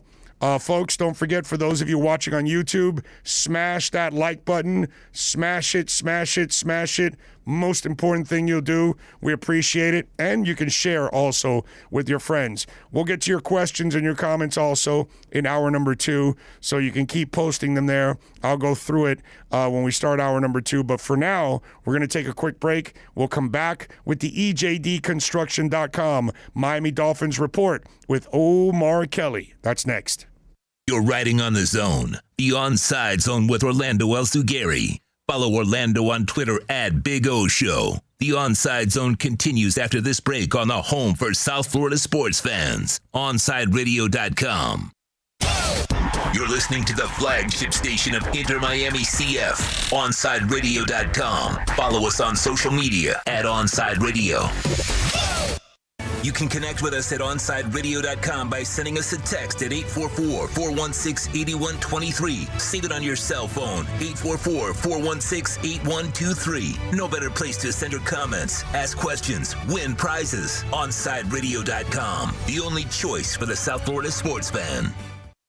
Hey Panthers fans, Dave Dwork here with some awesome news. Every Saturday, I'm going to bring you the latest on everything to do with the Florida Panthers with Chirping the Cats Radio. Saturday mornings from 10 to 11 a.m., we'll dive into the state of the team, recap games, and hear from past and present Panthers players, and plenty of other great hockey guests too.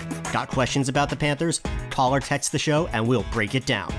Don't miss Chirping the Cats Radio, Saturday mornings from 10 to 11 a.m. only on OnSideRadio.com. What do sports radio AM stations sound like to us? The same as they sound to you. South Florida's choice for sports talk. OnSideRadio.com. If you missed Onside Zone with Big O, you missed. Big O, Tito is not allowed in the Boom Boom Room. Never seen Smokey and the Bandit. Never seen Top Gun. What's the matter with these kids? Look at that. Now you can't hang out with Salma, Paige, Sophia. See, now you can't hang out with the ladies because you have not seen Top Gun. Yeah, I would just hope that, like I said, the Boom Boom Room is sanitized. I would hope. Well, I don't know, but did you hear about the 81-person orgy? No. What is wrong with you? The Onside Zone with Big O, only on OnSideRadio.com. Welcome back to the best of the Onside Zone with Orlando Azugari. Subscribe, rate, and review the podcast. Follow Big O on Twitter at Big O Show. Let's continue cruising on the Onside Zone, exclusively at OnSideRadio.com. Safe to say, Fernando Fiori gets a little excited. Yes, it was one of those matches where you just felt robbed. I was robbed over and over and over again. What's going on? We're getting robbed. And that's what happened yesterday. Inter Miami got robbed over and over and over again, and they ended up settling for a 1-1 draw. They are unbeaten in their last 3 games. Wednesday, they will host FC Montreal right here at Drive Pink Stadium. Let's see if they can pick up the win. And like I was just telling Kai, that would make them 2-1-2 in their first 5 games, picking up points in 4 or 5 games where they picked up no points in the first 5 games last year. Major improvement for them. We'll carry the game for you on Wednesday night at 7:30. Our pregame coverage actually will start off at 6 o'clock because Austin Robillard is going to do a special program from 6 to 6:30, talking a little Inter. And then Dono, myself, Fernando Fiori, Chris Whittingham, Thomas Rongen will get you started at 6:30 and get you ready for the 7:30 game time, of course. And that's when Chris Whittingham, the voice of Inter Miami CF, takes over. Good afternoon, one and all. Hope you all are doing well. Good afternoon. Alex Aguirre, another week here on the Onside Zone. Thank you all for joining us. Thank you all for supporting us as always. Appreciate you all out there. A lot of things to talk about today in the world of sports, and I see where Peter King's article for the Miami Dolphins was kind of front and center. And I love this. I got to tell you, these are things that I love because we've been talking about this now for a couple of years. Listen, not to toot my own horn and all that. I'm the only guy in the country, period. End of story. Nobody else. Nobody wrote an article on The Athletic. Nobody said it on Sirius Radio, on local radio. I said it for a couple of years, and I said fire Gase, fire Tannenbaum, and put Greer in place. I'm the only one that ever said put Chris Greer in place. And since they put Chris Greer in place, this team has changed. And I think there's more respect around the league for this team now. I think people take the Dolphins seriously now. I think players that are free agents are going to take the Dolphins seriously now. They're not going to come here just for the check, because that's what Mike Wallace is doing, and that's what Ndamukong Suh was doing, and that's what all these other free agents that would sign. They knew they weren't going to win here, but they were going to get paid the most money, and they're living in Florida, no tax state, sunshine, beautiful beaches. Let's have some fun. That's basically what they're doing. Now they're coming to win. And I just think that Flo has earned a lot of respect from what he's done over the last 2 years here with the Dolphins. I think people look at Flo like an up-and-coming NFL coach. Some people would have loved to have Flo on their team. I think Chris Greer is one of those guys.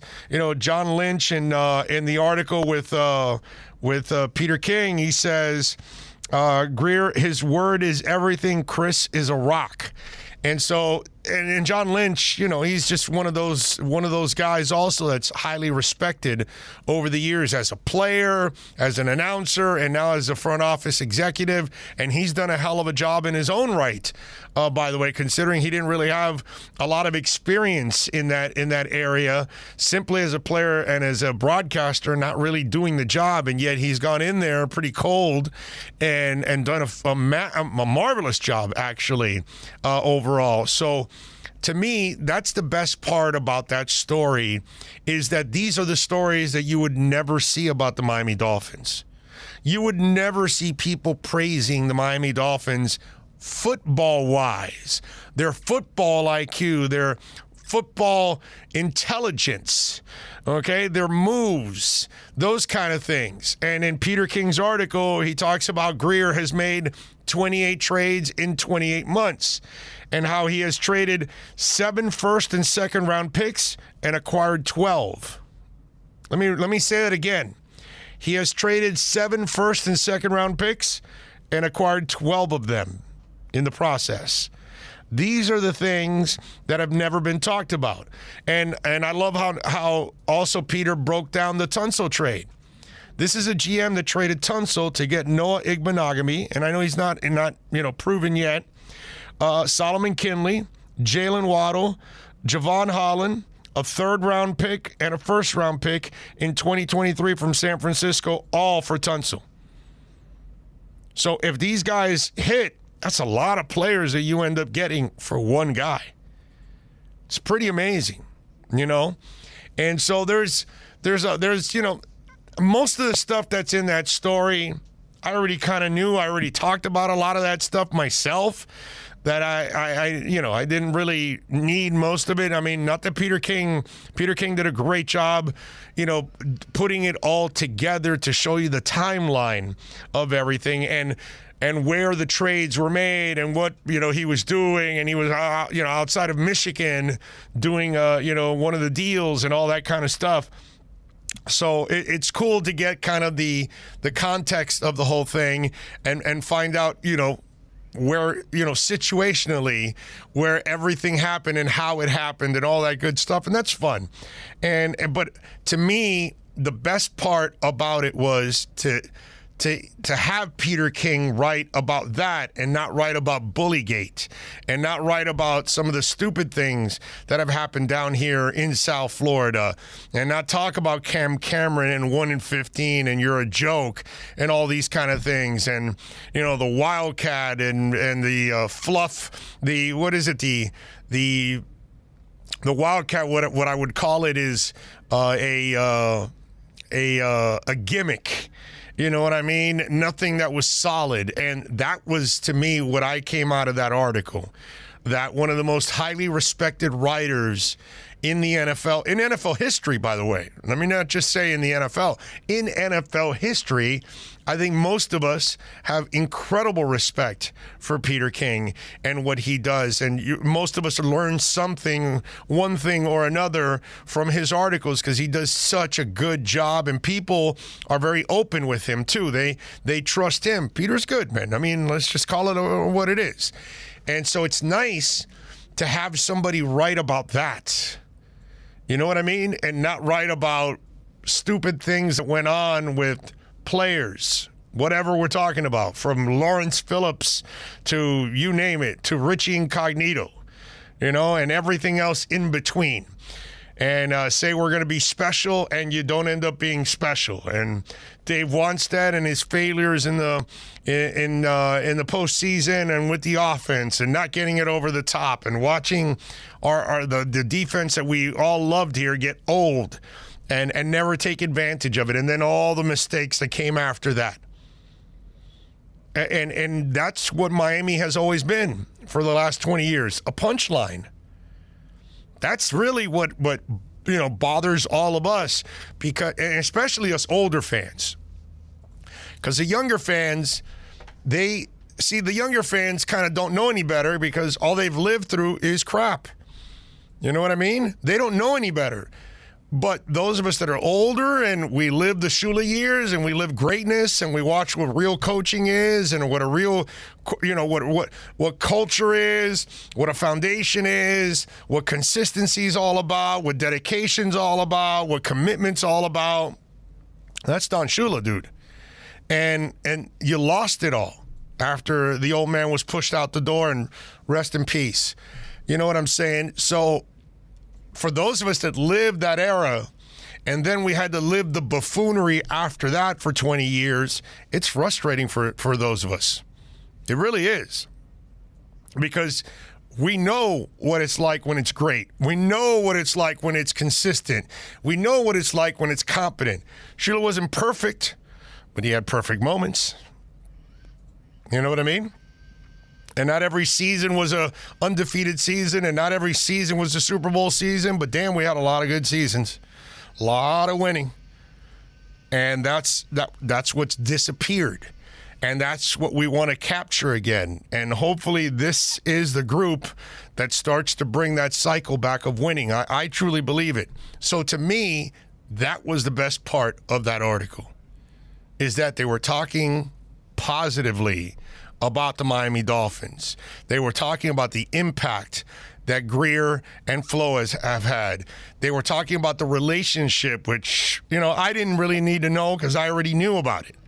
I know that these guys have known each other for many, many years. I know what Chris Greer is like. I can see it. It's obvious that he's a man of his word, that he's a good dude that understands football. He grew up with his dad, Bobby Greer. All of these kind of things. And he has surrounded himself. When I saw him hire McKenzie and Allen, I'm like, okay, this guy is out of control. This guy's going to build a monster down here. And that's why I said 2 years ago, people will know that this is one of the best front offices in the NFL. And it's going to happen. I guarantee you that. So it's nice to see it. You know what I mean? And that, to me, is where I swelled with pride reading Peter King's article. That, to me, was the cool part of being a Miami Dolphin fan. And finally, watching people praise the Dolphins. How many people praise the Dolphins draft? Now, I don't know if that's a bad thing. When there's too many people agreeing on one side about anything in life, it's kind of weird, you know what I mean? But you know what I'm saying. It's nice. It really is nice to see people look at the Dolphin organization differently than it's been viewed in the past. And to me, that's practically half the battle, ladies and gentlemen. I got to be honest with you. That's something that they haven't had here in a long, long time.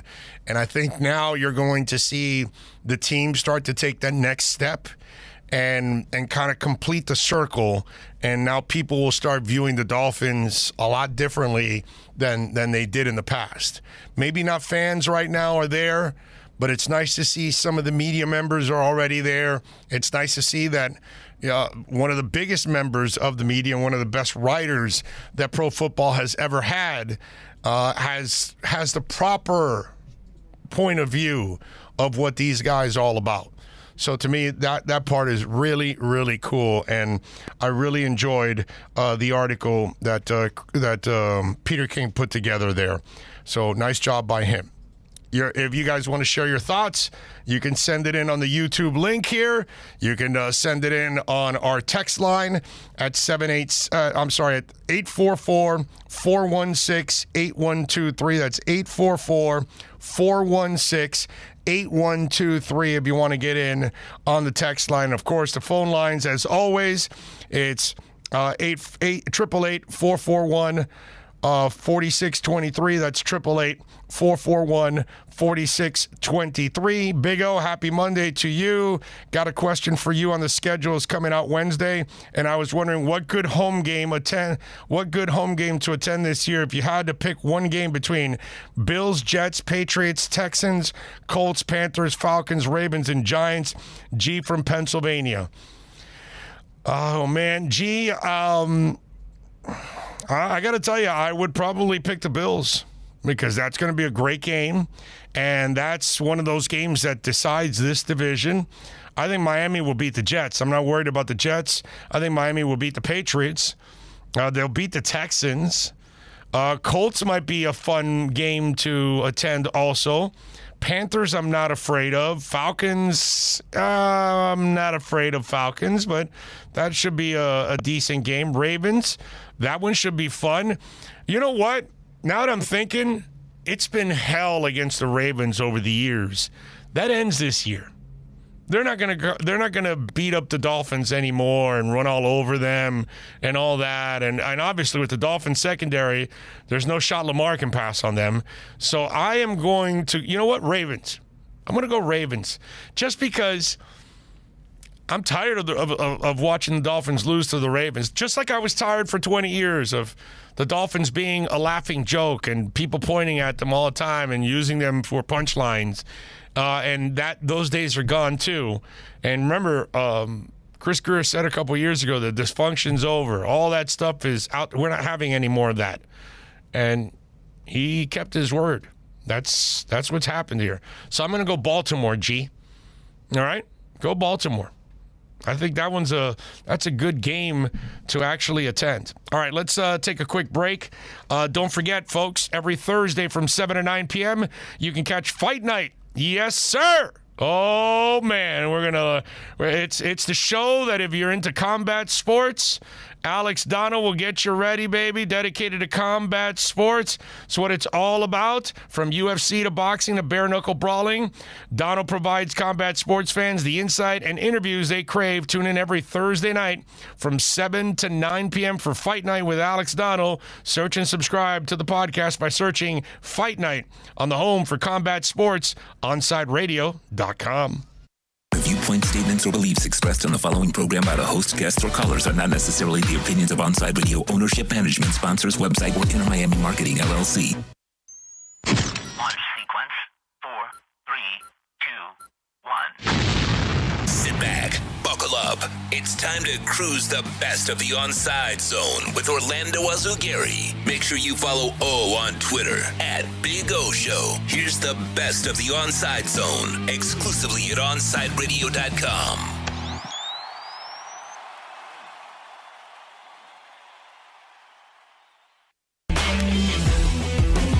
Ah, yes. Welcome aboard. It's a beautiful thing. You know, my doc has been right. Have you noticed that? Because the voice is much better when I'm doing the shorter shows than doing 3 hours every day. Because, Alex, you've been on for a couple weeks now with me. You notice that when I was doing 3 hours a day, by the end of the week, my voice was running out of gas. Yeah, you couldn't make it to the end of the week. Yeah, right. And so, you know... There's a reason why those dudes go to like medicine school for a long time, and they kind of study a lot and barely ever sleep and all that kind of stuff. You know, that's why they know what they know, and I don't know anything. You know, so it's a beautiful thing. Thank you, sir, and appreciate all of you, of course, for tuning in and keeping it locked here on the program. Good afternoon. After a rough night, and I didn't stay as late as the guys because I had to wake up early to go take out some blood. I took out some blood. You know, I didn't realize that when you were going to have an operation, it's not like I have operations, thank the Lord, often. And I didn't realize all the crap you got to go through, bro. I got to get a chest x-ray still. I got to get a COVID test also. So I got to go walk in somewhere to a CVS and go get a COVID test. But you have to take a physical. You got to get your blood work. You got to get, what else? Did I do something else? I mean, it's just amazing all the things you got to do just before you get into, the operating room, which is, by the way, not a big deal. It's, outpatient stuff. So it's not like they're cutting me up or anything like that. So they'll be able to take that thing out and then move on, and I can recover. And I don't know how long it'll take for recovery, but probably about a week. So RC in the 305. I'm feeling great, man. I appreciate all of you out there. I love you all for caring. The good thing is I feel great. I mean, I am kind of tired right now, but that's just the life I lead right now. That's why I'm kind of tired. But Physically, I feel great. I don't feel bad or anything. My throat isn't, it doesn't feel bad or anything. There's no discomfort. It just ends up running out of gas if I end up talking for too much, obviously, because I then end up wearing it out. You know what I'm saying? So, we will fix that next Thursday, and we will move on, have a couple days rest. I don't know how long I got to rest. I might be off the air for 3, 4, 5, 6 days. I'm not exactly sure, but I could be off for a whole week from a Thursday, maybe even all of the following week, because obviously I won't be here Thursday next week or Friday. And then I don't know how many days next week I'm going to be off. And who knows, I probably will have to start it slowly. You know what I'm saying? So there you go. Oh, is sporting the Les Nessman shirt. Yep. Just give me the turkeys, baby. I'll heave them out of the plane. That's all.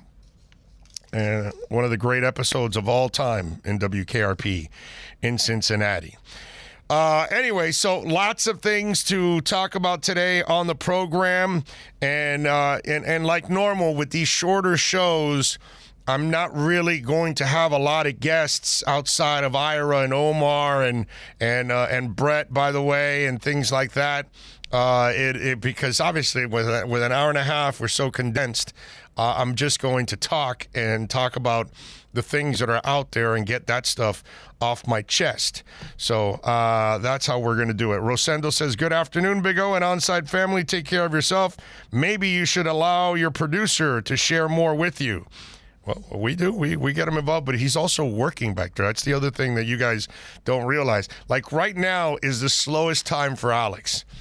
But once we go to a commercial break, then it starts where he's podcasting stuff and posting stuff on Twitter, and you guys don't realize it, you know what I mean? So he's doing all kinds of things back there too at the same time, and running YouTube and everything else. So he's got a lot of things. So it's not anything, by choice or anything. We do get him involved, obviously. I get all my producers involved. I've never been although, you know that when I was in traditional radio, do you know that the program directors would come to me all the time and say, your producer needs to produce, don't have him on the air? Did you know that? No, I didn't know. I thought it was always kind of like the producer chimes in and gives his or her 2 cents. You have a lot of program directors that don't want the producer talking on the mic. No. They're here to listen to you, not your producer. And it's I hated that. You know what I mean? Because, again, it's kind of what it's one of the themes of this damn station, right? We got a bunch of young people that are working throughout the station. Why? Because we got to develop the future, dude. You got to find people that there's other people out there that can do it that are young. They just need an opportunity to kind of grow into it and learn the business and learn how to do radio and all those kind of things. And so how does somebody get on the air? Well, a lot of times they go from intern to producer to reporter to update person to talk show host. That's kind of usually the ladder that you climb, and that's kind of what I'd like here to do. I'd like to get the people that are going to be on the air, and Alex is on the air. He's on the air every Saturday doing, Deep Into the Count. And by the way, he was thrown into the fire last week because his co-host got stuck and he was rocking it by himself, which is not something he's used to. But how the hell is he going to learn if he doesn't get the opportunity? That's what I love about people. It's well, we want to hire. Yes. Do you have experience? No. Well, then how the hell are they supposed to get experience if you never give somebody a chance? That kind of stuff. So producers start by getting on the air and talking and getting comfortable. And then they do updates, and then you get them as reporters, and then you use them as fill-in guys for hosting and co-hosting, and then you get them as a full-time host. But that's kind of the progression of it. And so that's just, part of the process. It will be here at least. That's for sure. And Rosendo says, just a suggestion to help your voice. No, I know exactly where you're going, Rosendo. So, but it's not one of those things you force. You know what I mean? You can't force to get your producer on. It's got to kind of be part of the flow. You know what I'm saying? Alex says, hope all is well. Do you think the Dolphins schedule IMO? I'm very disappointed the 49ers get 5 primetime games and all the home games, but the Dolphins only get 1 home game. Well, listen, the 49ers are a team that's on the brink. and they've been that team. Miami is not. And we can start the show by talking a little bit about the NFL schedule. What I will not do, and those of you that have followed this show for a while, I don't play the schedule game, okay? I don't do that. I don't tell you which one's going to be a win and which one's going to be a loss because I don't know how good a team is going to be or bad, and you can't predict that. I'm going to judge by the Dolphins what I think they're going to be this year. Okay, and what I think they're going to be this year is an 11-win team. That's what I'm picking. I'm picking 11-6 is what I'm picking. Okay? I think they'll end up being in the playoffs. That's what I'm picking. Okay? Maybe it takes 10, maybe it takes 12, maybe it takes 11. I don't know, but I'm going to give you a number around 11, but I am convinced that this team will be in the playoffs.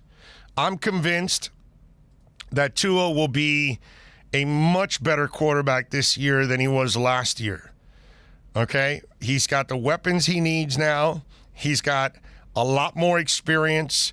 You know, I was listening to Kai yesterday. I think it was yesterday when he was talking to her about, or maybe the day before, comparing the off seasons and saying, well, we can't say Tua struggled and Herbert had success and they both had the same off seasons, which they did not have. Nobody had the off season that Tua had. Okay, nobody's coming back from major hip surgery where all you're doing is rehabbing mostly in the off season. Herbert got to throw the football around. He got to play football and prepare a little bit. Not exactly the way you would want. And then obviously had way superior weapons to what Miami has. Now the kid has got his weapons. Okay? Will Fuller is a proven receiver. You got a proven tight end in Mike Gesicki. You got proven a wide receiver in Devontae Parker. And then you sprinkle in a youngster in Jalen Waddle playing off of those guys. He should have a field day. You know what I mean? So but then again, I've been more positive about the Dolphins than most people starting from the first moment. When they tore it all the way down, I said, this is the way you build a team. And I told everybody, well, listen, I wanted Chris Greer hired because I knew he was a good football guy, and that's what's coming. And I keep telling people that, hey, you're going to see that Miami is going to have one of the best front offices in the NFL. And it's already looking like that. So I've been way ahead on the curve on this with what's gone on with the Dolphins, and I'll try to stay way ahead on this. And I'm going to tell you, because I heard Omar this morning. I think he predicted the Dolphins 8-9. I think he's crazy. I think the Dolphins are going to win double digits. I think they win at least 11 games, and I think they get into the playoffs. I don't think people realize the potential that this team has now. They won 10 games last year. How can they not win more when they're better right now? You know, they made several improvements overall. They added a really good draft now to this team. They added some free agents. I like the way this team has been built. I like the plan behind it. I like the experience they added in a couple of linemen, along with the young linemen that they have and the new guy that they drafted, who I think is going to be phenomenal out of Notre Dame. So for me, I have much more hope that the Dolphins will turn into a hell of a team. But to answer your question, Alex, to kind of, go long-winded on this, they have to go prove it to people. Okay? It can't be just some crazy host that thinks, the Dolphins are going to be a hell of a team, so now we should put them on prime time. It's kind of like you got to already become that team, and then we'll put you on prime time. So it's obvious. And so since the Dolphins are still trying to kind of break through, then this year when they break through, you'll see next year they'll be awarded with several of the primetime games. Now, Alex, you are correct, right? You have the Thursday game against Baltimore on November 11th at 8:20. You also have the New Orleans game in New Orleans, okay? And I understand the home one is Baltimore. The away one is against New Orleans. But you also have on Week 15 against the Jets. It is to be determined. So maybe something happens there and they get awarded a primetime game at home. You never know. So there is a chance for one more, possibly, that they could get, down the line. But listen, in the end, that shouldn't be what gets you off as a Dolphins fan. What gets you off as a Dolphins fan is watching Jalen Phillips turn into a player, watching Jalen Waddle absolutely burn people, Javon Holland kick ass, Eichenberg become a starter. All of these things. Hunter, help you out at tight end, that you have 2 tight ends now attacking defenses. All this is what should inspire you as a Dolphins fan. That watching Solomon Kinley and Robert Hunt improve.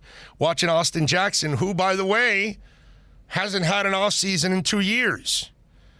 2 years ago, he's giving away bone marrow. Last year, it was the pandemic. This is the first time Austin Jackson has an offseason. And now he has a year of experience in the NFL under his belt. I expect him to take that next step also. I expect Myles Gaskin to be better because of all the people in front of him. And the receivers and the tight ends and the quarterback.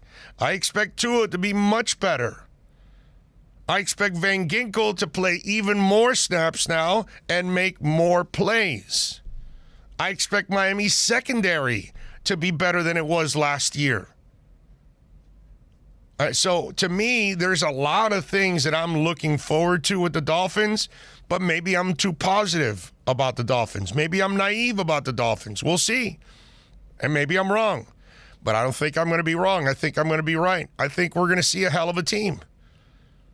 I think we're going to see a team that people are going to be scared of playing in the playoffs because they're going to go, that's a really good and young team. They are dangerous. And by the way, you got a coach that can get the max out of players. You got a coach that can develop players. Okay, that's the other thing. So I have, and to me, the offensive situation is not as dire as people make it out to be. The players are there. These coaches know a lot of these players. You added a Charlie Fry to help out Tua. There's a lot of things to me that have been done right this offseason that I think the Dolphins are ready to take another step forward, like they have so far 2 years in a row. So there's no reason for me to think that they're not going to be better this year. Okay? But that's just me. That's the way I'm looking at it. So I'm not worried about how many primetime games they give the Dolphins. What I worry about is watching the Dolphins get to the prime time, the real prime time, the playoffs. And then when you do that, that's when you ultimately sell your team to everybody else out there and you tell them, we're for real. So don't worry about the schedules and don't worry about any of that other stuff. All right, we'll get into more Dolphins talk on the other side. Hey, it's Thursday. Every Thursday from 7 to 9, catch Fight Night with Alex Dono and James Walker. It's the show dedicated to combat sports. From UFC to boxing to bare-knuckle brawling, Alex and James provide combat sports fans the insight and interviews they crave. Tune in every Thursday night from 7 to 9 p.m. for Fight Night with Alex Dono and James Walker. Search and subscribe to the podcast by searching Fight Night on the home for combat sports, OnsideRadio.com. We'll return with more of the Onside Zone with Orlando Alzugari after you get an opportunity to connect with our incredible sponsors. Follow South Florida's true hometown sports station on social media at Onside Radio or go to the website at OnsideRadio.com. Onside Radio, the only choice for the South Florida sports fan. Now that it's springtime, it's only getting hotter here in South Florida. Make sure your AC in your home or business is running smoothly by investing in a preventative maintenance plan from M&S Air Conditioning. And M&S is a Mitsubishi Diamond Elite contractor. When you purchase a new Mitsubishi electric mini split system, you'll get a 12-year warranty. Or install a high-efficiency polarized air filter in your AC unit that captures and destroys biological contaminants to improve air quality. M&S Air Conditioning have been providing prompt, honest, and reliable service for over 30 years. Schedule service or call to get more info on our preventative maintenance plans. Call 954-421-3680 or visit ac-florida.com. Onside Radio continues to grow to make your life easier. You can now find your favorite sports station by downloading the Radio FM app and listen to your favorite OnsideRadio.com host or catch a great Inter-Miami CF match. Go to your app store, download Radio FM, and search Onside Radio, the home for the South Florida sports fan. Sports fans love a place with great food, cold drinks, and TVs everywhere. That's why sports fans love Sports Grill and their 7 amazing locations. Check out the Miami Lakes location at 15462 Northwest 77th Court, located in the Ryan Oaks Plaza. Sports Grill is also now offering some great employment opportunities. All kinds of positions are now available from kitchen to hosting. Call for more information at 305-485-8845. From wraps to salads to amazingly delicious specialty dishes, Sports Grill is the home to the legendary special grilled wings. Since 1987, Sports Grill, good food, good drink, and good friends. Hey, it's Toast. Last year when I had PGT custom windows and doors installed in my house by B&T Windows and Doors, I knew about the hurricane protection. What I didn't know? The silence. Oh my goodness, my house is so quiet now. One of those cars goes tearing down the street with the crazy loud muffler. Yeah, I don't hear it anymore. It's unbelievable. I didn't realize how noisy my house was beforehand. You've got to get PGT custom windows and doors installed in your pad today. Call B&T Windows and Doors, 954-233-0126. That's 954-233-0126.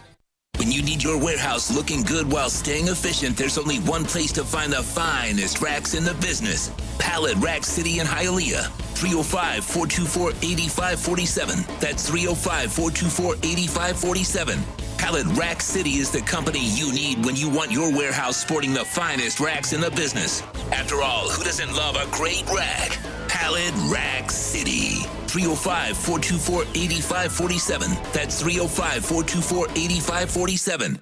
Welcome back to the best of the Onside Zone with Orlando Azugari. Subscribe, rate, and review the podcast. Follow Big O on Twitter at Big O Show.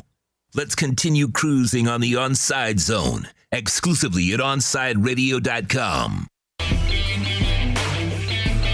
Ah, yes, Mel Kiper. I love it, man. Its praise is coming all over the place. People are realizing what's coming. You know what I mean?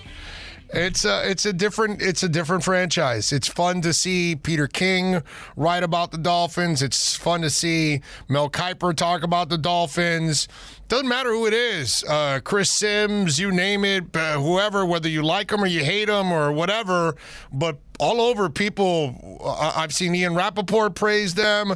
I've seen, you name it. It doesn't matter. I've Schefter. I've seen many people praising what the Dolphins are doing, and it's changed. And I think it's changed because they see that the culture is different, the coach is different, the front office knows what the hell they're doing, at this point. And that's where, I love having Omar on. I love having Omar part of our station. We don't have to agree on everything. It's cool if we disagree on it. He may call it tanking. It doesn't even come close to the definition of tanking in my eyes. It's just they went and built with young people. You're not sabotaging yourself like he put. You know what I mean? You got to start somewhere with a foundation. Oh, how about this? When we put Onside Radio together, I could have just called all the people that have been in radio and then not give Austin Robillard a chance and not give Kai Chen Chisholm a chance. You know what I'm saying? People that have not had airtime, all right? Alex Aguirre. He's not going to get a shot at 790 or 560 ever. Christian Chase, not going to put him on. Why? Because they're young and inexperienced. Is that Austin's fault? No. Is that Alex's fault? No. You know whose fault it is? It's mine if I don't give them an opportunity to find out if they can do it or not. And that's kind of what the Dolphins did. All right, we know what the older guys did. The team sucked. All right, let's wash it away. Let's start with new because we want to build with young people. So they are the foundation. Is it harder? Of course it's harder because they don't have the experience. But how the hell do you get experience if you don't get an opportunity? I was just talking with James Walker and Alex Dono about that before I got on the air. That's one of the things that old radio stopped doing, because that's how I came up. I was replacing Joe Zagacki or Jim Mandich or Kim Bocamper on 610 Sports Talk. Remember Sports Talk 610 at 6 o'clock? Remember that show? That's where I got some of my first opportunities. I was replacing Ed Kaplan. I would replace Hank Goldberg. I would replace Joe Rose and Goldie and the first team when they were out. That kind of stuff. That's what you did.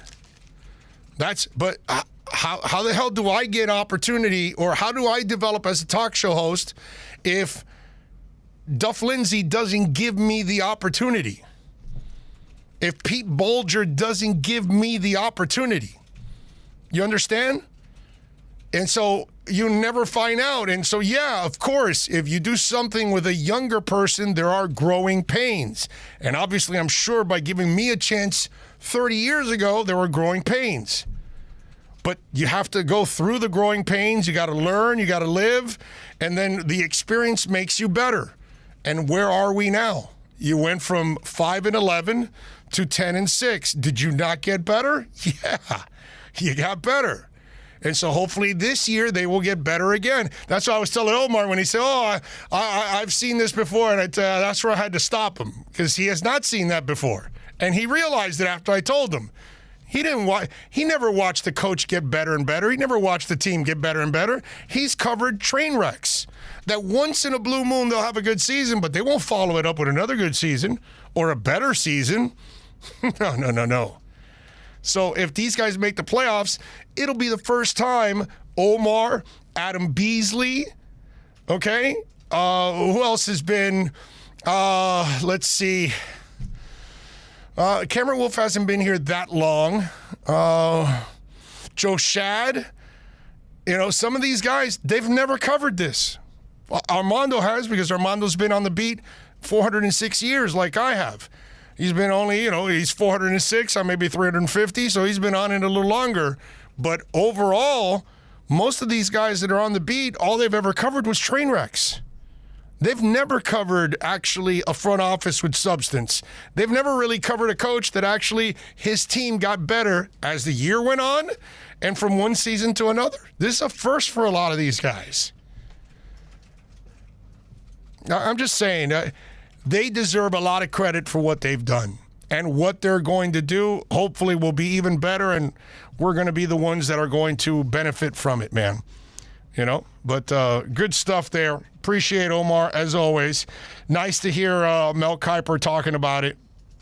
It's a different ball game, man. It really is. All right, 888-441-4623. That's 888-441-4623. R.C. Dunn says, Omar's a Debbie Downer, but he's right on one thing. We need to see consistency, no excuse for a step back. I agree.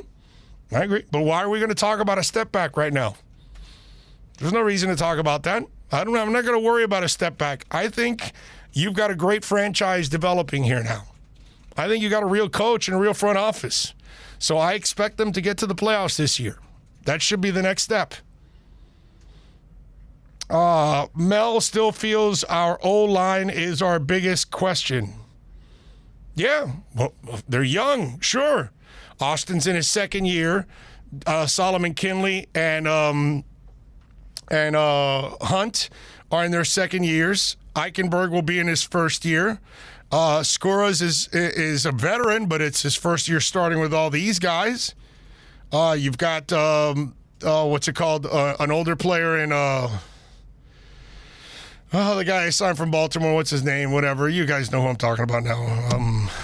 The Alabama guy. Whatever.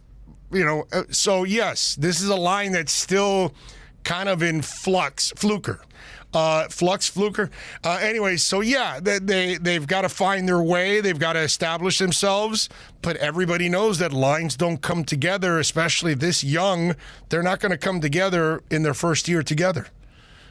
So there's a lot to overcome. Hey, look, Austin Jackson. Okay. Austin Jackson. I got Skura. It was Fluker that I was thinking of. But thank you. But Austin Jackson, remember this with Austin Jackson. Austin Jackson had to give bone marrow to his sister. So he was in a hospital and recovering and all that stuff, and then started the season at USC. Didn't miss a beat, didn't miss a game, didn't miss a snap. Okay? Then he came to this season with the pandemic in place. So he didn't really have a real off season. This is the first time Austin Jackson will get to actually work out. Okay? In 2 off seasons, he either was giving his sister a bone marrow, which of course obviously took something out of him, and yet he still toughed it out. And then the first year in the NFL, he has a pandemic and he can't really practice with his teammates the way normally you can. This is the first off season that he'll have that in 3 years. And then Tua was rehabbing all of last off season. He wasn't playing football. He was rehabbing. This year, he's playing football. He's strengthening the core of his body. You're going to see a different player this year, like I've been telling you for months now. People don't take any of that into account. They just, whatever. They overlook all of that like it's nothing. These things have to take place. Let's relax. And again, I'll still say this to every Dolphin fan out there. Make sure you appreciate you're spoiled as hell right now with these guys. Because to tear it down to the bone, and in your 3rd year, we're all sitting here expecting the playoffs, that's a fast rebuild, ladies and gentlemen. That's an incredibly fast rebuild. Okay? I'm just saying. Appreciate what's going on with the Dolphins. Because we've been dealt with, several bad hands for 20 years. This time, it's looking beautiful. All right, let's take a quick break. Don't forget, folks, Inter Miami CF fans, you can join us every road game as we broadcast live from Dangerous Minds Brewing Company, 1901 North Federal Highway in Pompano. Join me and Alex Dono and you can enjoy the delicious food and incredible house drafts and giveaways. Inter Miami CF fans, your new home for every road game is Dangerous Minds Brewing Company in Pompano. Follow them on Twitter at Dangerous Minds B and on Instagram at Dangerous Minds Brewing. This is the best of the Onside Zone with Orlando Alzugari. Subscribe, rate, and review the podcast. We'll continue with more of the Onside Zone after this break on the home for South Florida sports fans around the world, OnsideRadio.com. Hey, it's Big O.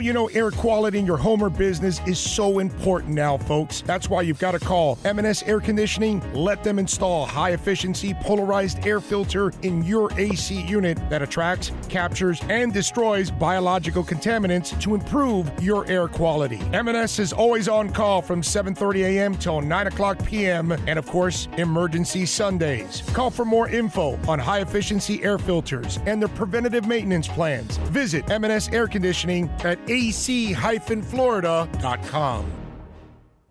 When you're looking for curtains and blinds to create a space of your own, look no further than Bandalux. Bandalux can tailor your space to your needs. Create the atmosphere and ambiance you desire. We invite you to discover it at Bandalux.com. Explore our new solar control systems, range of sustainable fabrics, and energy-efficient solutions that can improve your well-being and quality of life. Witness Bandalux Beauty. Go to Bandalux.com or follow them on Instagram at Bandalux_official. For a personal experience, A Shade Above Window Fashions in Davie and Sunrise is an official Bandalux partner. Sports fans love a place with great food, cold drinks, and TVs everywhere. That's why sports fans love Sports Grill and their 7 amazing locations. Check out the Bird Road location at 11481 Southwest 40th Street in the back corner of the West Bird Shopping Center. Sports Grill is also now offering some great employment opportunities. All kinds of positions are now available from kitchen to hosting. Call for more information at 305-485-8845.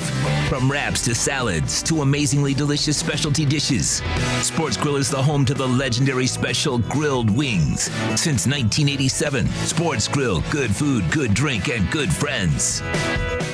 When protecting your family is your priority, there's nothing more important than the roof above the people you love. At Onside Radio, we recommend Chase Roofing and Contracting. At chaseroofing.com, they care about the customer. Chase Roofing provides reliable roof installation and repair without the destruction to our environment. Chase Roofing is powered by Tamara, who is owner and operated for 18 years. Chaseroofing.com is Google top rated and a AAA standing with the Better Business Bureau. Open 24/7. Call them today. Trust chaseroofing.com to fortify and protect what's most important to you, your family. Inter Miami CF fans, join us at our new home this season for all away games as we broadcast live at Dangerous Minds Brewing Company, 1901 North Federal Highway in Pompano Beach. Join Big O and Alex Dono for the live pregame, halftime, and postgame shows while we watch the games. Enjoy meticulously brewed beer on site, delicious artisanal pizzas, live music, and giveaways. So, the new home for all Inter Miami road games is at Dangerous Minds Brewing Company at the Pompano City Mall, where they'll feature all the Inter Miami games. Follow them on Twitter at Dangerous Minds B and Facebook and Instagram at Dangerous Minds Brewing, and visit them at dangerousmindsbrewing.com. When you're looking to add that extra style and protection for your home or business, visit a Shade Above Window Fashions in Davie or Sunrise, where plantation shutters are a major part of our business, and they look great in any home. We have them in white, stained colors, and wood tones. We can even motorize your shutters like the one in the OnSideRadio.com studio. A Shade Above Window Fashions, 954-434-4774. That's 954-434-4774. Love the space you live in. A Shade Above Window Fashions. The Onside Zone with Orlando Alzugari continues on your home for South Florida sports, OnSideRadio.com. Follow Onside Radio on all social media platforms at Onside Radio. Let's get back to the show where you always get the brutal honesty about South Florida teams, the Onside Zone. So we have a roundtable question that we pose every day with our audience here, with our hosts. And today's roundtable question that we pose to everybody is, with the 2021 Miami Dolphins schedule out, what games are you looking forward to the most and why? Well, I got to tell you something. The game I'm looking forward to the most is Week 17, January 2nd, 1 p.m. at Tennessee. You know why I'm looking forward to that? Because I know the Dolphins aren't going to get all run over by Derrick Henry. And I know that the Dolphins in that game are going to force the quarterback to beat them. And I know that in that game, just like in the playoffs, the quarterback will not be able to beat you, because he never is able to beat you unless everything scripted goes the way it's supposed to go. And Miami has got a good enough secondary, right, that they'll be able to slow a lot of things down. And including a nice big safety by the name of Javon Holland will help out on A.J. Brown. Okay? And so if Miami in the front can take care of Henry, I don't fear 17 whatsoever. And I think number one on the Dolphin side is going to light that defense up like a Christmas tree, because that defense took a couple steps back last year. And again, from one year to another, we don't know how good or how bad anybody's going to be. But I love the fact that the Dolphins are going to be put in this position, because for those of you that are even suckered into what he's done the last couple of years, you'll get to see firsthand action what a real quarterback looks like and what the robot does when, things don't go well. Like in the last 2 years, that everything, while Derrick Henry's running for, hundreds of yards in a game, it's all right for him. You know what I'm saying?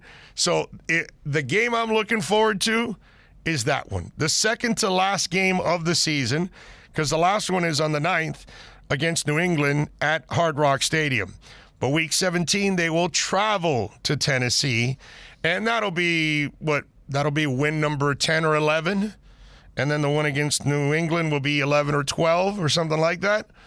But it'll be fun because you'll get to see the Dolphin past, and you'll see the difference why the Dolphin present provides you a much better chance to have success, not just in the playoffs, but win a Super Bowl, which is ultimately what we all want to see the Dolphins win, and they will be in line for something like that in the next couple of years. But this year, it's going to be fun watching them really blossom into being one of the marquee teams in the league, and by the end of this coming season, people will be believing in the Dolphins. And by the end of this coming season, in Week 17, that's when you, or those of you that bought into the fluff, will now realize what's going on now, that now you have a real quarterback, and this is the reason why the other guy isn't here anymore. That's what I'm looking forward to. We'll return with more of the Onside Zone with Orlando Alzugari after you get an opportunity to connect with our incredible sponsors. Follow South Florida's true hometown sports station on social media at Onside Radio or go to the website at onsideradio.com. If you're looking for a change from the everyday restaurant, then you need to get to Checkers Old Munchin German Restaurant in Pompano Beach. Brats, Wiener Schnitzel, homemade potato pancakes, pretzels with mustard, and lots of German beer. Take their famous Boot Tour Challenge, and there's now outdoor seating available in their new beer garden with live music. Follow them on Facebook and Instagram at Checkers Old Munchin Restaurant or call them for reservations or pickup at 954-785-7565. So get over to 2209 East Atlantic Boulevard in Pompano Beach to Zagat rated Checkers Old Munchin German Restaurant. Big O for M&S Air Conditioning. You know, air quality in your home and business is more important than ever. That's why you've got to call M&S Air Conditioning and let them install a high-efficiency polarized air filter in your AC unit. Folks, it attracts, captures, and destroys biological contaminants to improve your air quality. With stellar customer service, answering your call from 7:30 a.m. till 9 o'clock p.m. For more info on high-efficiency air filters and their preventative maintenance plans, visit M&S Air Conditioning at ac-florida.com. Now that it's springtime, it's only getting hotter here in South Florida. Make sure your AC in your home or business is running smoothly by investing in a preventative maintenance plan from M&S Air Conditioning. And M&S is a Mitsubishi Diamond Elite contractor. When you purchase a new Mitsubishi electric mini split system, you'll get a 12-year warranty. Or install a high-efficiency polarized air filter in your AC unit that captures and destroys biological contaminants to improve air quality. M&S Air Conditioning have been providing prompt, honest, and reliable service for over 30 years. Schedule service or call to get more info on our preventative maintenance plans. Call 954-421-3680 or visit ac-florida.com. Can I get a captain? Captain and what? Captain and ginger. I can't hear you. Captain and ginger. He was a captain and ginger. Captain and ginger. He was a captain and ginger. Captain Morgan, official partner of Major League Soccer. Inter Miami CF fans, join us at our new home this season for all away games as we broadcast live at Dangerous Minds Brewing Company, 1901 North Federal Highway in Pompano Beach. Join Big O and Alex Dono for the live pregame, halftime, and postgame shows while we watch the games. Enjoy meticulously brewed beer on site, delicious artisanal pizzas, live music, and giveaways. So, the new home for all Inter Miami road games is at Dangerous Minds Brewing Company at the Pompano City Mall, where they'll feature all the Inter Miami games. Follow them on Twitter at Dangerous Minds B and Facebook and Instagram at Dangerous Minds Brewing, and visit them at dangerousmindsbrewing.com. Let's raise a cup to the first among us who put themselves last, to the risk takers, the mask makers, the heroes on the front line and online, to the ones keeping shelves full and keeping us hopeful, to those who don't stop and those making all the stops, to the ones who pick up, suit up, and never let us down. From all of us at Dunkin' to all the heroes keeping everyone running, we thank you. If you're looking for a change from the everyday restaurant, then you need to get to Checkers Old Munchin German Restaurant in Pompano Beach. Brats, Wiener Schnitzel, homemade potato pancakes, pretzels with mustard, and lots of German beer. And with daily specials, there is something for everyone. If you're up for a challenge, you should take their famous Boot Tour. Finish 30 boots of different varieties of German beer, and you'll receive half price on their beer for life. And you'll get to take home your own boot and Checkers Old Munchin t-shirt. They also have outdoor seating available in their new beer garden with live music, as well as carry-out, curbside pickup, and delivery. So, for the finest German food and beer, get over to 2209 East Atlantic Boulevard in Pompano Beach. Follow them on Facebook and Instagram at Checkers Old Munchin Restaurant, or call them for reservations at 954-785-7565. That's 954-785-7565. We'll see you at Zagat rated Checkers Old Munchin German Restaurant in Pompano Beach. When protecting your family is your priority, there's nothing more important than the roof above the people you love. At Onside Radio, we recommend Chase Roofing and Contracting. At chaseroofing.com, they care about the customer. Chase Roofing provides reliable roof installation and repair without the destruction to our environment. Chase Roofing is powered by Tamara, who is owner and operated for 18 years. chaseroofing.com is Google top rated and a AAA standing with the Better Business Bureau. Open 24/7. Call them today. Trust chaseroofing.com to fortify and protect what's most important to you, your family. When you need your warehouse looking good while staying efficient, there's only one place to find the finest racks in the business. Pallet Rack City in Hialeah. 305-424-8547. That's 305-424-8547. Pallet Rack City is the company you need when you want your warehouse sporting the finest racks in the business. After all, who doesn't love a great rack? Pallet Rack City. 305-424-8547. That's 305-424-8547. Sports fans love a place with great food, cold drinks, and TVs everywhere. That's why sports fans love Sports Grill and their 7 amazing locations. Check out the Miami Lakes location at 15462 Northwest 77th Court, located in the Ryan Oaks Plaza. Sports Grill is also now offering some great employment opportunities. All kinds of positions are now available, from kitchen to hosting. Call for more information at 305-485-8845. From wraps to salads to amazingly delicious specialty dishes, Sports Grill is the home to the legendary special grilled wings. Since 1987, Sports Grill, good food, good drink, and good friends. Hey, what's up? It's Toast, and I've been telling you guys all about my buddies over at B&T Windows and Doors. And some of you said, hey, listen, Toast, I'd love to get PGT custom windows and doors installed, but funds are a little tight right now. No problem, bro. Y Green. You can finance it with B&T Windows and Doors through Y Green, so you can still get your PGT custom windows and doors installed. And yeah, you're not going to have to put anything down. It's awesome. That's the way I got mine installed. Call B&T Windows and Doors today. They'll tell you all about Y Green and how to finance your windows. 954-233-0126. That's 954-233-0126.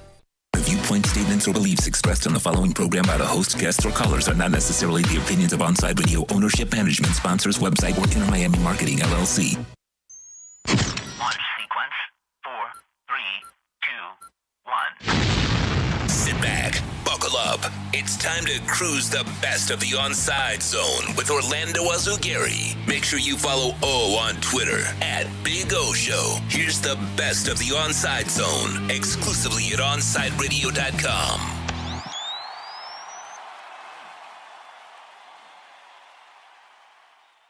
Promised you Alan Poupart will be joining us to talk a little Dolphins and draft after what I think was a terrific weekend, but my opinion doesn't count. Alan's does. He covers the Dolphins for SI, does an excellent job. You follow him on Twitter like I and many others do, at Poupart NFL. Alan, good afternoon, my friend. How are you doing, sir? I'm doing fine. You sound like you got a cold or something going on over there. No, it's called laryngitis. I've blown a vocal cord. So, yeah. So we're going to the doctor tomorrow. He's probably going to shut me down. That's probably what's going to end up happening. I kind of expect. But we'll see. We'll see if we continue to rock tomorrow or if there's some, or rest. Who knows? When you're spitting blood already, it's not a good thing. You know what I'm saying? So that's no. Yeah. Best of luck, partner. Yeah, exactly. But it is what it is. What are you going to do? All right. First of all, let's get into it. What are you? Listen, grades are stupid. We all know it. We really know that you measure a draft 3 years down the line. But, people always want us to give them a grade or our thoughts on the draft. Was it a good one or a bad one? Which you and I really won't know for 3 more years, and nobody else will. But, okay, let's go out on a limb. Your thoughts on the draft? Oh, A+++++. No, I'm kidding. No, I don't do grades, and trust me, I get that everybody loves grades. I actually like reading them, even though, like you said, they're meaningless for 3 years at least. Here's what I would tell you. I kind of did a story yesterday on the alldolphins.com, just looking at the pros and cons of every pick, as opposed to like flat out saying good pick, bad pick. And there's things to like and things not to like about each pick. And you start with Jalen Waddle. And what's to like, obviously, is the speed and the big playability that he gives you that the Dolphins did not have last year. And the flip side is, while he's not Devontae Smith small, he's not big either. He's like, I mean, his measurables were like 5'10 and a half, 180. And I did the research, and since 2000, there were, if my memory serves me, 28 wide receivers picked in the top 10. 5 of them came in at under 200 pounds. And the names are Travis Taylor, Peter Warwick, Ted Ginn Jr., John Ross, and Taven Austin. Now, I ask you, did any of those have a great NFL career? Yeah, they're all in the Hall of Fame. I just saw them in Canton. Yeah, exactly. Yeah. No, on the contrary, guess how many Pro Bowls those 5 have combined for? I think it's 0. Yeah, 0. Yes. Not one. And ironically, the one who has had the best NFL career was Ted Ginn Jr. Yes. Who a lot of Dolphins fans would tell you they hated that pick. Well, so again, this is not to say that Jalen Waddle is going to be like one of those guys. It's just to say that the recent history is not there for a 5'11", 180-pound guy or 5'10", 180-pound guy to be drafted that early. But on the flip side, to be fair, there are receivers that are effective at that size that were drafted after the first round, correct? Absolutely, no question about it. And I see the comparison to Tyreek Hill quite a bit. The only difference is they're different body types. Tyreek Hill is more compact. He's a little bit shorter, he's a little bit thicker.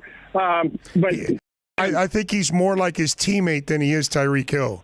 I think he's way more like Will Fuller V, much closer to Will Fuller V than Tyreek Hill is like a really fast fire hydrant. These guys aren't built like fire hydrants.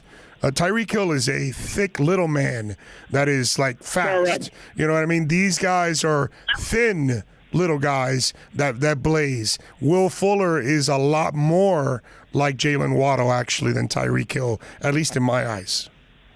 No, I absolutely agree. And this is the one little concern I would have with the pick. Again, the durability factor, but there's no question about what he can bring to that offense. No question about it. Love the Jalen Phillips pick, big time.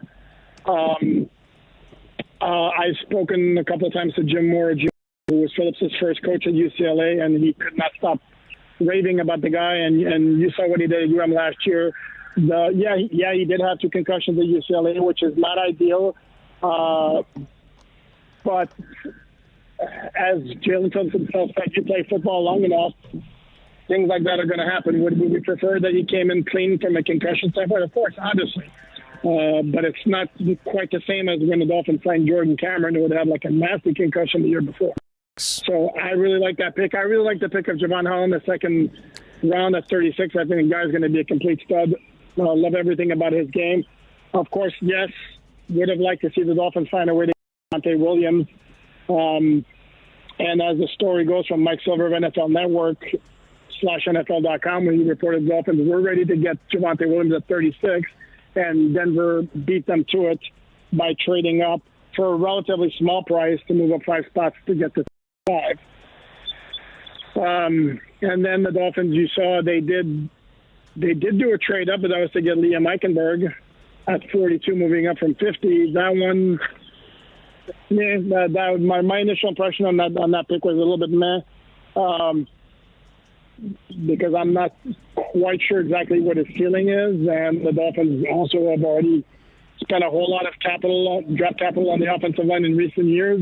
If they're going to take Penei Sewell at 6, to me that's different than taking, let's say, like an Eichenberg in the second round, and then Hunter Long in the third round.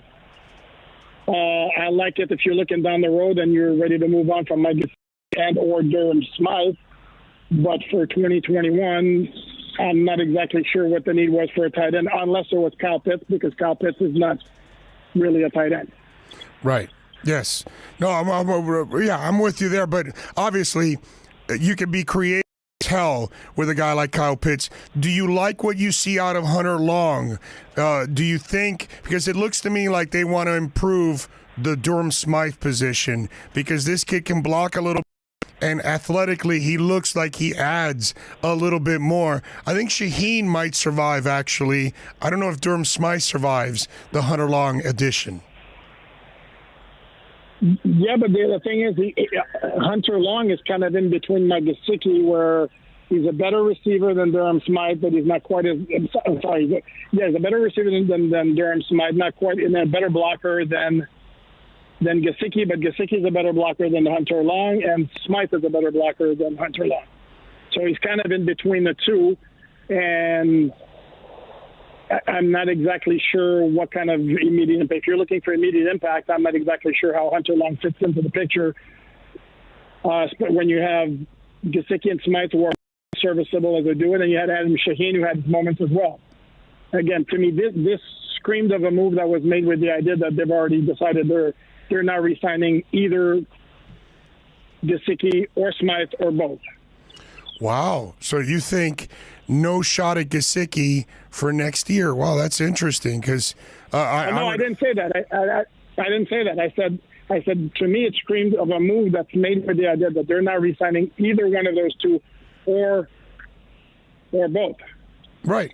So you think they're gone? Is basically they're done after this year. I think there's a possibility that one or both are done after this year. Absolutely. Otherwise, then I'm not sure I get the Hunter Long pick. Well, I think it's because you want to maybe have a two tight end attack and make things a little bit easier for Tua, since he's a quick twitch guy and he likes to get rid of the ball quickly. You work the field with two blazers on each end or in the slot, and you got the two tight ends. You've got a little bit more flexibility in the middle of the field, I would imagine, since you've got guys that can take the top off and take that deep safety with them. Then all of a sudden you've got those two tight ends creating havoc in the middle of the field. That's kind of what I'm feeling. Except wouldn't it make more sense to go three wide pretty much all the time with Fuller, Parker, and Waddle, and then one tight end? And if you're going to go two tight end, is Hunter Long as a rookie going to be that much of an upgrade over Adam Shaheen? I don't know.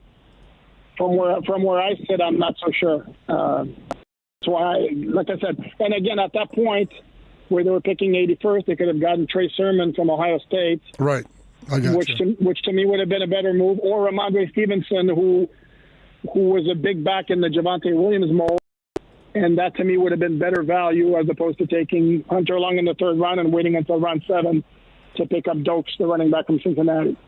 Yeah, I mean, I like that. All right, so let me ask you, when we go to the Notre Dame kid, Liam, the right tackle, are you expecting him to become the guy?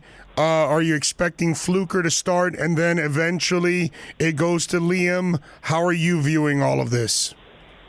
You know what? That's a great question because they have all sorts of possibilities. You know, the Dolphins are all about position flexibility. Yeah. And I mean, holy smokes, they have it now because DJ Fluker can line up at right tackle or guard. Jesse Davis can line up a whole bunch of positions. Solomon Kinley could switch over from right guard to left guard. Robert Hunt could line up at right tackle, or they could slide him inside to right guard. Eichenberg can move over to right tackle. He can slide inside to guard. Wow. So tough to predict right now. I think a logical scenario based on the fact Kinley played left guard is last year at Georgia and looked pretty good last year before he started having the foot issues. I think if you're asking me to guess right now, to me, I think you might look at Kinley at left guard, sliding Robert Hunt inside to right guard and give him a veteran presence with Fluker at right tackle. Because remember, now that's Tua's blind side. You want to go with Eichenberg as a rookie who was coming off playing 3 years at left tackle at Notre Dame. Do you want that guy as a rookie protecting Tua's blind side? I'm not sure. That's the route to go. Right. That's why I think Fluker starts until Liam is ready. Then Liam steps in. Jesse is your swing tackle. Kinley and Hunt are your guards. Jackson, obviously your left tackle, and obviously Skura is your center. So it looks like, I mean, when you start to think about it, next year in the draft, it's a little bit more of a simple draft. Probably looking for another pass rusher. You're looking for a center. You're looking for a running back. There aren't going to be a lot of, maybe a receiver. There aren't going to be a ton of needs next year. Of course, if they don't suffer a bunch of injuries and setbacks this year. they've kind of left themselves, at a point where in free agency in the draft, you kind of can resolve all the issues. Something that, when you tear it down in year one and you've got to replace everybody, it's kind of hard, Alan, to replace everybody. And you always have so many needs. And then we're all going, man, but you center above you didn't get the running back, and I think they kind of feel that running back position is a lot easier to fill, so they can kind of put it off a little bit, improve everything else around, so when you do add the running back, it's going to be nice and easy.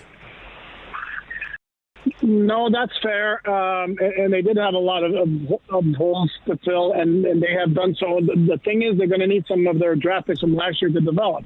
They're going to need Austin Jackson to take a step up, because as a rookie, he showed something, but it wasn't a great season by any means. It would certainly be nice if Noah Benagany developed and took forward, because it hasn't been talked about. It's been completely in the background, but they still have the Davian Howard situation that's kind of lurking.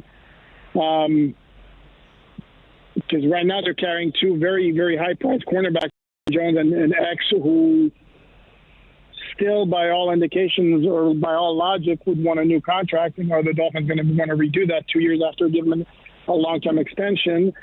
And as far as the running back situation is concerned, I get it. I was a proponent of not taking a running back in the first round because of positional value, but I also like the position addressed before the 7th round, because we can say the Dolphins made do last year because Myles Gaskin had a good year. Well, if you look at the advanced in terms of broken tackles and yards after contact, and the other figure was rushing attempts per broken tackles, well, the Dolphins are in the bottom 3 in the NFL in both categories. It's crazy. So let's not pretend that they have great running backs. They have complementary supporting players right now is what they have. Yeah, no, I actually love their backs as number 2s, number 3s, and number 4s, which Jeff Ireland would love that. But they are they clearly don't have the number 1 guy. Now, having said all that, a more athletic Tua, 2 quick receivers, 1 on the slot, 1 on the outside, experienced line should make Myles Gaskin and everybody else actually better. So these guys might even look better this year than they did last year, simply because everything around them should be better. Correct? Fair, but I don't think anybody would argue or could contend that this is a good or even average running back core. It doesn't need to be great if the passing game is clicking, because that's going to be the bread and butter of this Dolphin offense, and it's going to put the onus on Tua taking a big step from his rookie year, and it's going to put the onus on the offensive line providing him the protection he needs to take that step. It's crazy. Let me. I'm sorry, dude. What do you think about the 7th round picks? Did you find anything? Because when I looked at the film on both guys, I will say the Cincinnati kid is kind of intriguing. He had all the injuries, and when he did play, I will say this: his hands really stood out. Kid can catch the ball. Well, he's got toughness and physicality, which you like. Smaller guys like Gaskin and Ahmed. The thing is, again, you're talking about a 7th round pick. Anything you get out of a 7th round pick is a major bonus, and to count on either Dokes or Coleman to become contributors anytime soon, that's not necessarily realistic. Like Coleman's got some intriguing traits to work with. He's really long. He's got really unusually long arms for an offensive tackle, and he's got a basketball background. So obviously the kid's got some athletic ability, but again, there's a reason both guys lasted until the 7th round. So the idea of that to count on a whole lot from either one of them, I don't think that's the way to go. Follow him on Twitter. He's a great follow at Poupart and catch his work there at Sports Illustrated. Alan, as always, thank you for taking some time, man. We really appreciate it. Insight, as always, man. Thank you. This is the best of the Onside Zone with Orlando Alzugari. Subscribe, read, and